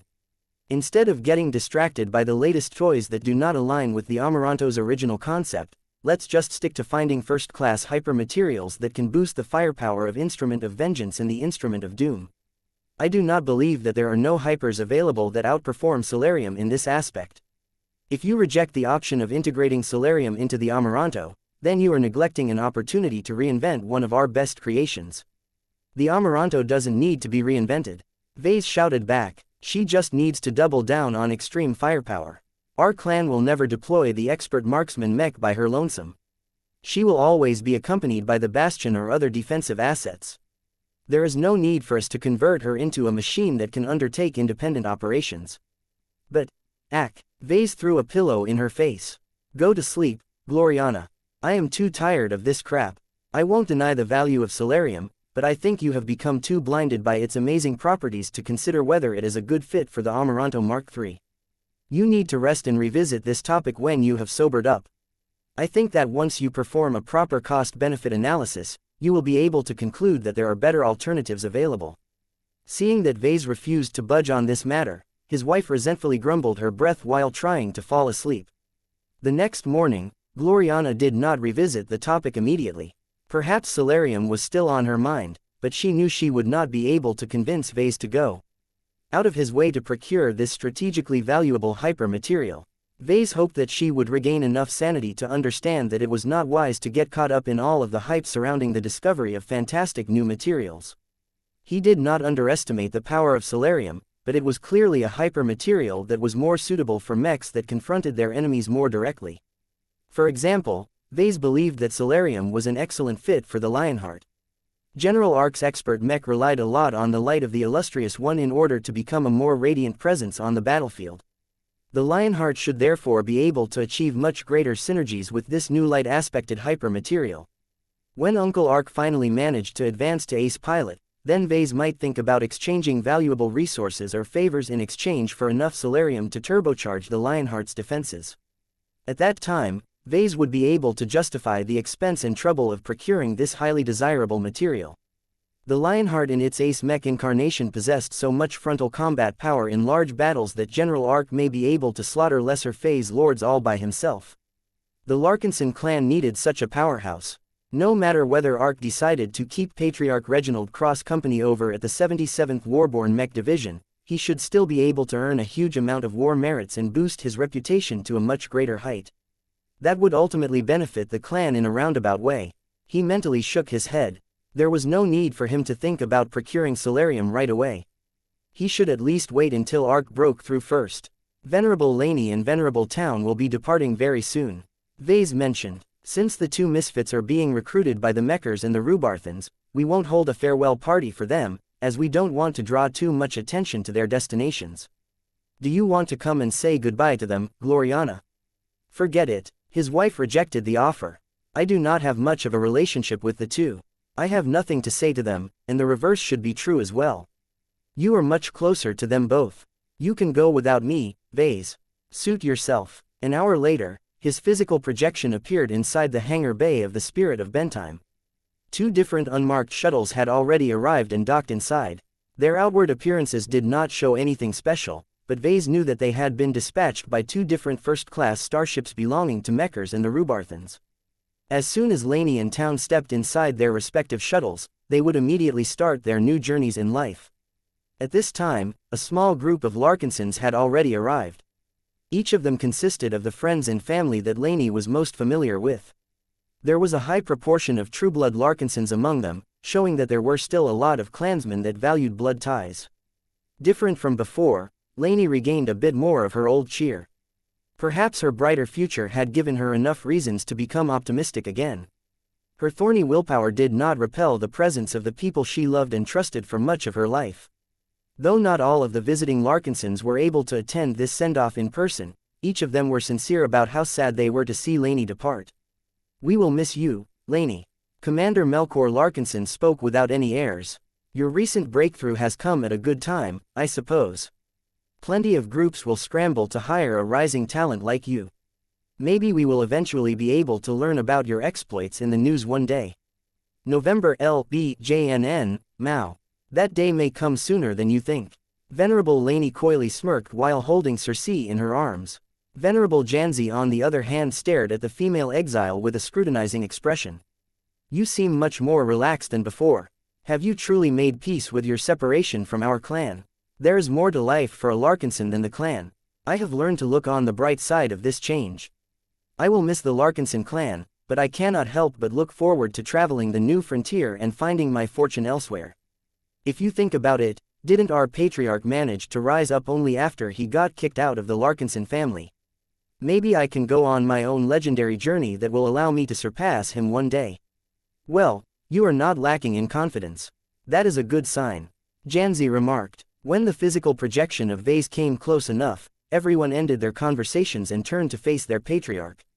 Sir. Good morning, sir. As vase examined the two expert pilots, he saw that venerable town looked a lot lonelier in comparison. Not a single Larkinson went out of his way to visit him and send him off. Even if the news of this send-off had not been published on a larger scale, it was still telling that not a single Ilvanan saw fit to honor town with a solemn farewell. Vase raised the large tome in his hands. Larkinsons, I am sure you recognize this. The Larkinson Mandate not only records the original rules and structure of our clan, but also contains the individual pages of its founding or most prominent members. There are 2 pages that correspond to Venerable Laney Larkinson and Venerable Town Melon. He flipped open the book and searched for both pages. He had already memorized their positions before, so it did not take much time to find the first one that bore Laney's name. Nya, the golden cat emerged from the Larkinson Mandate and turned around to witness what Vase was about to do. She already knew what would happen next. Vase stared at Laney's page for a moment before he grabbed it with a hand and ripped it out of the book. Many of the attending Larkinsons grew shocked at this drastic gesture. Venerable Laney Larkinson, from today onwards, you are cast out of the Larkinson clan. He utilized a small spiritual spell to generate a flame that was powerful enough to ignite the page. Soon, it turned into ash. Vase repeated the ritual for Venerable Town as well. In contrast to Laney, who became emotional at the removal of her page from the Larkinson Mandate, Town hardly reacted at all. It was as if he had already burned his page in his mind. You are free now. Both of you are exiled from the Larkinson clan. You are no longer welcome among the members of our clan. You will no longer be allowed entry to any of our premises. We will not offer you any of the services that we extend to every clansman, and we will not go out of our way to rescue you if you are in distress. Wherever life may take you, it is no longer possible for us to accompany you anymore. Laney grew a little more morose after hearing that. Though she was about to become an elite mecher, the Red Association was nowhere near as warm and cozy as the Larkinson clan. This was the end of a chapter in her life. Chapter 6093 Heart. Chapter 6093 Heart. Vase remained in a subdued mood hours after the send-off. The Larkinson clan only lost 2 members, but the impact was greater than that. Both Laney and Town had become prominent in the clan in different ways. The former had proven herself to be a courageous trueblood Larkinson mech pilot who appeared to herald a new wave of heroes among the Larkinsons. The latter acted as the representative and standard-bearer of the Ilvanan contingent within the clan. Both of them used to be earnest and loyal Larkinsons who made many contributions to the clan. A lot of people used to look up to them. They enjoyed such renown that their sudden downfall affected the Larkinsons in profound ways. Perhaps the impact on the clan would be less if Laney and Town died on the battlefield. At least they would have died with honor rather than live on in disgrace. Well, they are not exactly doing worse at this time, Vase reminded himself. Both Laney and Town arguably managed to step up. The Red Association and the Rubarthan Pact were massive employers that every space peasant dreamed of joining. The 2 exiles arguably managed to secure massive upgrades to their lives and careers. Though Vase still felt conflicted about that, he did his best to set this matter aside and resume his old routine. He needed to allocate his time on several difficult design projects. He also had to start his research on developing a woodsap mech. Considering that the Red Association wanted Venerable Laney Larkinson to get back in action in a timely manner, Vase decided not to stall his research on a potential improvement of the Karman system. Let's check out the Elegant Rage. Now that Vase was no longer plagued by immediate distractions, he should have all the time he needed to examine and tinker with Venerable Laney's mech. The mutated melee mech had already been shipped to New Constantinople 8. During the journey, the living mech remained obedient and still, though she also kept her systems running at a higher activity level than what was typical of dormant machines. As Vase moved further underground and approached the workshop where the mech had been deposited, he began to sense the elegant rage's presence from afar. Interesting. He could already feel the enhanced vitality and life of the elegant rage from afar. It reminded him of the Everchanger to an extent. There were still a lot of differences between the two mechs. Aside from the obvious, the elegant rage possessed a very different character from Joshua's expert mech. Though the mutated mech did not exude any active hostility at the moment, her rage was still simmering beneath the surface. The machine had clearly incurred just as much trauma as her battle partner. It's just as I thought. The word, elegant, does not fit the current mech anymore. When Vase entered the workshop that held the mech in question, he came face to face with a mech that embodied the more primal rage of nature and a woman betrayed. So this is what it is like for a living mech to get contaminated. Vase could never design and produce a mech that could match the current state of the elegant rage. A deviant product like this could only arise from extreme growth conditions. It was powerful, as expected of a mech that absorbed a lot of power from Laney's breakthrough. Muro. Blinky emerged out of Vess's head and approached the elegant rage. The companion spirit was able to perceive a lot more details about the mutated mech's spiritual foundation. It was powerful, as expected of a mech that absorbed a lot of power from Laney's breakthrough. However, what truly caught Vase and Blinky's attention was how the elegant rage had clearly managed to assimilate traces of other known sources. There were strains of energy that reminded him of Venerable Joshua and the Everchanger. The Heartsword had clearly rubbed off on the elegant rage. The mutated mech actively embraced as much energy from Joshua and the Everchanger as she could in order to integrate random bits of discarded wood into her mech frame. Vase did not know how, but the elegant rage managed to transform all of the absorbed wooden matter into functional organic components that seamlessly operated alongside non-organic components. Although the current internal layout of Venerable Laney's mech looked like a disorganized mess due to the lack of central direction, somehow it all worked out. Vase had seen from the battle footage that the mutations did not cause the elegant rage to lose much of her flexibility and other strengths. This was an amazing outcome considering that the mech reached her current state through a tortuous and haphazard process. Is the elegant rage truly a product of Laney's forced resonance? Vase couldn't help but doubt this assumption. Laney knew nothing about mech design. How could her willpower reshape her then broken machine into a functional machine consisting of both conventional and organic components? He refused to believe that the current iteration of the elegant rage was a product of wishful thinking backed up by a lot of willpower. If this was truly the case, then ace pilots and god pilots could put a lot of mech designers out of business. This was an absurd notion. Vase would rather favor the idea that a mysterious entity spontaneously reformed Laney's mech into a functional machine by taking advantage of the resources in the immediate environment. The more he looked at the elegant rage, the more he had the feeling that it was the product of intelligent design. The only problem was that Vase was unable to define the style or logic behind all of the design choices that he could identify. As Vase continued to ponder about this mystery, another mech designer entered the underground workshop. Sir. It is good that you have come. Have you completed your cursory examinations of the so-called wooden mech as well as the fragments of the purple mech? I completed my inspection of the 2 samples that Task Force Solus has shipped over yesterday. Alexa Strian replied before using her cranial implant to transmit a bunch of data files to Vase. Here are my reports along with the raw scans. The products are certainly intriguing, although I would not call them mechs at all. The Emperor tree has imitated the form of our machines, but it has failed to understand their underlying essence. We can call them wooden constructs, I suppose. It's not important. What can you tell me about their material composition? The materials that comprise the wooden constructs are rather interesting, sir. The Emperor tree does not have access to large deposits of high-quality exotics, but it is able to make good use of the materials it has available. My examinations have even discovered many traces of organic tissues belonging to many different exo-beasts. Did the Emperor tree produce its wooden constructs out of the organic matter of exo-beasts? That is a possible theory, but I favor another one. My personal theory is that the Emperor tree produces the prototype of a wooden construct by shedding it from its main body. Once the initial form of the wooden construct has emerged, it is fed with a mixture of exo-beast matter. So long as there is enough sustenance available, the wooden constructs can quickly absorb and digest both energy and organic matter. That will rapidly fuel their growth and prepare them for serious combat. That sounded interesting. Vase immediately went through the implications of what he just heard.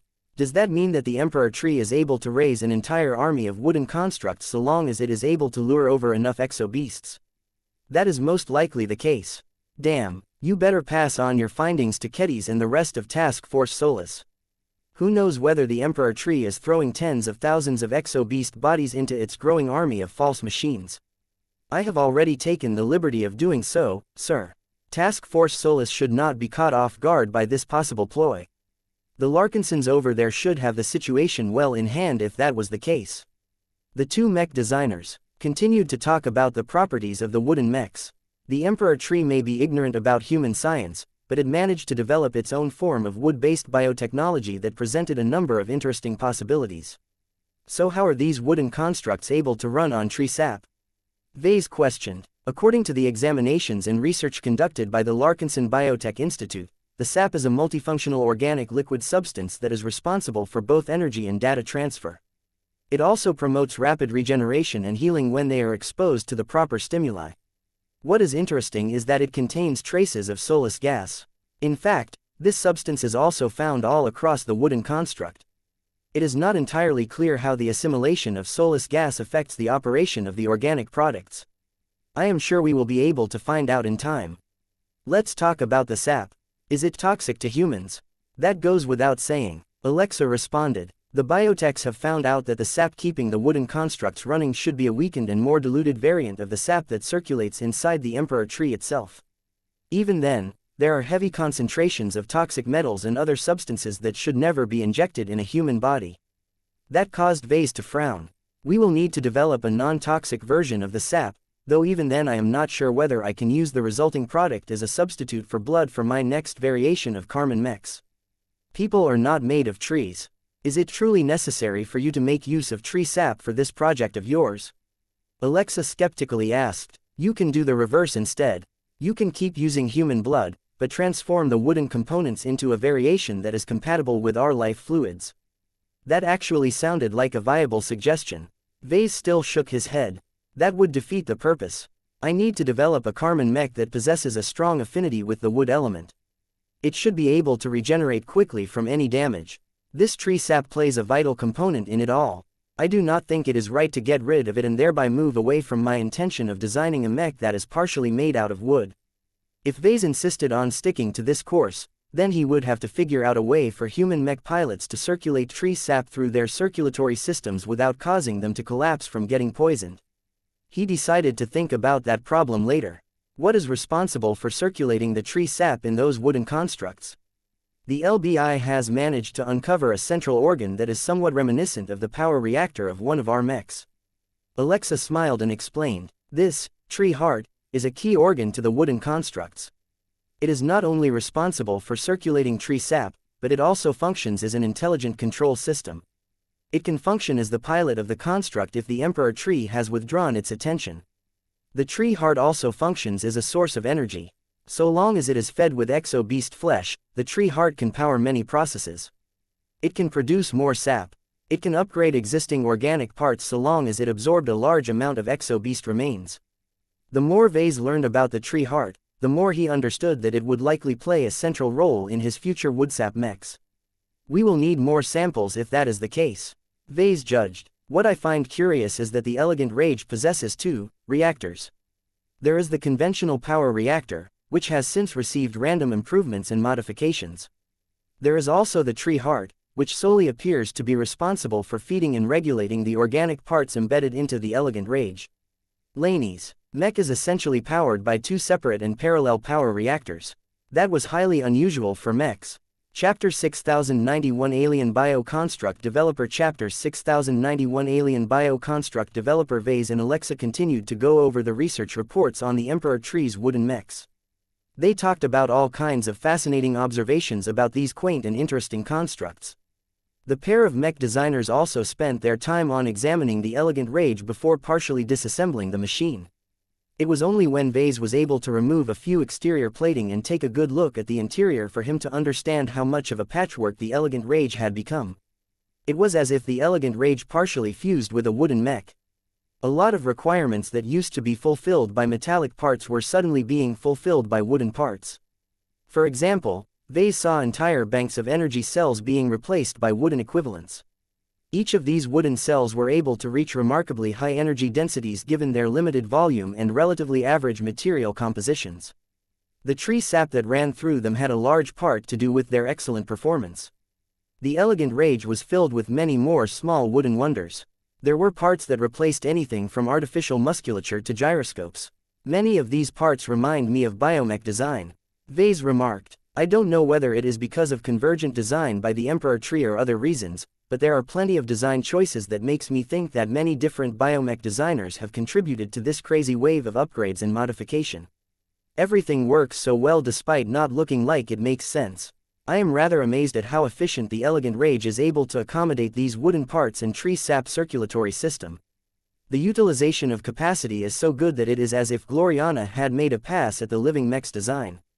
The more Vase and Alexa examined the design, the more mysteries they uncovered. However, their comprehension of how a mech like the elegant rage could possibly work was limited by their limited expertise on biotechnology. Alexa had dabbled in a few biotechnology and biomech design courses, but she did not put much emphasis on this niche specialization back when she was a mech design student. She had already decided to commit to designing conventional mechs as opposed to anything exotic like smart metal mechs or biomechs. As for Vase, he was able to gain a more thorough understanding of how the elegant rage worked by drawing upon multiple sources of expertise. His understanding of spiritual engineering, Blinky's excellent perception, the basic biotech theories he learned in the past along with the occult knowledge provided by the blood cult Scarlet Oak Tree Growth Manual Enlightenment Fruit all allowed him to make a number of accurate inferences on the mechanisms of the elegant rage. Unfortunately, all of it was a bit too scattered to constitute a coherent system.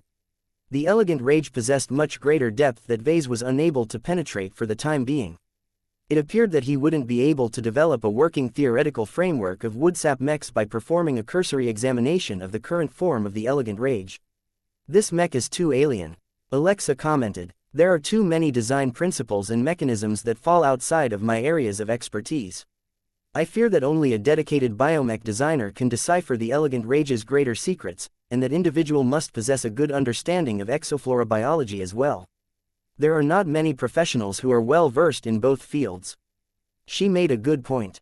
Biomech designers were relatively scarce, especially in the Red Ocean. A lot of biomech designers mainly studied how to develop organic mechs made of exobeast cells. In other words, their principal building blocks consisted of metal-reinforced flesh and bones. It was highly unusual to base mechs out of plant cells, even if they were reinforced with powerful metallic exotics. A lot of biomech designs were directly inspired by the biologies of powerful exobeasts found in the wild. It was a lot easier for biomech designers to plagiarize the best results of natural selection than to invent a new biomech framework from scratch.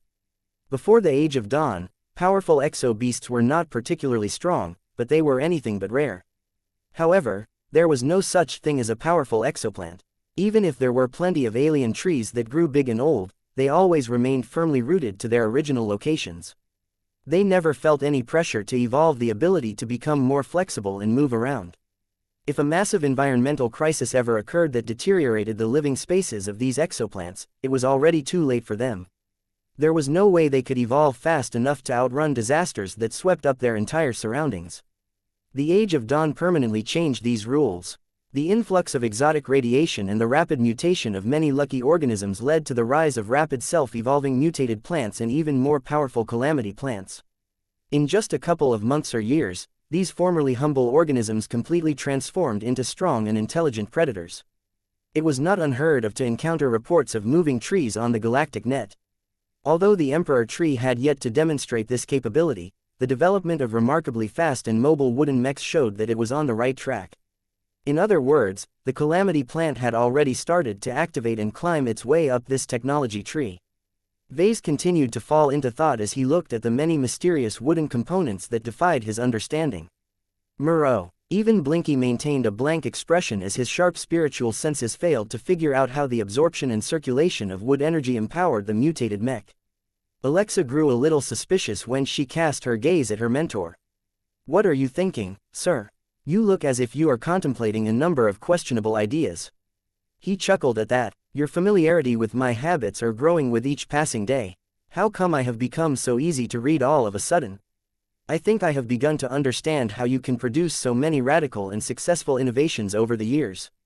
Your risk tolerance is higher than every other mech designer that I know of. You are also much more impulsive. Many mech designers would at least conduct feasibility studies and other forms of analysis before following up on their whims.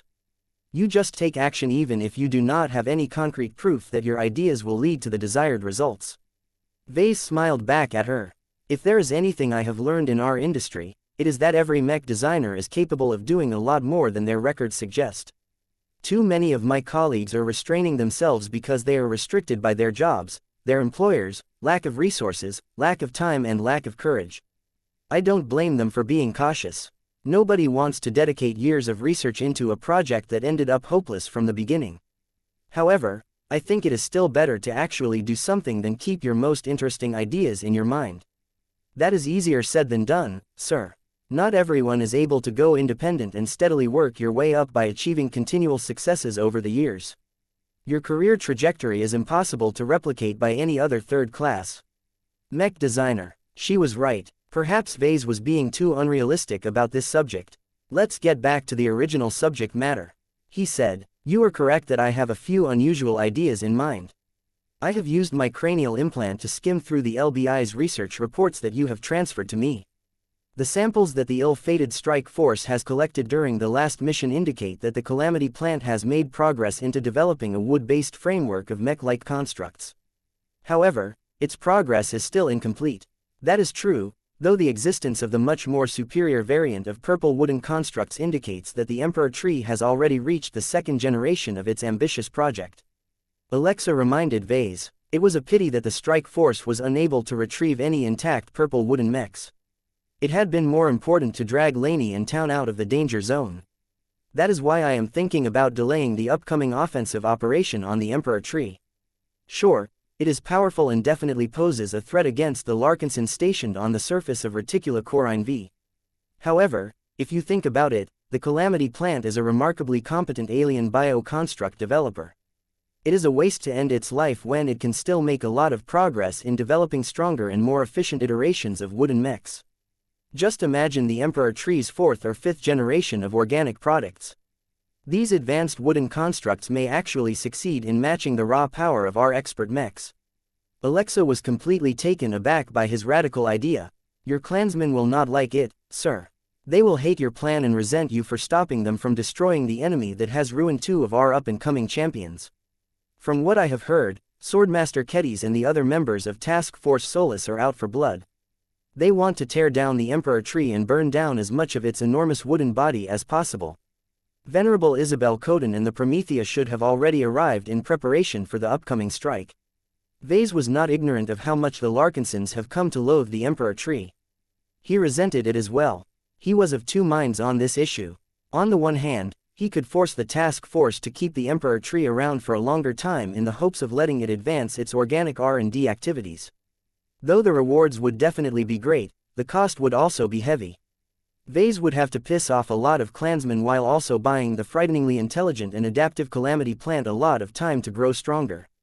On the other hand, striking at the Emperor tree sooner rather than later would nip its threat in the bud, both literally and figuratively.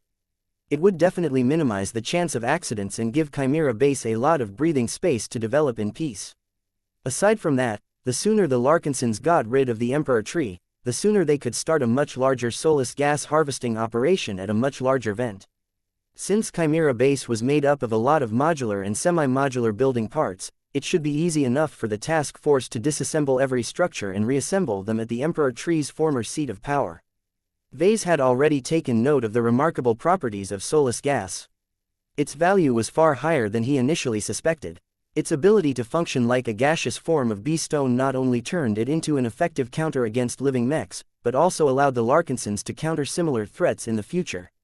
While Solus gas could not be used to counter powerful Calamity beasts and Calamity plants that had evolved alongside this mysterious exotic gas, it was bound to be a lot more effective against powerful beasts that never got into contact with it before.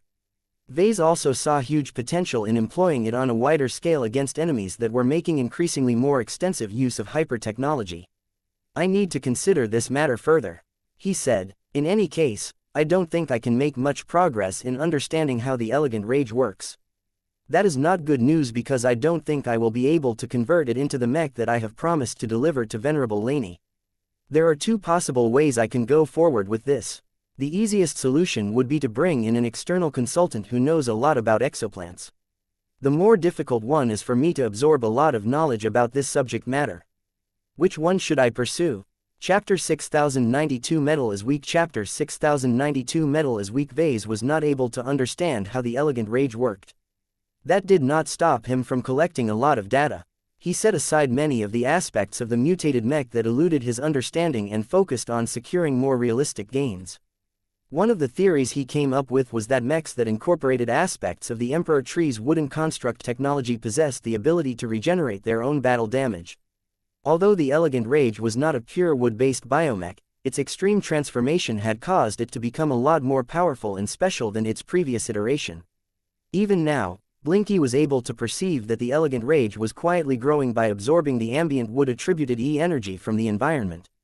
The wood energies were most present in the patchwork wooden components of the mutated mech. However, Blinky was also able to perceive that the wood energy ran through the metal components as well. Somehow, the remaining metallic components of the elegant rage suddenly became receptive towards wood energy. In contrast, the living mech also became less welcoming towards metal energy.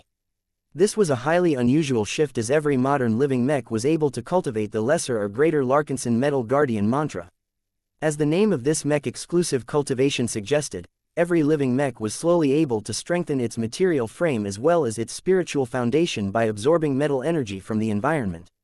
Progress was relatively slow and the effects were not too dramatic, but only a few years had passed since Vase first granted his living mechs more agency in their growth. It made sense for mechs made predominantly out of metallic alloys to absorb more metal energy.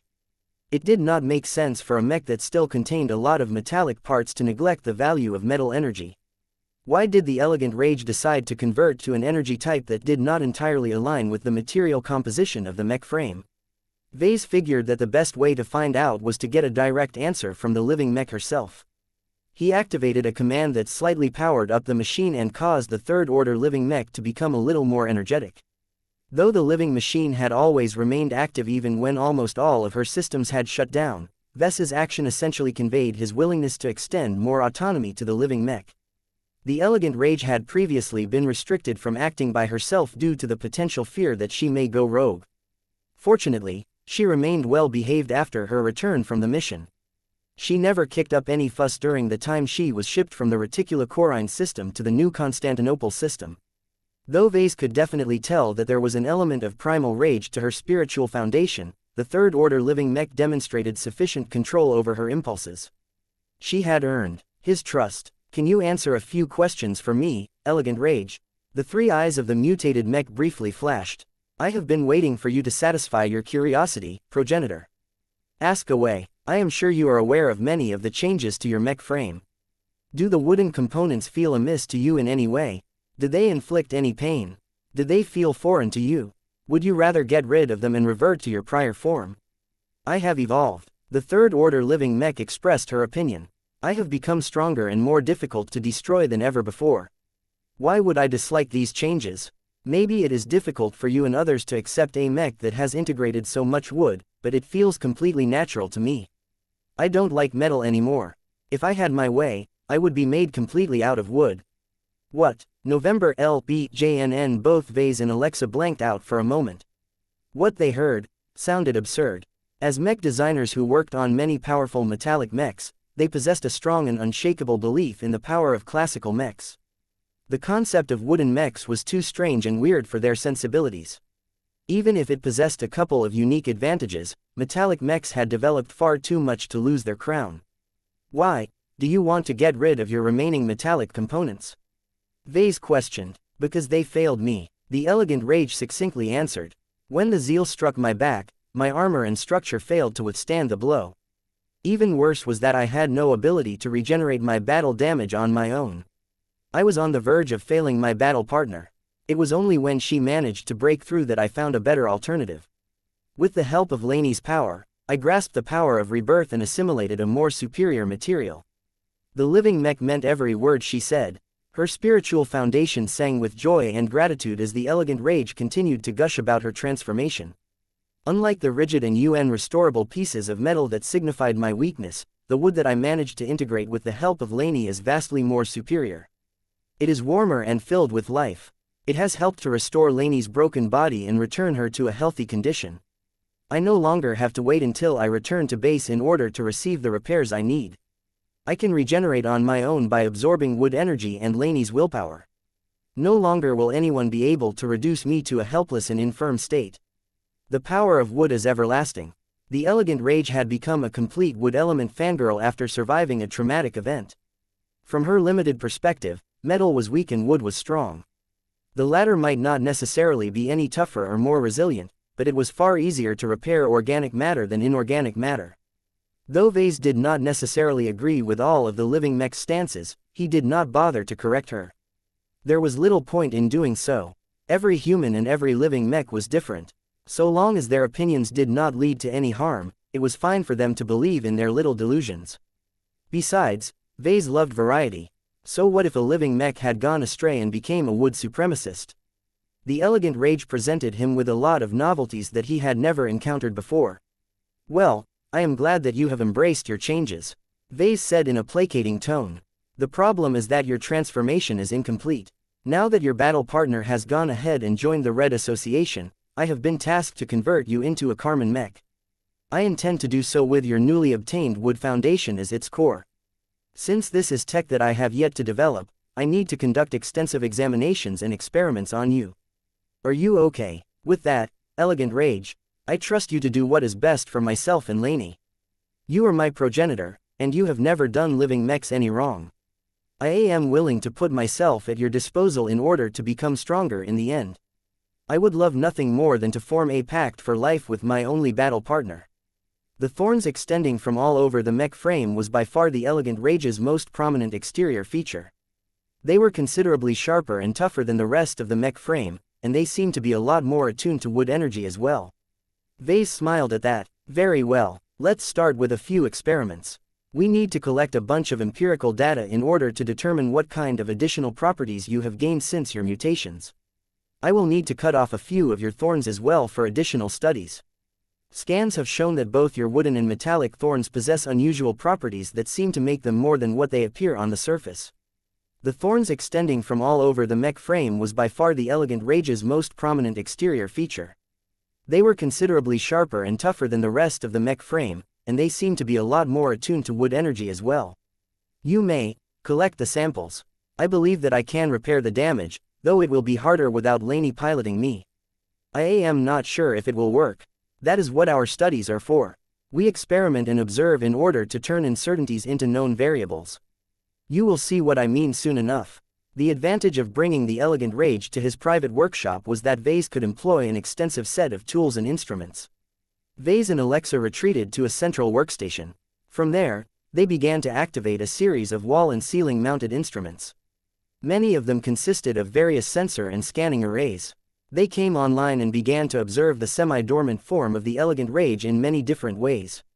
Vase also kept Blinky out in order to serve as his spiritual sensor system. While Vase made sure that all of the high-tech scanning systems were properly calibrated, Alexa served as his assistant and took manual control over a heavy-duty plasma cutter. The large mech weapon-sized industrial tool came online and began to form a very thin but hot plasma edge. Alexa grew a little concerned about using such a hot instrument on a partially organic mech. Sir, are you certain that it is wise to employ a plasma cutter on the elegant rage? What if her wooden components catch fire? The wood produced by the Emperor tree and strengthened by forced resonance shouldn't be so weak.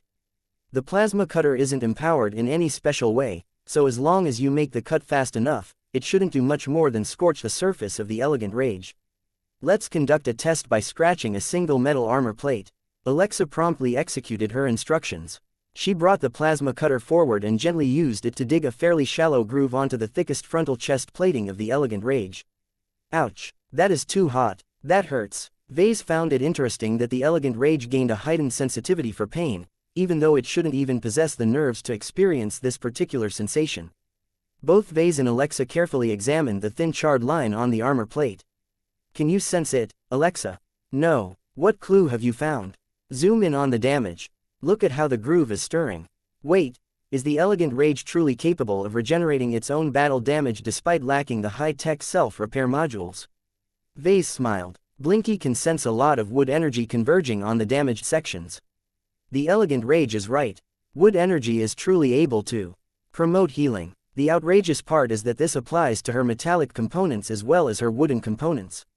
Though they had yet to test the same capability on an exposed wooden part, the results would probably be the same.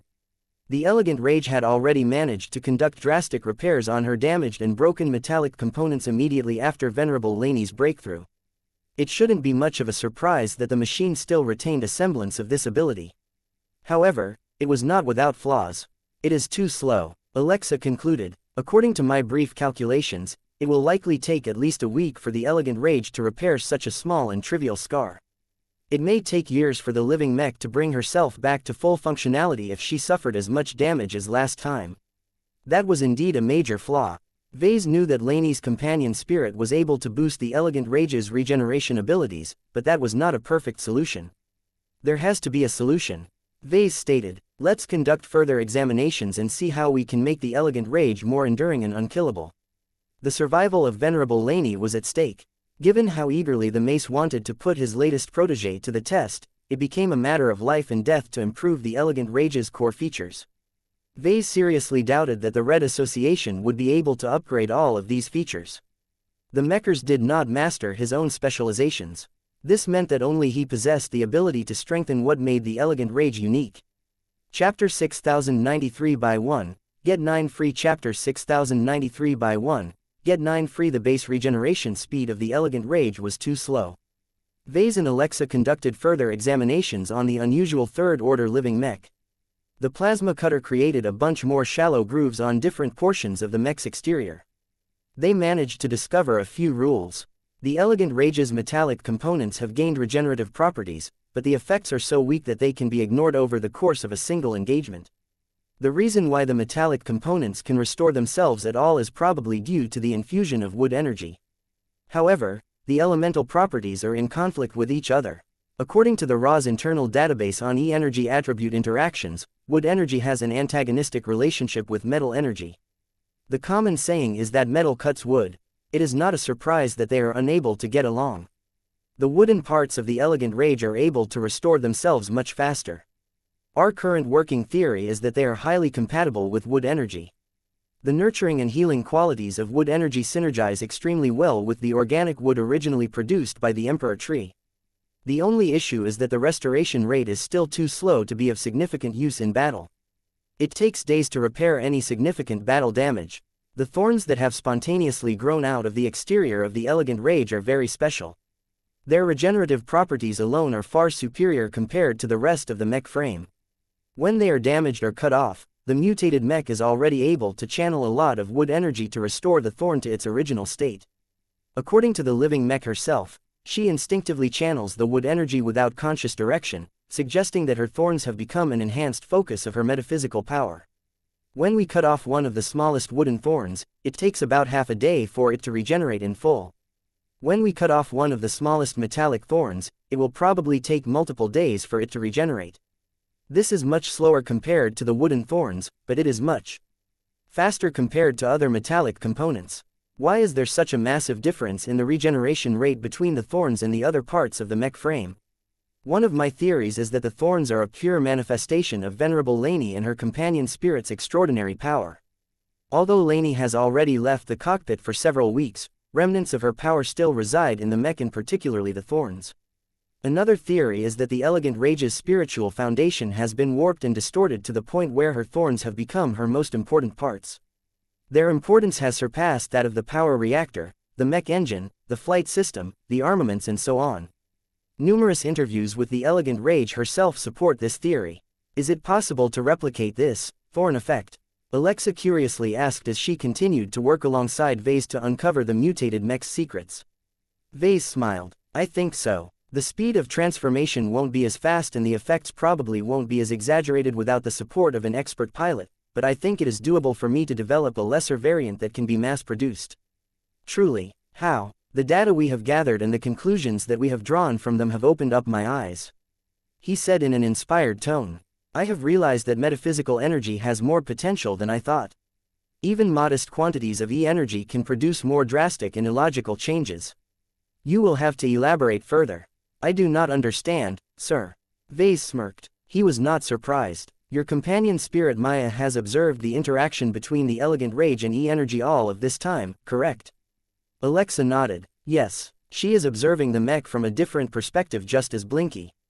Then you should have a good grasp on how much wood energy the elegant rage is absorbing from the environment. Right now, her mech frame is covered by dozens of wounds. She is working hard to repair the damage. Some of the damaged sections are regenerating slowly, but the thorns are repairing a lot faster. Regardless, do you think the throughput of wood E-energy is proportional to the regeneration processes? The former Terran mech designer hadn't paid attention to this, but now that Vase pointed it out, she quickly deduced what he was trying to convey. Her eyes widened in realization. I have grown much more familiar with hyper-technology in the past year. I have witnessed many mech systems that absorb similar quantities of E-energy, but produce much weaker effects. This is a ceiling that is difficult to break because the red ocean dwarf galaxy is positioned hundreds of thousands of light-years away from Messier 87. The exotic radiation that has reached our coordinates has been diluted so many times that the concentration is just a fraction of the concentration at the source. In other words, the red ocean was just a medium-energy environment. Any hypertech that operated in this dwarf galaxy was only a fraction as powerful as in a high-energy environment like Messier 87. Vase always assumed that this was a hard limitation that could not be overcome, but the evidence he gathered from the elegant rage subverted his views. What you have said is largely correct, Alexa, but I believe that it is easier to break this ceiling than I thought. The elegant rage possesses a special quality that allows her to drastically increase the utilization of E-energy. What is strange is that it is only effective on her thorns. Yet this is already a crucial observation because we can observe the differences with our own eyes. Do you realize what this means? We have hard empirical data that the ceiling can be broken, and if my suspicions are correct, this result is much easier to reproduce than you think. How? Let's ask the living mech herself. Vase grinned before turning to face the large machine. You have heard my explanation. Have you formed an idea on what the special quality may be? What allows you to restore your thorns a lot faster than everything else? This was a crucial question. The data gathered by the pair of mech designers revealed that even if the elegant rage channeled a lot more wood energy to her damaged thorns in order to speed up their regeneration processes, the numbers did add up. The yield was far higher than it should. It was as if Vase previously needed to spend 100 MTA credits to produce a single mech in the past, but suddenly gained the capability to produce 10 mechs with the same amount of money. Those were 10 mechs with the same quality and performance parameters as the original machine. Where did the other 9 mechs come from? How was it possible for 100 MTA credits to achieve results that were an order of magnitude better? This was exactly the sort of phenomenon that Vase managed to uncover from the elegant rage. It didn't make any sense to him at first.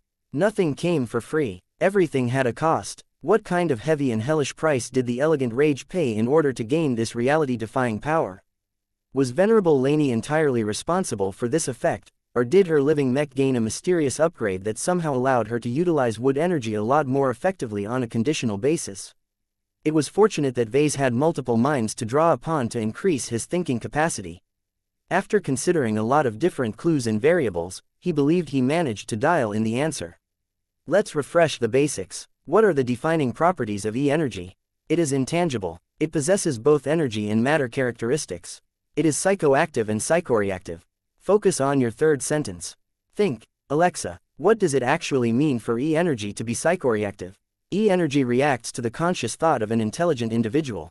Depending on the strength and purity of thought, E-energy can become stronger and produce much more specific effects than usual. Hypermaterials already do this to a degree, but since they are lifeless objects, the reactions are mostly static and unchanging in isolation. It is only when there is a conscious mind that greater variance has been observed. Oh, Vase grinned wider. Have you realized it, Alexa? Are you suggesting that it is the elegant rage's own cognition that is responsible for boosting the regeneration of her own thorns? Exactly. It makes too much sense. Let Maya take a deep look at the elegant rage's spiritual foundation. The essence of thorns has already taken root in the very spirit of the living mech. That is a clear indication that she is somehow improving the interaction between wood energy and her thorns to a drastic degree. Although this explanation made a lot of sense, Alexa still felt there were a lot of gaps in this radical theory. Each of your living mechs practice the cultivation method that you have devised for them, if I recall. That cultivation method is largely centered around the absorption of metal energy. Even if the elegant rage ceased to practice it because she has developed a loathing for the metal element, how is the living mech able to produce drastically better results with wood energy? The difference in effectiveness was too great. The answer is quite simple, Alexa. Let's ask the mech herself. Elegant Rage, have you suspended your practice of the Greater Larkinson Metal Guardian mantra? Yes. Have you decided to practice a modified version of the cultivation method or any other cultivation method as a substitute? No. Why not? I already feel comfortable in my current state. I am growing even faster than when I was practicing your cultivation method in the past. I see no reason to make any further changes. My thorns are growing sharper and tougher with each passing day. Alexa looked shocked when she heard this. How was the Elegant Rage able to improve at such a notable rate without practicing any cultivation method? This defied her limited understanding. What do you think about thorns? Thorns are my weapons and armor. They can not only protect Lainey's life, but allows her to retaliate with the power of her enemies. The harder I get hit, the more harmful my thorns become. The thorns covering my exterior is an obvious warning to all that they must pay a painful price if they dare lay a hand on me or Lainey again. My thorns have become the embodiment of my entire existence. Alexa flinched as the living mech spoke that last sentence with a much higher volume than normal. Vase turned to face his direct disciple. Have you finally figured out the answer? I believe so, Alexa said as she rapidly put all of the facts together. The Elegant Rage doesn't need to practice a cultivation method because her distorted cognition already produces the same effect. If you think about it, a cultivation method is nothing more than a highly focused form of self-hypnosis. The goal is to artificially impose a radically different state of mind in your head for the purpose of producing specific reactions with specific E-energy attributes. The Elegant Rage does not need to do that, because the changes produced by Venerable Lainey's breakthrough has automatically reshaped the living mech's mind state into one that is inherently focused and obsessed with thorns. Correct. That is the theory that I have devised. For you to come to the same conclusion after noticing the same clues shows that it is likely correct. Strong cognition produces stronger E-energy reactions. The Elegant Rage has grown by a large extent all of a sudden as she was able to leech a portion of Lainey's breakthrough energies. Her greater quantity of ascension runes is proof of that. Now, I believe that we have discovered a very important means of strengthening the hyper-technology and E-technology of all of our living mechs. I need to conduct a bunch of follow-up experiments in order to be sure, but if my suspicions are correct, we should be able to drastically strengthen all of our existing and future products. Chapter 6094 The Power of Strong Cognition Chapter 6094 The Power of Strong Cognition It had been the right decision to hang on to the Elegant Rage for a while. Vase managed to harvest a lot of useful gains from the Elegant Rage. The most crucial insight that he managed to obtain from his examinations of this mutated mech was the discovery that strong cognition could replace cultivation methods. It made sense after a bit of thinking. If active cultivation was like trying to self-hypnotize oneself, possessing a very strong mindset was a superior alternative to such a clumsy and artificial method. This was probably one of the underlying pillars of willpower cultivation. Both swordmasters and high-ranking mech pilots grew stronger not by engaging in any mysterious voodoo, but by developing an extraordinary mindset that was utterly focused and single-minded. The stronger the ego of the willpower cultivator, the greater his or her ability to distort psychoreactive energies, thereby forcing reality to bend to their unbreakable will. This explained what made the Elegant Rage so different from other third-order living mechs, even those that managed to ride along the breakthroughs of their pilots. Compared to other expert pilots, Venerable Lainey Larkinson's breakthrough was especially desperate and traumatic. In her dying state, her mentality became extremely unbalanced and probably fixated really hard on thoughts related to revenge, payback, retribution and etc. Lainey became overwhelmed by her unrestrained negative thoughts and emotions. During the age of mechs, an expert pilot that had completely lost her composure and set aside all of her honor and nobility would never be able to earn the blessing of the kingdom of mechs. The current iteration of the Red Kingdom was different. The breakthrough did nothing to dispel Lainey's negative obsessions. Instead, the process of apotheosis strengthened them, causing them to become extraordinarily more powerful. Contaminated by the strong aura, presence and wood energy exuded by the Emperor Tree, Venerable Laney's extraordinary power further mutated by acquiring a wood-based theme. This was the reason why her willpower manifested in the shape of thorns. As the mech that formed an active man-machine connection with Laney at the time of her traumatic breakthrough, it made sense for the elegant rage to freeload off her battle partner's dramatic explosion in strength. If Laney was a conventional expert pilot, then her mech would probably absorb a bunch of positive or neutral energies. This transformed the living mech's cognition and not only caused them to develop a closer bond with their high-ranking pilots, but also increased their compatibility with the latter's E-energy attributes. Now that Vase thought about it, these acquired qualities should also be present among old machines that had been with their partners for a long time, such as the Dark Zephyr, the Bastion and the Seaman. However, these special living mechs did not demonstrate noticeably strong capabilities because it was harder to notice the differences produced by their strong cognitions. For example, the Dark Zephyr's alignment with Tussa's ideas probably made the living mech faster and more evasive, but how could Vase possibly measure this when the machine was already loaded with a powerful flight system and other parts that boosted his mobility? There was no way to tell whether the Dark Zephyr Mark III produced a certain increase in acceleration or maneuverability because of a specific reason. It could be due to his superior tech, the true resonance amplification from being piloted by Saint Tusa, a favorable E-energy environment, or the living mech's own strong cognition. So even if the effect of acquired cognition played a role in strengthening the performance of a third-order living mech, who could truly tell? The Dark Zephyr and all of his other established third-order living mechs all possessed a high trust in their progenitor and diligently practiced the Greater Larkinson Metal Guardian mantra without further question. At most, they made minor changes to their practice in order to shift a bit of focus towards other E-energy attributes, but it was unquestionable that the metal element remained a core feature of this mantra. It wouldn't have included the word metal in its name if this was not the case. Vase recalled that he originally created the Lesser and Greater Larkinson Metal Guardian mantra by using another cultivation method as a base template. The Admir Guardian mantra that Vase managed to learn by ingesting an enlightenment fruit not only possessed a strong defensive focus, but could also be adapted for living mechs as the system processed the method to make it more universal. The latter was an incredibly important hidden benefit. Vase could gain far more from the Tree of Possibilities than by using his capital and influence to collect ancient cultivation records from various different parties. Even if he managed to obtain a bunch of copies of surviving cultivation manuals, they were usually written in obscure foreign languages that were difficult to interpret. The conditions of practicing them were also a lot harsher, as many of them had been tailored for primordial humans or people with very rare and specific talents. One of the greatest advantages of the enlightenment fruits provided by the Tree of Possibilities was to render all of these prerequisites irrelevant and allow the recipients to instantly get started with the corresponding methods. How was this possible? Vase had no clue. This was way too advanced and high level to him. Perhaps he might be able to replicate this effect when he reached the same height as the creator of the Metal Scroll, but that was too far away from his current self. He focused on the more immediate implications. The speed of practicing was fairly slow, and it imposed greater demands on the physique than the spirit. Nonetheless, the talent threshold was also lower as a response.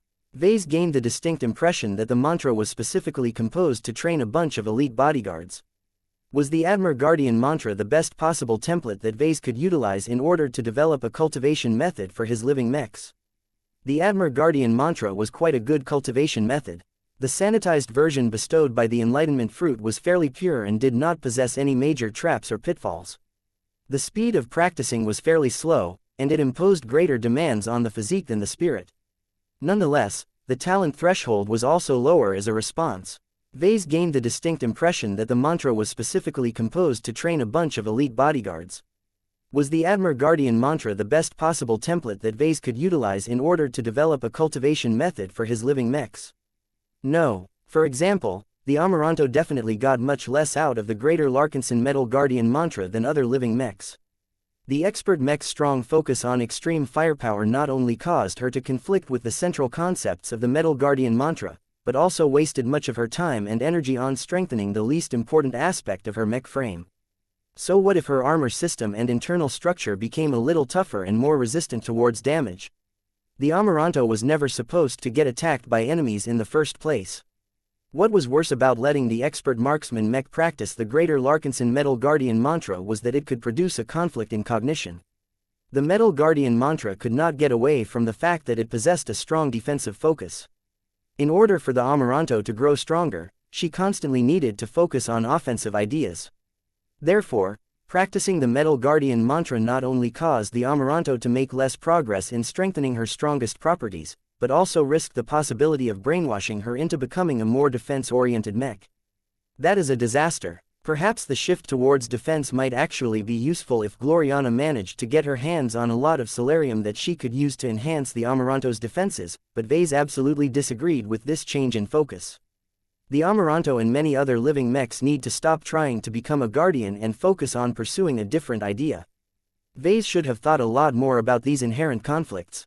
His busy schedule and the constant emergence of exciting side projects had caused him to neglect the issue of mech cultivation. He needed to correct that. Every mech needed to be able to grow completely according to their own inherent inclinations. This was difficult to accomplish with only a single template as a starting point. Vase grew increasingly more dissatisfied with the Larkinson Metal Guardian mantra. It served its purpose at the time of its creation, but several years had passed.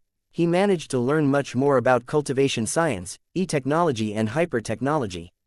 He observed a lot of new phenomena and harvested a huge amount of insights. According to his current standards, the Larkinson Metal Guardian mantra had become an outdated piece of trash.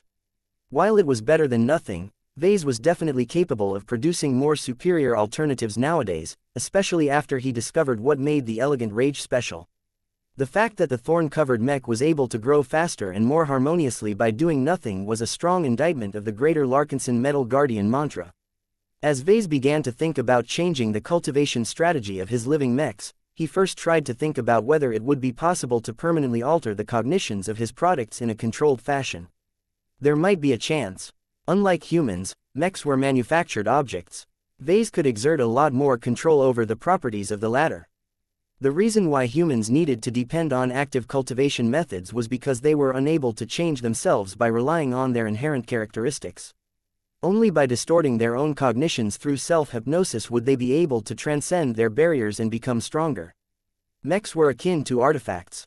Their designers were able to specify their roles, their forms and even their underlying spiritual foundations to align with a very specific vision. Vase suddenly understood why high-level artifacts needed to possess a mind of their own. It was because relying on hyper-materials and runes to bestow extraordinary properties on objects was not enough to make them powerful. Only when they were governed by strong and very single-minded spirits would they be able to surpass the boundaries of their physical limitations and increase the power of E-energy reactions. A powerful enough mind and spirit was able to transform an average sword into a god-killing artifact. Vase began to reevaluate a lot of assumptions about his living mechs. His latest insights caused him to suspect that he had been going astray. Third-order living mechs were wonderful existences. They most definitely managed to surpass the ordinary and gain traits that helped mech pilots in many ways. From being able to grow and develop ascension runes to being able to cooperate more closely with their mech pilots, third-order living mechs undoubtedly proved their usefulness many times over. However, developing true sapience was a double-edged sword.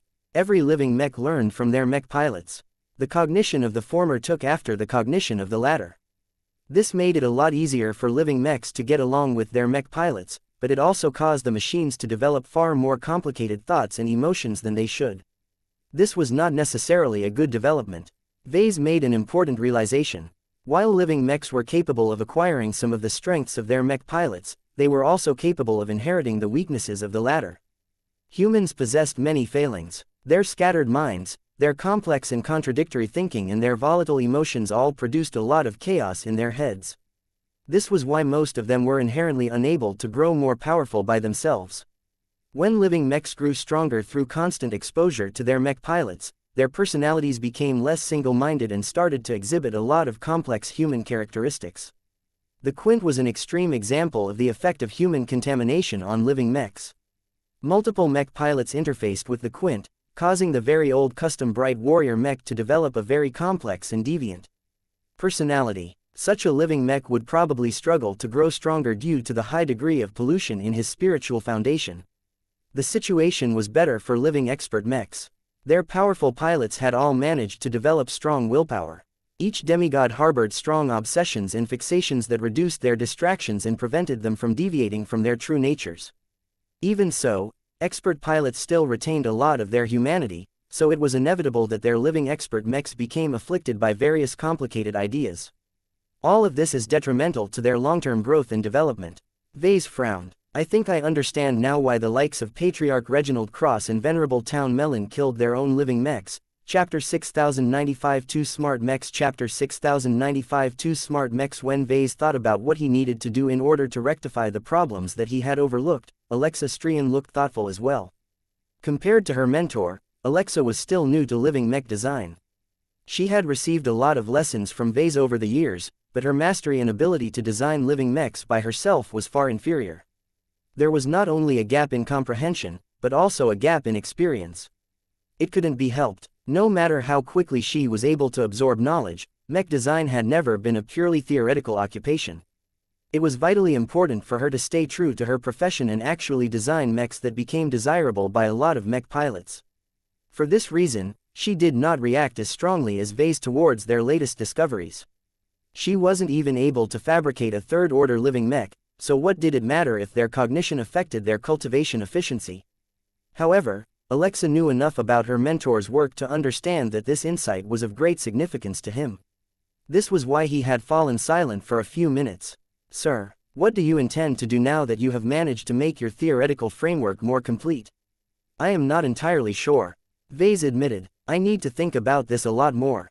At the very least, I have already decided to rethink the cultivation methods that I have devised for my living mechs. I think it is best to start over from scratch. I can either devise a single universal method that is a lot more adaptable than the Greater Larkinson Metal Guardian mantra, or I can come up with a bunch of different specialized cultivation methods that align with each individual mech role or mech archetype. Alexa frowned. The former approach is difficult to produce optimal results. A one-size-fits-all solution will never be able to fully service the needs of mechs as diverse as the Fey Fianna and the Transcendent Punisher Mark III. The latter approach is far too time-consuming if you have to do all of the work yourself. I doubt that any of the researchers over at the T Institute possess the necessary expertise to devise cultivation methods for your living mechs. If you have to make one for each individual mech line and each individual high-ranking mech, you will not have enough time left to design your own mechs. She was right. Vase found it difficult to decide between the two approaches. That was why he failed to make a decision. He needed to conduct more tests and explore his options a bit further before he committed to a strategy. I will figure this out later, Vase said while he made a dismissive shrug. There is a need for change, but it is not urgent for the time being. All of my existing living mechs are continuing to grow and make progress with the help of the current Larkinson Metal Guardian mantra. Even if they are not developing their greatest strengths, the gradual boost in resilience at least increases their chances of survival. And do a better job at preserving their mech pilots. That is not a useless development. It was not his preferred solution, though. He was a big believer in the idea that specialized mechs should mainly develop their strengths. Mitigating their weaknesses was not detrimental, but it did not really yield as many benefits, especially if different machines fought together. Now that Vase was able to make detailed observations on the effectiveness of the Larkinson Metal Guardian mantra on all of his living mechs, he became a lot more confident in his ability to develop a superior solution. The insights that he managed to obtain from studying the Elegant Rage would definitely play a crucial role in this upcoming endeavor. The Elegant Rage's brand new focus on thorns had given Vase enough empirical data that strong cognition mattered more than fancy techniques. In fact, Vase should already be familiar with this dynamic. His mother had already taught him that a lot of cultivation methods placed a huge emphasis on artistic conceptions, but he never fully understood why that was the case. Now, he knew. According to his current analysis, the reason why the Elegant Rage was able to passively cultivate at such a high level of efficiency was because Venerable Laney had forcefully imprinted her own artistic conception into her living mech. This act was so overbearing that the Elegant Rage's very essence was reshaped into thorns. Vase wanted to replicate this method. If he was able to succeed, if my research bears fruit, then there is a very real possibility that I can comprehensively improve the power of living mechs to a whole new level. He explained to his protege. The jump in performance should be drastic enough to announce it to the public. The only issue is that this is an improvement related to mech cultivation, which is associated with 5th-generation living mechs. 6th-generation living mechs are mostly centered around improvements related to hyper-technology and ultimate modules. It is not entirely appropriate to consider this to be a refinement of the current generation of living mech development. Why not use this as the basis of 7th generation living mechs then? It's not enough. Vase rejected the suggestion. While I anticipate that any progress in this area will lead to a substantial increase in the growth rate as well as the hard power of all of my living mechs, it is essentially an evolution of an existing mech feature that I have introduced relatively recently.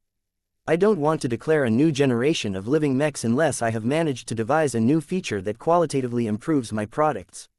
I am still short of reaching this standard. I see. How long will it take for you to complete this research? I don't know, but don't expect any immediate progress. I think that there are still extensive gaps in my understanding of living mechs and cultivation science. I need to conduct more experiments and study more theory. I also need to consult a number of experts in order to clarify a few matters that I am not certain about. It would actually be great if I can consult the opinion of the evolution witch. Vase did not dare to waste her time on trivial matters, but he felt the urge to do so anyway. He should have a chance to ask his questions during the next session of the Interim Leadership Council. However, that would take a bit of time, and the upcoming alien offensive might delay the upcoming session. Vase and Alexa quickly wrapped up their initial examinations on the Elegant Rage. Outside of learning about the importance of strong cognition, the two mech designers managed to gain a much better understanding of how the current iteration of the Elegant Rage worked. Unfortunately, they had yet to figure out the core secrets that explained the existence of a mutated machine that utilized both metallic and wooden components at the same time. Alexa made a helpful suggestion in this regard. Instead of spending our time on studying a large amount of knowledge related to exoplant biology and wood-based organic machines, it is better to consult an outside expert. You can leave this responsibility to me, sir. I can contact many different Terran research institutions on your behalf. Vase hesitated for a moment. Involving outsiders meant leaking valuable information. However, the Elegant Rage did not contain anything that he desperately needed to hide. He had yet to transform her into a Carmen mech, so it was fine if outsiders took a peek. Very well, you can go ahead and do so. Make sure you get someone who is truly qualified to understand what is going on with the Elegant Rage. It is best if you manage to gain the cooperation of a mech designer. Once they ended their examinations, they left the workshop and left the Elegant Rage alone. Vase used to think that the answer to this question was an unambiguous yes, but now he started to doubt his direction.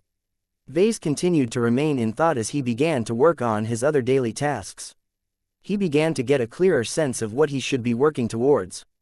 It was all well and good to design living mechs that became increasingly smarter and more capable of forming human-like thoughts and emotions, but was that truly the best way to make them stronger? Vase used to think that the answer to this question was an unambiguous yes, but now he started to doubt his direction. Is it better to dumb them down instead? The Elegant Rage arguably already completed this process. Just like Venerable Laney, who had sacrificed parts of her humanity in order to gain extraordinary power, her battle partner also lost aspects of herself in order to make room for her new Thorn's obsession. Vase briefly wondered whether it was possible for living mechs to undergo willpower cultivation. They would undoubtedly grow a lot stronger if that was possible. If their mentalities became increasingly more single-minded and focused, then their cultivation efficiency and power utilization should both skyrocket. However, Vase had never heard of high-level artifacts developing such exaggeratingly strong willpower. Objects such as the ocean collar and the flower parasol were not only a lot less sapient, but they also possessed inherent cognitive gaps that made them unable to fully emulate actual humans. It is impossible for them to strengthen their egos past an extraordinary threshold.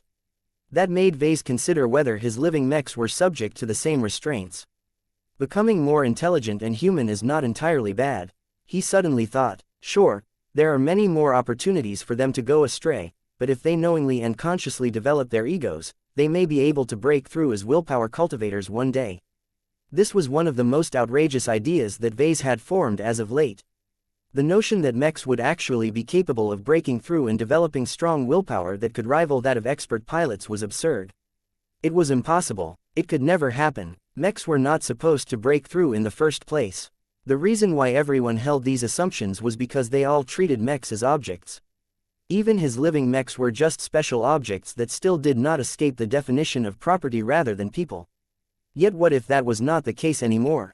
What if Vase continued to develop his living mechs according to their current trajectory? My third-order living mechs are special because they have successfully managed to acquire a myriad of human traits. Vase surmised. That is both their strength and their weakness. However, an important detail is that not every human is equal.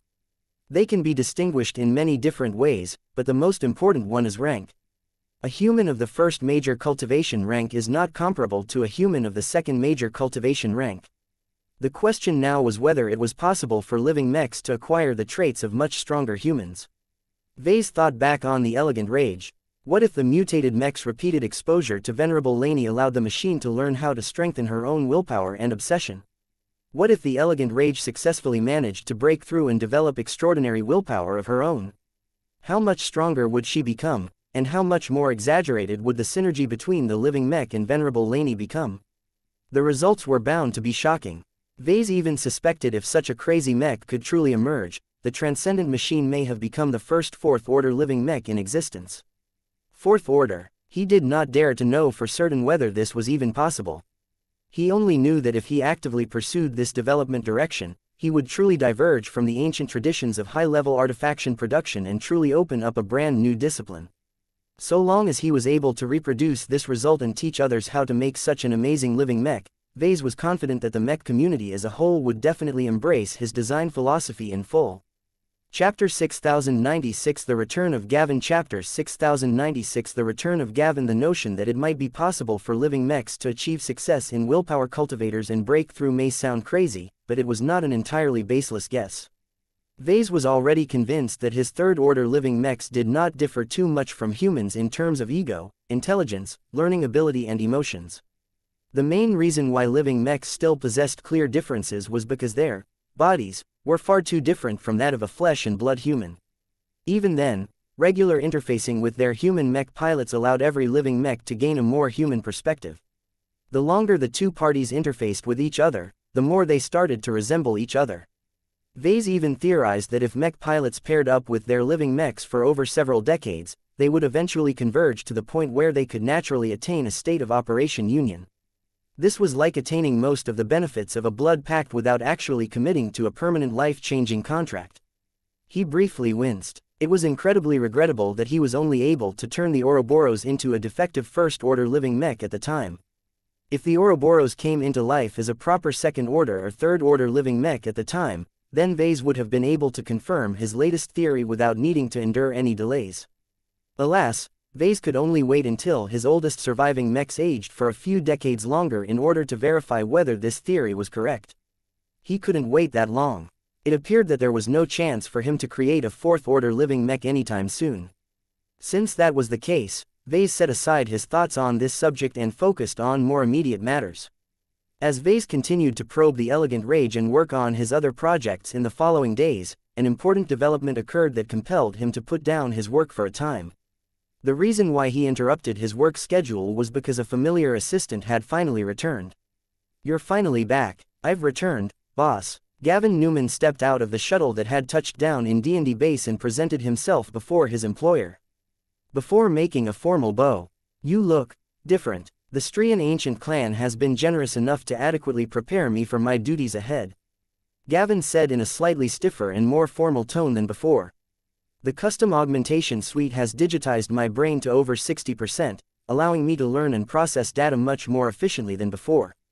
The inclusion of a rare and powerful mentalist crystal has produced numerous new effects that has not only improved my mental performance even further, but has also mitigated the personality loss effect that is common to heavily digitized minds." When Vase took a closer look at Gavin, he was able to sense a familiar vibe from his assistant's head. There was a fairly powerful and concentrated hyper-material that possessed the very rare mind attribute. The effect of combining a mentalist crystal with a brain augment produced strong synergies that could not be attained by cranial implants developed in the previous age. Vase had already witnessed Gloriana turning into a genius who became more terrifying than a typical first-class mech designer. He had good reasons to suspect that Gavin would doubtlessly become immensely more competent as well.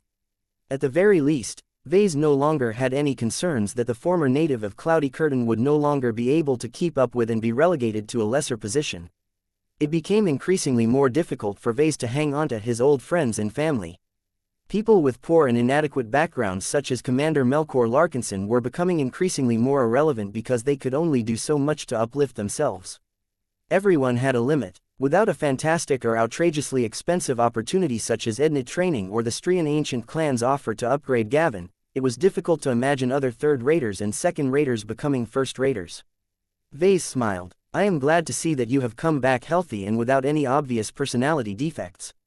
Tell me about what you are capable of now that you have upgraded your brain and stuff. I won't elaborate too much on the hardware upgrades as they are mainly technical. Gavin said, what is more important is that the Strian ancient clan not only dumped a large amount of information packages in my cybernetic brain, but also spent a few months giving me crash courses on many different subjects. These lesson packages range from the etiquette of every first-rate colonial state to the extremely lengthy history of human civilization starting from the Age of Stars. I should be able to communicate with other first-class parties much better than before. I can even help you establish relations with powerful groups that are usually difficult to approach. The returning personal assistant continued to explain much of what he gained and learned over the course of his stay at the Strian ancient clan. The two strode through D&D base and past numerous first-class multi-purpose mechs until they entered a structure. Once inside, they moved to an upper office where Gavin would be working from now that he was ready to resume his duties again. If Gavin had not agreed to augment himself to such an extreme extent, then one of the recent hires would have probably been able to secure a promotion to Ves's chief secretary. Now that the original personal assistant returned, it probably wasn't necessary to consider this measure anymore. November LBJNN Gavin briefly reintroduced himself to Ves's secretariat, which had recently undergone an expansion in order to handle the premier branch's growing relations with first-class institutions. If Gavin had not agreed to augment himself to such an extreme extent, then one of the recent hires would have probably been able to secure a promotion to Ves's chief secretary. Now that the original personal assistant returned, it probably wasn't necessary to consider this measure anymore. Vase prized loyalty and friendship. While it was important to have competent and capable subordinates by his side, Vase could not ignore the value of trust and familiarity. Even if Gavin performed worse than the native first-raters, Vase would still stick with his old assistant because they understood each other the best. After Gavin re-established himself in the premier branch, he joined Vase to another office where he began to speak please like and follow the Cultivation Audiobooks channel more about his experiences as a guest of the Strian ancient clan. The Strian ancient clan's foundation in the Red Ocean is much stronger than that of the Devas ancient clan. Gavin described, the differences in size, strength and wealth are not so exaggerated back in the Greater Terran United Confederation back in the Milky Way, but the Strians have been much more aggressive in establishing colonies in the Red Ocean. The primary driver for that is the Renewer of Terra, General Axelar Strian. From what I have seen, the Terran ace pilot truly deserves his title. He is driven by the need to reform the stagnant Terran culture and traditions. There are many advantages to possessing a long and storied history, but the Terrans have also become extremely stagnant in many aspects. The Renewer of Terra is hardly the only Terran to diagnose and acknowledge this problem, but he is one of the few who possesses the courage to wage a public reform campaign. It is a pity that most Terrans aren't receptive to overthrowing millennia's worth of accumulated wisdom and traditions. Vase scoffed. 009, that was true in the previous age, but the Renewer of Terra is gaining more and more traction. The Terrans that dared to relocate to the Red Ocean are much younger and less vested in the old power structures. The radical changes wrought by the Great Severing has produced an additional impetus for change. Even the stodgiest Terrans are forced to recognize that their reality has changed. The Red War is draining their resources quickly. Oh, are they doing that badly? Don't believe in the news. They always try to put the most positive spin on events. Gavin spoke. Since I have received the privilege of accompanying the Senecal on some of his work days, I have gained an insider look of how the war is being waged from the Terran perspective. From what I am able to surmise, most battles end up in their favor, but there are always losses. How bad is it, Gavin? The attrition is not that high, but that is mostly because many Terran forces are relying on the assets and resources they originally imported from the old galaxy. What is concerning is that their replenishment rate is not that high. Once the aliens inflict a large amount of losses onto Terran forces, it becomes much harder to replenish the frontline units with mechs and mech pilots of the same quality. Vase frowned. He understood what Gavin was describing. He already suspected that this would be the case, but perhaps he underestimated how badly the Terrans would be able to endure the losses. I get that the Terrans and the other major forces are unable to replenish their losses over time due to the limited manpower and resources available in human-occupied space. However, there should be enough troops to buy time for us to change the status quo in our favor. There are only a couple more years to go before the Deep Strike plan can truly kick off. That should dramatically improve our circumstances. The native aliens won't give us that time. Have you forgotten about the rumors about an upcoming alien offensive? The Strians are taking it very seriously. They have reasonable suspicions that the Red Cabal will make a serious commitment to break through the border zones. The aliens are done with waiting and accumulating. They want to initiate a strong push to strangle us before we can continue to improve our tech and engage in tricky gambits such as deep strike expeditions. The Strians already managed to collect intelligence that many phase lords and phase whales have gathered on the alien side of the border. Once they go in all at once, there is a strong suspicion that they will attempt to overwhelm our god pilots. It's impossible to truly defeat our god pilots. Vase retorted. Our greatest protectors and champions completely thrashed the ancient phase whales during Operation Night Jazz. I hardly think they can do any better, especially when they are no longer fighting on their home ground anymore.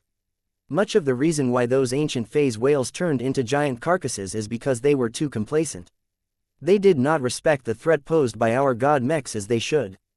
Now that they know better, they have definitely come more prepared this time. The Red Cabal is prepared to make a sacrifice in order to break our defenses and raid all of our vulnerable colonies and settlements. The native aliens know that as long as thousands of alien fleets invade our star systems at once, there is no possible way that 8 god pilots and 8 dreadnoughts can hunt them all down fast enough. That was the right strategy to adopt against Red humanity. From what it sounded like, the aliens completely gave up on trying to match the humans in quality, and instead went all out in quantity in order to overwhelm the numerically inferior defenders. So what if god pilots were invincible in combat? They could never show up on hundreds of different battlefields at once. So this is why the Red 2 and all of the other major powers are constantly encouraging smaller players such as us to participate in the war effort. Vase realized, in order to prevent the aliens' shotgun strategy from working, we must try to keep up in quantity as well. However, we won't be able to beat the native aliens in this aspect. It is not as bad as it sounds, boss. The native aliens have many more forces than us, but they cannot justify the decision to relocate all of their warships and phase fighters to the front. They still have to defend their core star systems and so on. Still, the native alien races are so much more numerous than the human race that even a fraction of their total military forces are already able to crush us in terms of numbers. If that is the case, how can we possibly keep this offensive at bay? By relying on fortifications, for one. Chapter 6097 Gavin the Terran Chapter 6097 Gavin the Terran, meow tilde, Lucky purred as he sat on Gavin's lap. The assistant was highly familiar with the gem cat and knew just the right places to scratch. Even if Lucky had transformed from a bronze to an obsidian mechanical construct, he was still the same old feline in many ways. Is Vase treating you well these days? Meow. Is that a no? It shouldn't be all that bad. There is still Gloriana and the children. Who do you think is better, Vase or Gloriana? Meow meow. You actually think Gloriana is worse? Meow. I didn't expect to hear that from you. Why is Vase better? Meow meow meow. Meow meow. It is unfortunate that I don't understand cat speech. I have no doubts that you have attempted to give me a deep and thoughtful answer. Gavin continued to indulge and play with Lucky. The sight warmed Ves's heart. It also reassured him that his personal assistant was likely genuine. Though Vase did not think that the Strian ancient clan would dare to violate General Axelar Strian's personal guarantee and tamper with Gavin, he couldn't rule out the risk. Technology had become so advanced that people could mess with people's minds in the most subtle and profound ways. No matter whether the brain was biological or electronic, a group as advanced as the Terrans probably had a million different ways to compromise Gavin. Vase had already been examining Gavin in secret in dozens of subtle ways. A lot of different scanners had examined his body from top to bottom.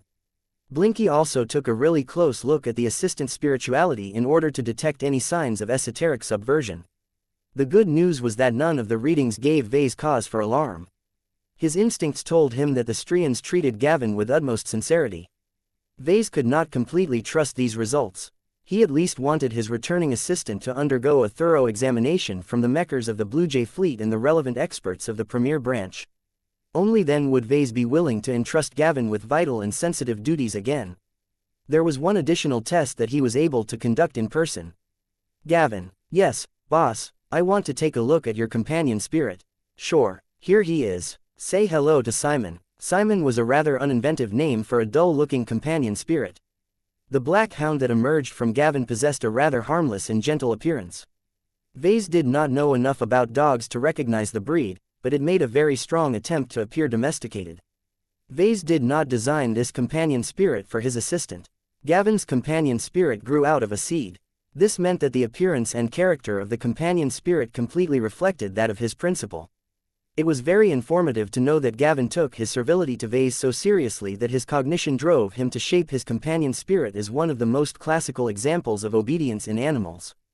Woof, woof. The black dog sat in the air and presented himself to Vase in an eager and lovable manner. If Vase was a dog person, his heart would have melted. He probably wouldn't be able to resist the urge to give Simon a hug or a scratch on the head. Unfortunately, Vase was very much a cat person.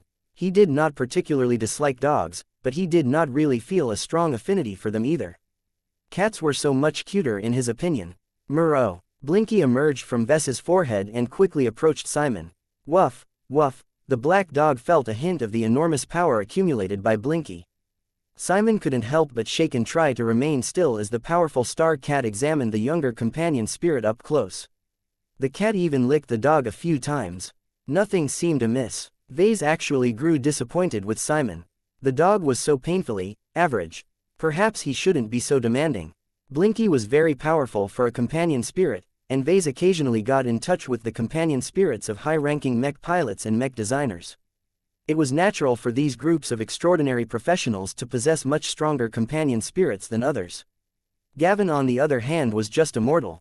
His augmentations may have upgraded his cognitive functions, but did not do much to strengthen his spirituality. Perhaps the addition of a mentalist crystal may have improved Gavin's cultivation qualifications, but he would have to spend a lot of time on practicing a cultivation method in order to make any progress. Vase was not even sure whether it was even possible for Gavin to cultivate given that he had heavily digitized his brain.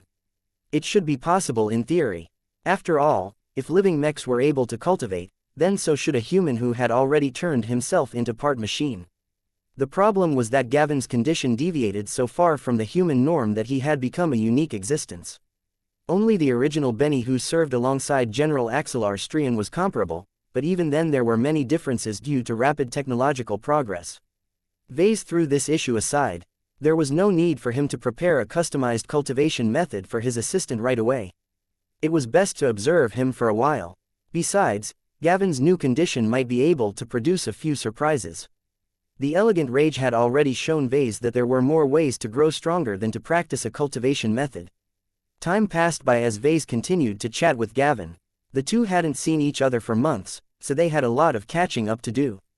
Gavin learned so much while he was staying with the Strians that he really had a lot to say about his experiences. There is much about the Strians and the Terrans that I do not agree with, but I can see the shadow of our Larkinson clan in them. We are still young and in flux, so many of our traditions are still fluid and developing. Once a couple of generations have passed, our clan will become much more settled. Our period of rapid growth will have passed and many of our traditions have become fixed. Once our clan has reached this stage, we will have entered our most prosperous era. That sounds good, right? I do not necessarily think so. Gavin shook his head. Even in the Red Ocean, the Strians are so powerful that they do not experience the same urgencies as other groups. It is entirely because of the renewer of Terra's charisma and force of personality that his ancient clan is being so proactive about preparing for the coming hardships. Aside from that, the natural state of the Terrans is to wait and see. They are not adventurous by nature. I can truly see why General Axelar Strian wants to reform Terran society. The inertia has become too strong. In an age like this, an unwillingness to change and adapt with the times will lead to extinction. That was an interesting opinion, but Vase did not entirely believe that Gavin formulated all of these thoughts himself. He probably absorbed it through osmosis by hanging around Axelar and his clique all of the time. Regardless, inertia was indeed a powerful force that prevented many groups from growing stronger. The Larkinson clan was currently undergoing rapid growth because it had a lot of room for expansion and still possessed a lot of inadequacies. Once the Larkinsons grew to a state of comfort, the clan would no longer be able to grow as quickly as before. Too many needs had been met. Many clansmen would doubtlessly change from ambitious adventurers into risk-averse profiteers. It was not necessarily a mistake to go from rapid expansion to consolidation. There was always a limit to growth. To push any further would turn allies into enemies and threaten the interests of the clan. Let me ask you this, Gavin. Given what you have witnessed over at the Strians, what do you think is the greatest shortcoming of our clan? What issues are we neglecting that we must try to address right away? That caused Gavin to furrow his brows in thought. To be honest, he had a lot of ways to answer this question. He never really understood how young and fragile the Larkinson clan was compared to its peers. Now that he had witnessed the grandeur of the Strian ancient clan from a very close perspective, he developed a completely different opinion about the Larkinson clan. Heritage and accumulation mattered. The Larkinson clan was so young that it could never fully catch up to the Terran ancient clans and the Rubarthan principalities in so many aspects. There are many issues that the clan needs to address, but it is not easy to solve them in the short term. Gavin said, for example, our clan administration has a severe lack of senior officials and managers. Many of the higher positions are occupied by clansmen who were originally second-raters or third-raters. There shouldn't be anything wrong with that, but as our clan becomes increasingly more integrated into first-class society, this shortcoming will result in drastic failures as our personnel cannot fully keep up with the demands of their jobs.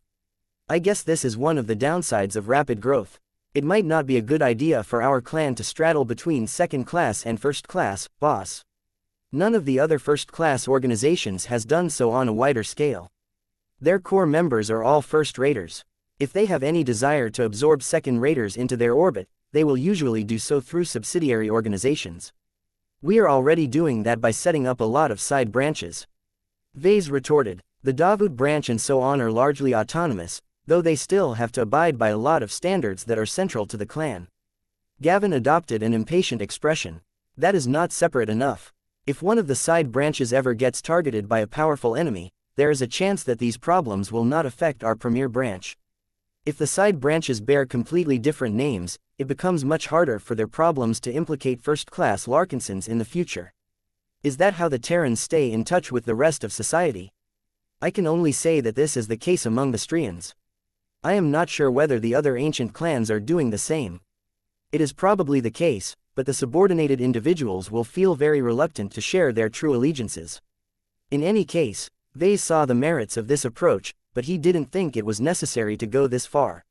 I don't think our circumstances are the same as those Terran ancient clans. Every clansman has a strong attachment and loyalty to our clan. Even if they are pushed onto a side branch that doesn't appear to be related to the Larkinsons on the surface, the Larkinson network overseen by Goldie should keep the second-raters placated. The existence of the Larkinson network broke the rules and allowed for different possibilities.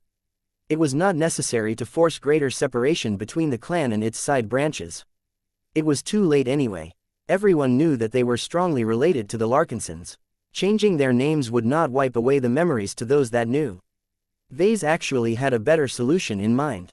The side branches should be allowed to exist in their current form, but he would discreetly find a number of secret organizations that could do his dirty work.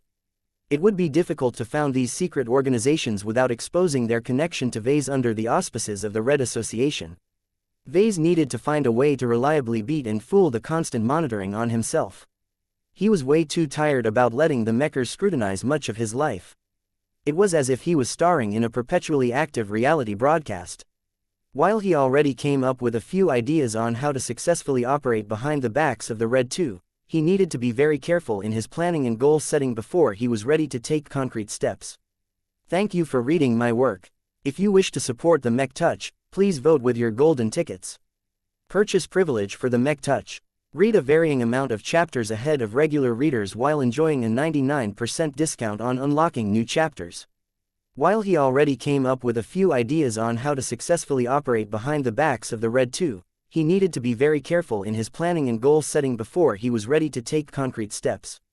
Chapter 6098 Competence Breeds Ambition. Chapter 6098 Competence Breeds Ambition. Vase had reasons to think about setting up secret organizations. The most important demands were to ensure they remained totally obedient to him while also hiding their connection to their founder.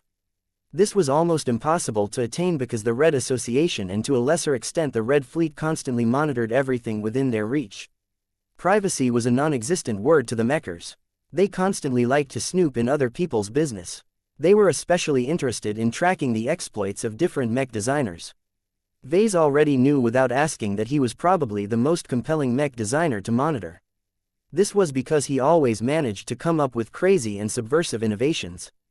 To be honest, Vase felt incredibly stifled by all of the raw babysitters hanging over his head. Compared to the time before the onset of the Age of Dawn, Vase could no longer act as unscrupulous as before. Although his dramatic rise in status opened up a lot of new doors to him, Vase was not entirely satisfied with the benefits he gained. He was an innovator by heart. He yearned to develop new technologies and release radical new innovations. His ability to do so was dependent on many factors. Resources, tech, knowledge, manpower, connections and so on all affected his ability to come up with new stuff. While he was doing pretty well these days, Vase still felt constrained in his work. There were many instances where he felt the need to hold back. With the Blue Jay fleet literally hanging over his head, there was no way the Mechers would turn a blind eye on him like before. Tier 3 galactic citizenship came with both privileges and obligations. The Red Association designated Vase as a vital contributor to human society. This meant that he had little choice but to play the role imposed by everyone's expectations. If he dared to behave in a manner that was grossly unbefitting his reputation and status, then the backlash was bound to be fierce. Vase felt as if the supposedly well-meaning Mechers and other people were constantly tying him down with more and more shackles. They wanted to bind him so firmly to the existing order that he would firmly become their slave. He resented this gilded cage. No matter how high his status had become, what did it matter if he was unable to experiment to his heart's content? This was why he had already begun to think about developing a few secret organizations. The difficulty of doing so undetected was high. The Red 2 were anything but incompetent, and the future edition of the Red Collective would add another layer of difficulty. Nonetheless, Vase felt compelled to find a workable outlet of his creative energies. He had so many ideas in his mind that he could never execute in the open that his head would burst if this continued. Vase only felt true fulfillment when he was allowed to express his true nature. Gavin's suggestion just gave him the impetus to forward his plans. With his accumulated knowledge, he should be able to create a masterwork avatar and disguise it to the point where no one could possibly associate it with his true identity. So long as he gave his avatar a bunch of capital to work with before sending it off to one of the more lawless and chaotic places of the Red Ocean, his creation should definitely be able to gain a foothold. However, Vase needed to choose the time and place carefully. The Red 2 and the first-rate colonial superstates had eyes and ears everywhere. The cost of exposure was far too great for him to bear. Vase had two choices to make. He could wait until the war started to take a serious toll on Red humanity. Once the existing order started to deteriorate, the restraint imposed by the Mechers and the Fleeters should correspondingly weaken. There should be a lot more room for clandestine operations at that time, not just Vase, but also the Terrans, Rubarthans, Cosmopolitans and other chaotic forces would definitely pounce on the opening and stir the pot even further. By that time, Ves's secret organization would definitely be able to blend into the background. So long as it remained discreet enough, no one powerful enough should have any reason to pay close attention to what he was doing. Vase could also choose to make a bolder and more daring choice. Who said his secret masterwork avatar had to come in the form of a human? Since he could choose to make a cat avatar, he could also choose to fabricate an alien avatar. His eyes shone as he contemplated this radical idea. The prospect excited him. There was so much more he could do in alien space. Red humanity only occupied a corner of the Red Ocean. The rest of the dwarf galaxy fell into the hands of the 13 major alien races, with the Red Cabal acting as the closest thing to a galactic council. However, Vase studied enough news articles, archive entries and intelligence reports to know that the local galactic community was a lot more divided and decentralized than it appeared. If not for the pressure exerted by the extragalactic human invaders, the Red Cabal would never be able to coordinate all of the alien forces in the Red Ocean. The 13 major alien races did not like each other at all. There were numerous instances of generational animosity among them. Some races wouldn't hesitate to wipe out their old rivals if they saw an opening. The individual alien civilizations were not united either. Space was big, and the slow speeds of native warp drive technology had caused a lot of different regions to turn into semi-autonomous fiefs. Local groups ruled their own slice of territories like kings. The intensifying Red War may have forced a lot of these local and regional alien power blocks to contribute a lot to the war effort, but that did not mean they surrendered all of their power to the Red Cabal. Just like human powers, the native alien powers possessed their own selfish interests. The conflicts and rivalries within alien space were just as intense if not more in human space during the age of mechs. Vase loved to operate in this kind of environment. So long as he could hide in the cracks and avoid the attention of any big players, he should have a lot of room to operate. Compared to trying to be sneaky in human space, Vase had much less compulsions about restraining himself within alien space. So what if he experimented on the minds, bodies and spirits of Orvan, Quelmer or Nunzer test subjects? They were not human, so Vase had no reason to acknowledge their rights. He could be as ruthless and decisive as he wanted. So long as he possessed a certain amount of military force, he was confident he could handle smaller problems. As for the larger ones, his alien avatar could always cut its losses and run away. If his avatar truly became cornered one day, then Vase could always trigger it to self-destruct, blowing up everything with so much power that no evidence would remain to link it back to its creator. Vase had to work hard to maintain his composure. This was not the time to be hasty. Even though he was already starting to consider whether he should create an Orvan or a Quelmer avatar, it was useless to consider these matters at this time. He needed to wait until the alien offensive finally commenced. Human space was too calm at the moment. Vase did not even dare to think about any improper ideas. He turned his attention back to Gavin. The assistant was not done gushing about the true splendor of the Terran people. His stay at the Strians had a very strong impact on his views. Our clan appears to be doing better every year, but our foundation is still very shallow. Gavin spoke. Much of our prosperity is propped up by you and several other brilliant mech designers. The breakthrough of Saint Tusa has thankfully given us another pillar that we can depend upon, but we cannot completely count on him now that we are in wartime. We need to speed up the growth and development of the premier branch in order to make sure our clan can persist and hold on to its existing assets if you are taken out of the picture. What do you have in mind for the premier branch? Are you dissatisfied about how it is developing currently? Gavin briefly paused. We are not doing bad per se, but we could be doing a lot more. You are not an ordinary entrant into first-class society. You are a Tier 3 galactic citizen and the father of the Red Collective. You should be able to leverage that and more to a much greater extent.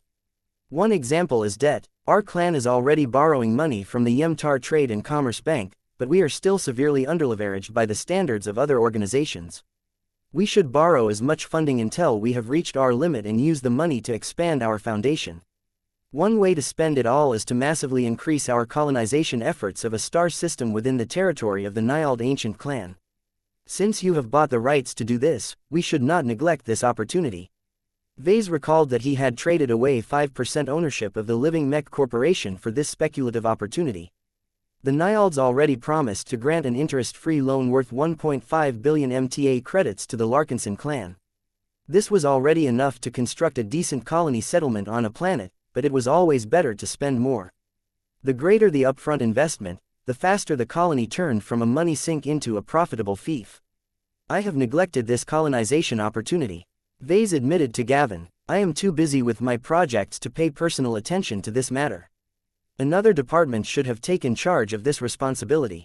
That is true, boss, but the planning and preparation required to build a functional first-class colony settlement is enormous. I have mentioned before that our clan and especially our premier branch is lacking in senior administrators and officials. Our progress is terribly slow. At this rate, it may take half a decade before we can build the initial form of our first-class colony. That was indeed a bit too slow. If you think that progress is too slow, then you can intervene on my behalf. You told me that you have become much better at making deals with the Terrans. Let's put your capabilities to good use. Vase decided. Gavin had been waiting for this answer. Thank you, Vase. I will try my best to live up to your expectations. Please keep in mind that it will still take a few years for our colony to get up and running. Progress will heavily depend on the stability of the front. If the alien offensive hits us hard, then, I understand. I don't think that our clan should continue to put much effort into building up a colony that will inevitably become vulnerable to alien raids. To be honest, Vase did not harbor too much interest in such a colony at the moment. He was much more interested in taking control of Reticula Corine V. Though the planet had recently caused a lot of misery to the Larkinsons, it had also proven the value of soulless gas. No matter what, Vase deeply wanted to establish a stable, large-scale gas harvesting operation on the planet. It should not take long before Task Force Solus decided to take action against the Emperor Tree. The Larkinsons over there wanted to complete this task quickly before the native aliens started their big offensive.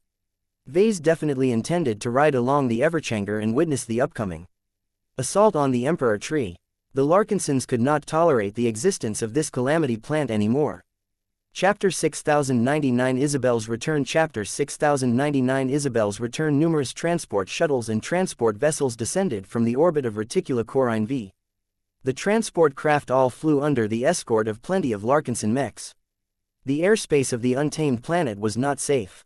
There were times when flocks of avian exo-beasts attempted to assault the flying metal vehicles. According to the information published by the Hunting Association, one of the reasons why exo-beasts always took the initiative to attack human mechs and craft was because they were greedy for high-quality metals. Many human mechs were made out of excellent exotics and hyper-materials that had been carefully selected or developed for specialized purposes. All of this development unintentionally turned mechs into delicacies to the primitive senses of many powerful exo-beasts. So long as they managed to absorb the best alloys that made these human mechs so powerful, the exo-beasts would definitely be able to grow stronger and tougher bodies. Fortunately, the airspace remained clear for the time being. The region surrounding the Emperor Tree had long been emptied of most native wildlife. The escort mechs ended up doing nothing aside from looking intimidating.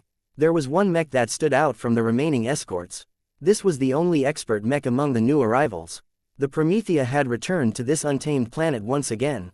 As Chimera Base slowly came into view, the Larkinsons stationed on this hostile and inhospitable planet cheered when they saw the resplendent expert rifleman mech arrive with the rest of the reinforcements. A few minutes later, the Promethea stepped inside a hangar bay and took up a position next to the Everchanger before powering down her systems. The third-order living mech had already begun to swap stories with the Everchanger over a private communication channel. Meanwhile, a female high-tier expert pilot exited the cockpit and floated down to the surface. A welcoming party consisting of Venerable Joshua and Venerable Dice greeted their returning colleague. "It is good to see you again, Isabel." Joshua greeted the woman. "We will need your fire to burn the tree down," Dice straightforwardly said. Venerable Isabel maintained a stoic expression. "I cannot guarantee that my fire will be enough to burn the Emperor Tree down. I don't think it will be that bad," Joshua responded as the three moved towards the headquarters of Chimera Base. "Sure, the Emperor Tree is huge, but that just means there is more flammable material for you to burn. The tree is enormous and commands a huge amount of wood energy, but it is not good at concentrating all of its power. We truly think you have a good shot at burning it down. We only need to buy you enough time to start a fire and let it spread with as few interruptions as possible. The tree will definitely resist your purple flames with all of its might. I see that Saint Tusa is not among the reinforcements. Although I do not like to admit it, the two of us are outmatched by the Emperor Tree. I cannot say for sure whether your participation is enough to tip the scales. We do not have much of a safety margin," Dice remarked. "The clan decided that it is not necessary to transfer Saint Tusa to this planet." Isabel replied, "There are more and more signs that the alien offensive has become imminent.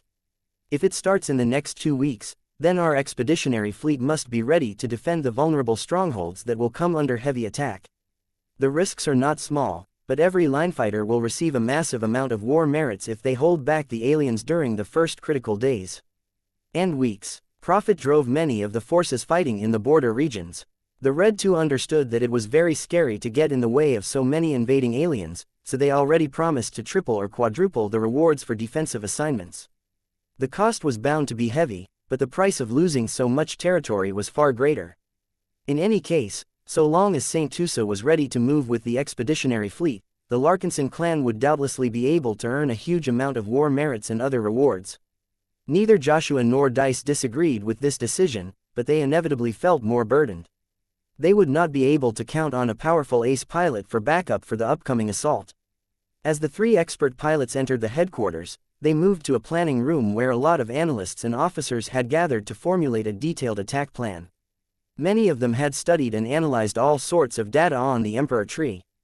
The previous sample retrieval mission had provided a wealth of data about their adversary. They were no longer as ignorant about the threat posed by the calamity plant as before. Of course, several weeks had already gone by.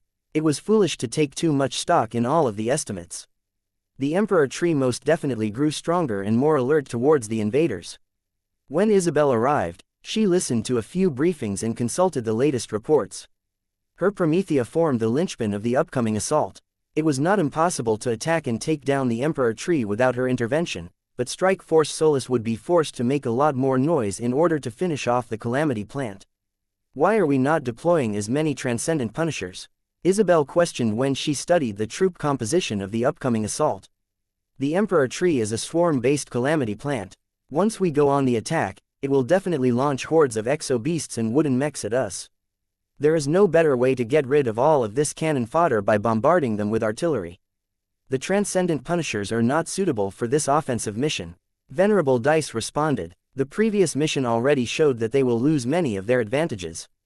Their range is drastically shortened due to the thick concentration of Solus gas, and they will all lose their access to their design spirit.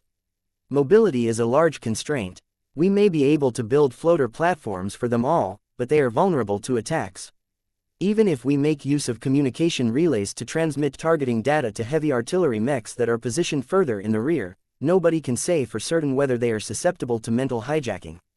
What happened to Zeal serves as a careful warning that we keep ordinary troops away from the tree as much as possible. There was no way the Larkinsons wanted to give the Emperor tree to replicate its mischief. We are also afraid of further alarming the other calamity beasts on this planet. Venerable Joshua added, the orbital bombardment that took place during the last mission has somehow provoked reactions from nearby calamity beasts. For now, they are staying put, but if we create too many disturbances, we are afraid of attracting these powerful beasts. All three of us will have to confront the Emperor tree without any immediate backup or support by our sides. Isabel was already aware of this intention, so she did not look surprised. That did not mean she was happy with the lack of abundant support. Why take Phaefianas and other ranged mechs along, Joshua? They are all armed with luminaire crystal weapons. We can use communication relays or scout mechs to coordinate their fire from a safe but elevated position. They can launch massive salvos of energy beams at the trunk of the Emperor tree without producing loud and shaky explosions. The massed attacks may not be able to kill the calamity plant, but they will definitely consume its wood energy and other resources. There was a large chance that the upcoming assault would turn into a contest of attrition. If that is the case, then the side that got exhausted first would inevitably lose. It made a lot of sense to attack the Emperor tree from a distance. I hope that you have implemented enough safeguards to prevent the pilots from getting deceived by the Emperor tree. Isabel stated. Don't worry, Venerable Joshua said. Our ranged mech units will be stationed far away enough to avoid the worst effects of Solus gas exposure. The flagrant vandals have already scouted the areas and confirmed that their mechs can still maintain their connections to their design spirits. Part of the reinforcements consist of sanctuary and pacifier mechs. Both models are able to spread out Lufa's glow, which should prevent the Emperor tree from tampering with the minds of our mech pilots. The Larkinsons took other precautions. This was not the first time that something like this happened. There were plenty of humans that developed a lot of safeguards against mental subversion. As Isabel examined the extensive list of precautions, she grew a little more reassured. Perhaps the Emperor tree might be able to circumvent a single precaution, but it was doubtful that it could overcome all of them at once. The Larkinsons did not want to give the Emperor tree another chance to survive. The upcoming assault had to succeed in order to reduce the danger to the Solus gas harvesting operation. If an emergency happens, will we be able to count on another round of orbital bombardment to bail us out? Isabel critically asked. Joshua nodded. The Transcendent Punisher Mark III stationed on the Wild Torch will open fire at the Emperor tree as soon as they receive the command. We don't want to resort to this option if we can help it. Doing it once has already alerted the calamity beasts located on the same hemisphere as the Emperor tree. There are exobiologists that think that if we attack from orbit yet again, we will attract at least 4 different calamity beasts at once. We do not know why, but these powerful beasts are very sensitive towards such attacks. This planet is their territory. Dice said, if we limit ourselves to occupying a single site, the rulers of this globe will not care too much. If we reveal any intention of wiping out all of the calamity beasts in order to claim the entire planet, then they will not be stupid enough to let us beat them one by one.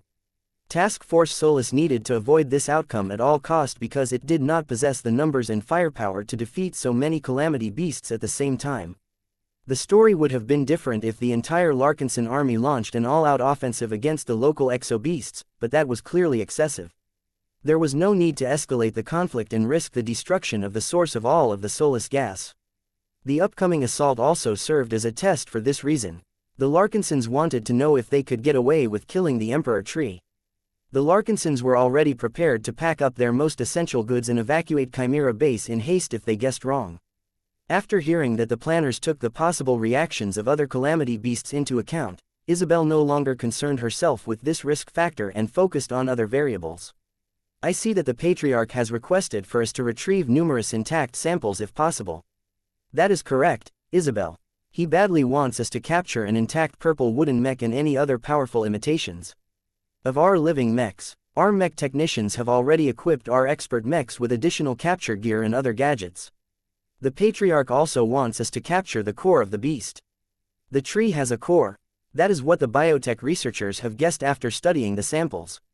Joshua replied. The thinking is that since the wooden mechs are powered and controlled by a central tree heart, the Emperor Tree probably possesses one as well. If this is the case, we should make a serious attempt at digging it out intact. It has great value to our clan. That is going to be difficult. We do not even know where it is located. Chapter 6102 Third Raiders Chapter 6102 Third Raiders Chimera Base grew busier as the Larkinsons stationed on the surface of the untamed planet prepared for the upcoming assault. A lot of Transcendent Punishers and other mechs would remain behind in order to defend the Larkinson clan's only foothold. Hundreds of mechs would set out tomorrow and finish off the Emperor Tree once and for all. Pretty much every Larkinson wanted the Calamity plant to die after it had essentially ruined two of their up-and-coming champions. A lot of Larkinson mech pilots wanted to fight a hardy battle against the Emperor Tree, but they could only play supporting roles tomorrow. A large number of ranged mechs would keep their distance and pelt the massive Emperor Tree from an elevated position with their Luminaire crystal weapons. Melee mechs such as the Stormblade Samurai and the Storm Sword would accompany the ranged machines and protect them from any enemy hordes. Light mechs were ready to act as scouts and couriers. The greater concentrations of Solus gas not only compromised visibility, but also interfered with remote communications. The flagrant vandals had to make up for this shortcoming and contribute in their own modest ways. Few Larkinsons expect that this would be enough to kill the Emperor Tree. The massive alien organism had already demonstrated strong regeneration properties. Even if it was possible to gradually exhaust the Emperor Tree's massive reserves over a lengthy siege, the Larkinsons refused to take any chances. The Emperor Tree adapted too damn quickly. Time was against the Larkinsons. The longer it took to take this powerful enemy down, the greater the risk that it would develop an effective counter against mechs. None of the Larkinsons knew for certain what to expect this time. Task Force Solus may have learned a lot of details about their opponent during the last mission, but the Emperor Tree also became a lot more familiar with its human adversaries. It became important for the Larkinsons to defy the tree's expectations and attack it in ways it did not expect. Isabel played a key role in this plan. The Promethea may have been stationed on this planet in the past, but the expert rifleman mech never unleashed her full power during her first tour. Even if the powerful Firestarter lit a bunch of mind-controlled exo-beasts on fire, the Emperor Tree might not have been able to observe this directly from its distant location. Venerable Isabel had to endure a lot of pressure for this reason. The expert pilot was not accustomed to this, but her strong willpower compelled her to display plenty of confidence. No matter what, she could not fail. As night fell onto this side of the untamed planet, Isabel stood on top of the wall facing the direction of the Emperor Tree. The Emperor Tree was too far away to be seen with the naked eye. There was so much Solus gas in the way that everything in the distance grew increasingly hazier and more difficult to discern. Isabel was not even able to step outside without wearing a protective suit. She did not want to inhale any Solus gas and other toxic substances in the inhospitable environment. Since there was nothing to observe from the distance, Isabel swept her gaze at the ground before her. A large amount of craters, burn marks and other messy debris littered the terrain. The Emperor Tree no longer dispatched beast waves at Chimera Base, but it was clear that the previous attacks resulted in a lot of damage. Who knew what the Larkinsons would face once they challenged the tree at its home ground in earnest? Isabel. The female expert pilot turned around and greeted her approaching colleague, Joshua. The two high-tier expert pilots were already able to sense each other from their willpower. They were so distinctive that they could sense each other before they entered into their vision. Joshua calmly approached until he stood next to Isabel. He looked out over the wall and took a cursory glance at the scarred terrain. "Are you confident?" "I have to be," she said. "Everyone is counting on my fire. I cannot refuse and I cannot fail. If I cannot burn down the Emperor tree, then why do I even exist?" Joshua sensed the unusually heavy emotions in her words. "Are you doubting yourself?" "Expert pilots do not doubt. Don't lie to me, Isabel. That is what everyone thinks is the case, but you and I know better. We are still human, mostly. If we lose the ability to doubt, how can we possibly survive all of those battles?" The female pilot directed a speculative look towards Joshua. It looked as if she did not quite agree with his statement, but did not feel the need to argue the point. However, Isabel could not deny that she was not entirely certain whether she possessed the strength to take down the Emperor tree. "You have fought the Emperor tree before, haven't you? How difficult was it for you to damage its trunk?" "It's impossible for the Everchanger in his current state to harm the big tree," Joshua frankly admitted. "It would have been much easier if my expert mech got upgraded and if I could still borrow the power of a design spirit. Since none of that is the case, I don't have the power to inflict more than localized damage. I can break the bark and cut into the trunk, but the Emperor tree has so much wood and wood energy at his disposal that he is able to regenerate the damage within seconds. I am not surprised. Your Everchanger in his base form is not equipped to defeat this type of enemy. Your battle partner is too small in scale compared to the big tree. If your machine was the size of a juggernaut, then your giant sword swings alone would have been able to chop off half of the massive tree trunk at once." The differences in power between the expert mechs of the Larkinson clan had become an increasingly more controversial subject. Many clansmen clearly noticed that there was a radical difference in combat effectiveness between the oldest and the newest machines. Joshua chuckled. "That is just a fantasy. I have learned a lot of lessons from the previous battle. My Everchanger is too weak compared to all of the newer expert mechs. I don't like to make excuses for my failures, but I really do not think I would have gotten held up by all of those purple wooden mechs if my machine was as strong as the Lionheart or the Dark Zephyr Mark III. November LBJNN. The differences in power between the expert mechs of the Larkinson clan had become an increasingly more controversial subject. Many clansmen clearly noticed that there was a radical difference in combat effectiveness between the oldest and the newest machines. The Everchanger was not even the oldest of the expert mechs of the Larkinson clan, but Joshua deeply experienced the disadvantages of age last time. He resented the inability to burst out as much power as the newer machines. "Your time will come soon enough," Isabel consoled her fellow expert pilot. "The Patriarch will never forget you. I bet that he has something special in store for the Everchanger. I am afraid that it will take at least a year and a half before the design department before I get my turn." Joshua signed. "The longer I have to wait, the longer I am being held back by my machine. Once the aliens start to invade our border on a massive scale, I will have to fight a lot of battles without the benefit of upgrades. It is going to be frustrating for me to survive those battles without making as many gains as before. I don't think it is useless for you to fight while you have reached your bottleneck. If you can't improve vertically, you can still improve laterally. You can master a new skill or weapon. I suppose I should widen my horizons," Joshua remarked. "What about you? How will you attempt to improve in the coming months and years?" "I have so much more to learn.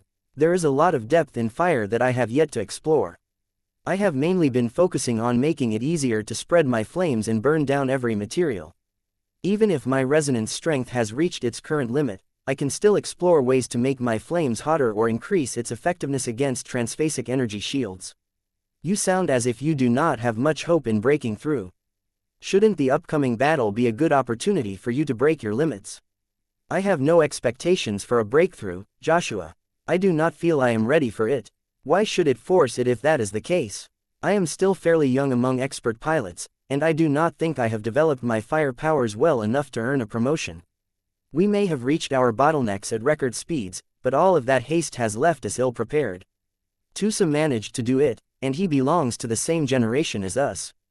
Joshua pointed out. "Some of us can get lucky once in a while," Isabel said. "The Dark Zephyr Mark III is truly a good mech. Maybe we will be able to break through on the spot as well once our machines receive their upgrades, but we will both have to wait longer for that to happen. My Promethea may be newer than your Everchanger, but I don't think it is that much better. The Promethea belonged to the generation after the first 6 expert mechs of the Larkinson clan. It was released at a point where the Larkinson clan had yet to make so many exaggerated gains in the Red Ocean. That meant that Isabel had greater reasons to look forward to the Promethea's future upgrade.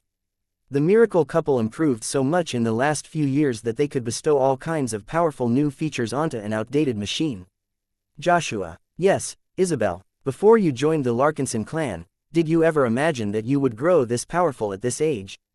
Of course not, Joshua snorted. I was still a citizen of the Bright Republic at that time. All I wanted back then was to become a good mech pilot.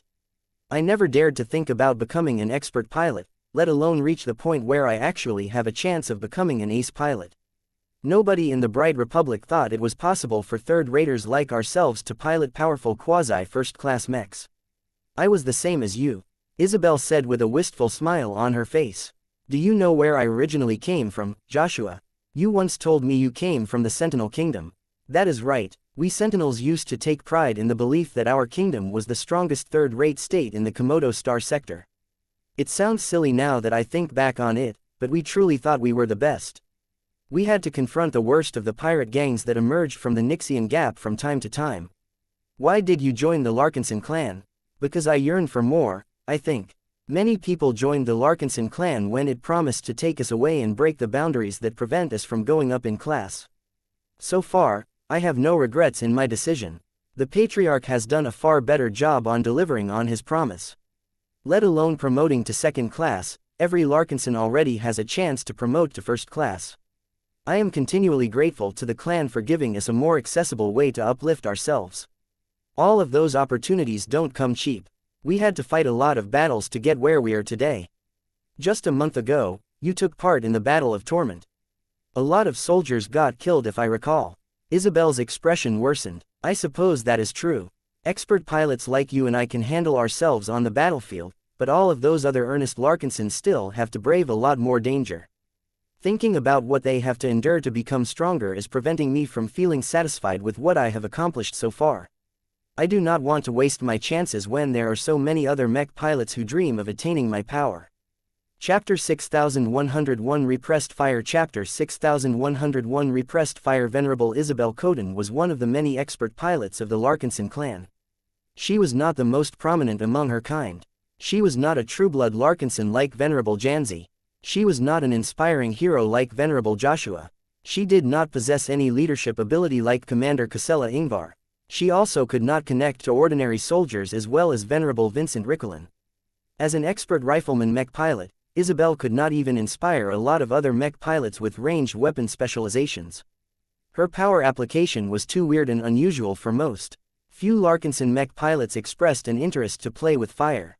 Instead, a lot of rifleman mech pilots preferred to admire the skills and feats of Venerable Davia Stark or Venerable Brutus Woden. The two exemplified two different specializations in ranged combat. Venerable Stark attracted a huge amount of admiration for the precision and power of her individual shots.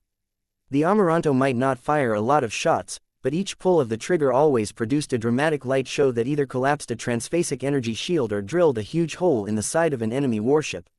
Many rifleman mech pilots dreamed of being able to launch attacks that were just a fraction as powerful. The Star Dancer Mark II may be piloted by Gloriana's brother, but it was the epitome of the most common kind of rifleman mech. Its attacks might not hit as hard, but the machine was so fast that Venerable Brutus was able to outmaneuver every opponent. His expert mech came close to achieving a perfect balance between firepower and mobility. The Star Dancer Mark II was one of the most self-sufficient ranged expert mechs in the expeditionary fleet. That mattered a lot to mech pilots that wanted to survive in the long run.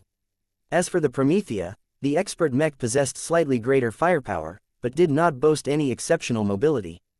The living mech performed rather mediocre in most aspects when compared to her peers. The only truly special trait about the Promethea was her Ignitron Luminaire crystal assault rifle, but even this weapon lacked the flair that it used to possess.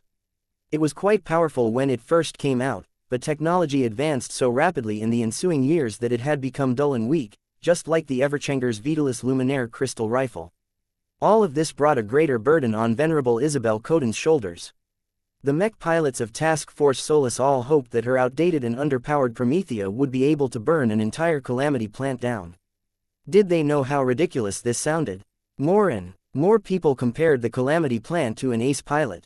The lack of a Saint Kingdom notwithstanding, just the huge amount of vitality and the ability to command an immense quantity of wood energy was too much to bear. Even though Venerable Isabel was unable to observe the silhouette of the enormous Emperor tree from the walls of Chimera Base, she studied enough footage and reports to get an instinctual sense of the enormity of her target. Trying to challenge the Emperor tree in her current state was like a badger trying to confront an elephant. The difference in scale was so exaggerated that the larger party simply had to make use of its size advantages to remain impervious. However, the badger that is expected to defeat the elephant was not an ordinary one. The smaller party just so happened to possess a special power.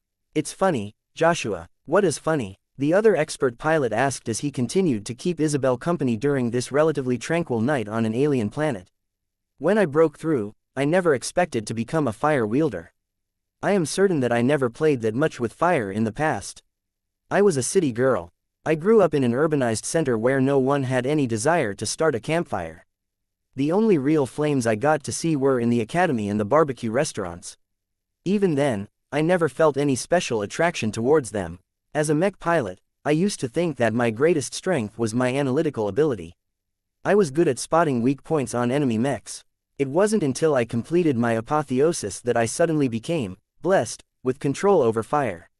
"That sounds like a blessing to me," Joshua remarked. "I admire your ability to punch above your weight. You can easily burn down entire alien battleships if you continue to spread your flames. I have to work much harder to tear down those big and hardy ships. The Everchanger's Heartsword is too weak while the Scarlet Ember is too energy hungry. There is no way for me to inflict lots of damage with so little consumption like you.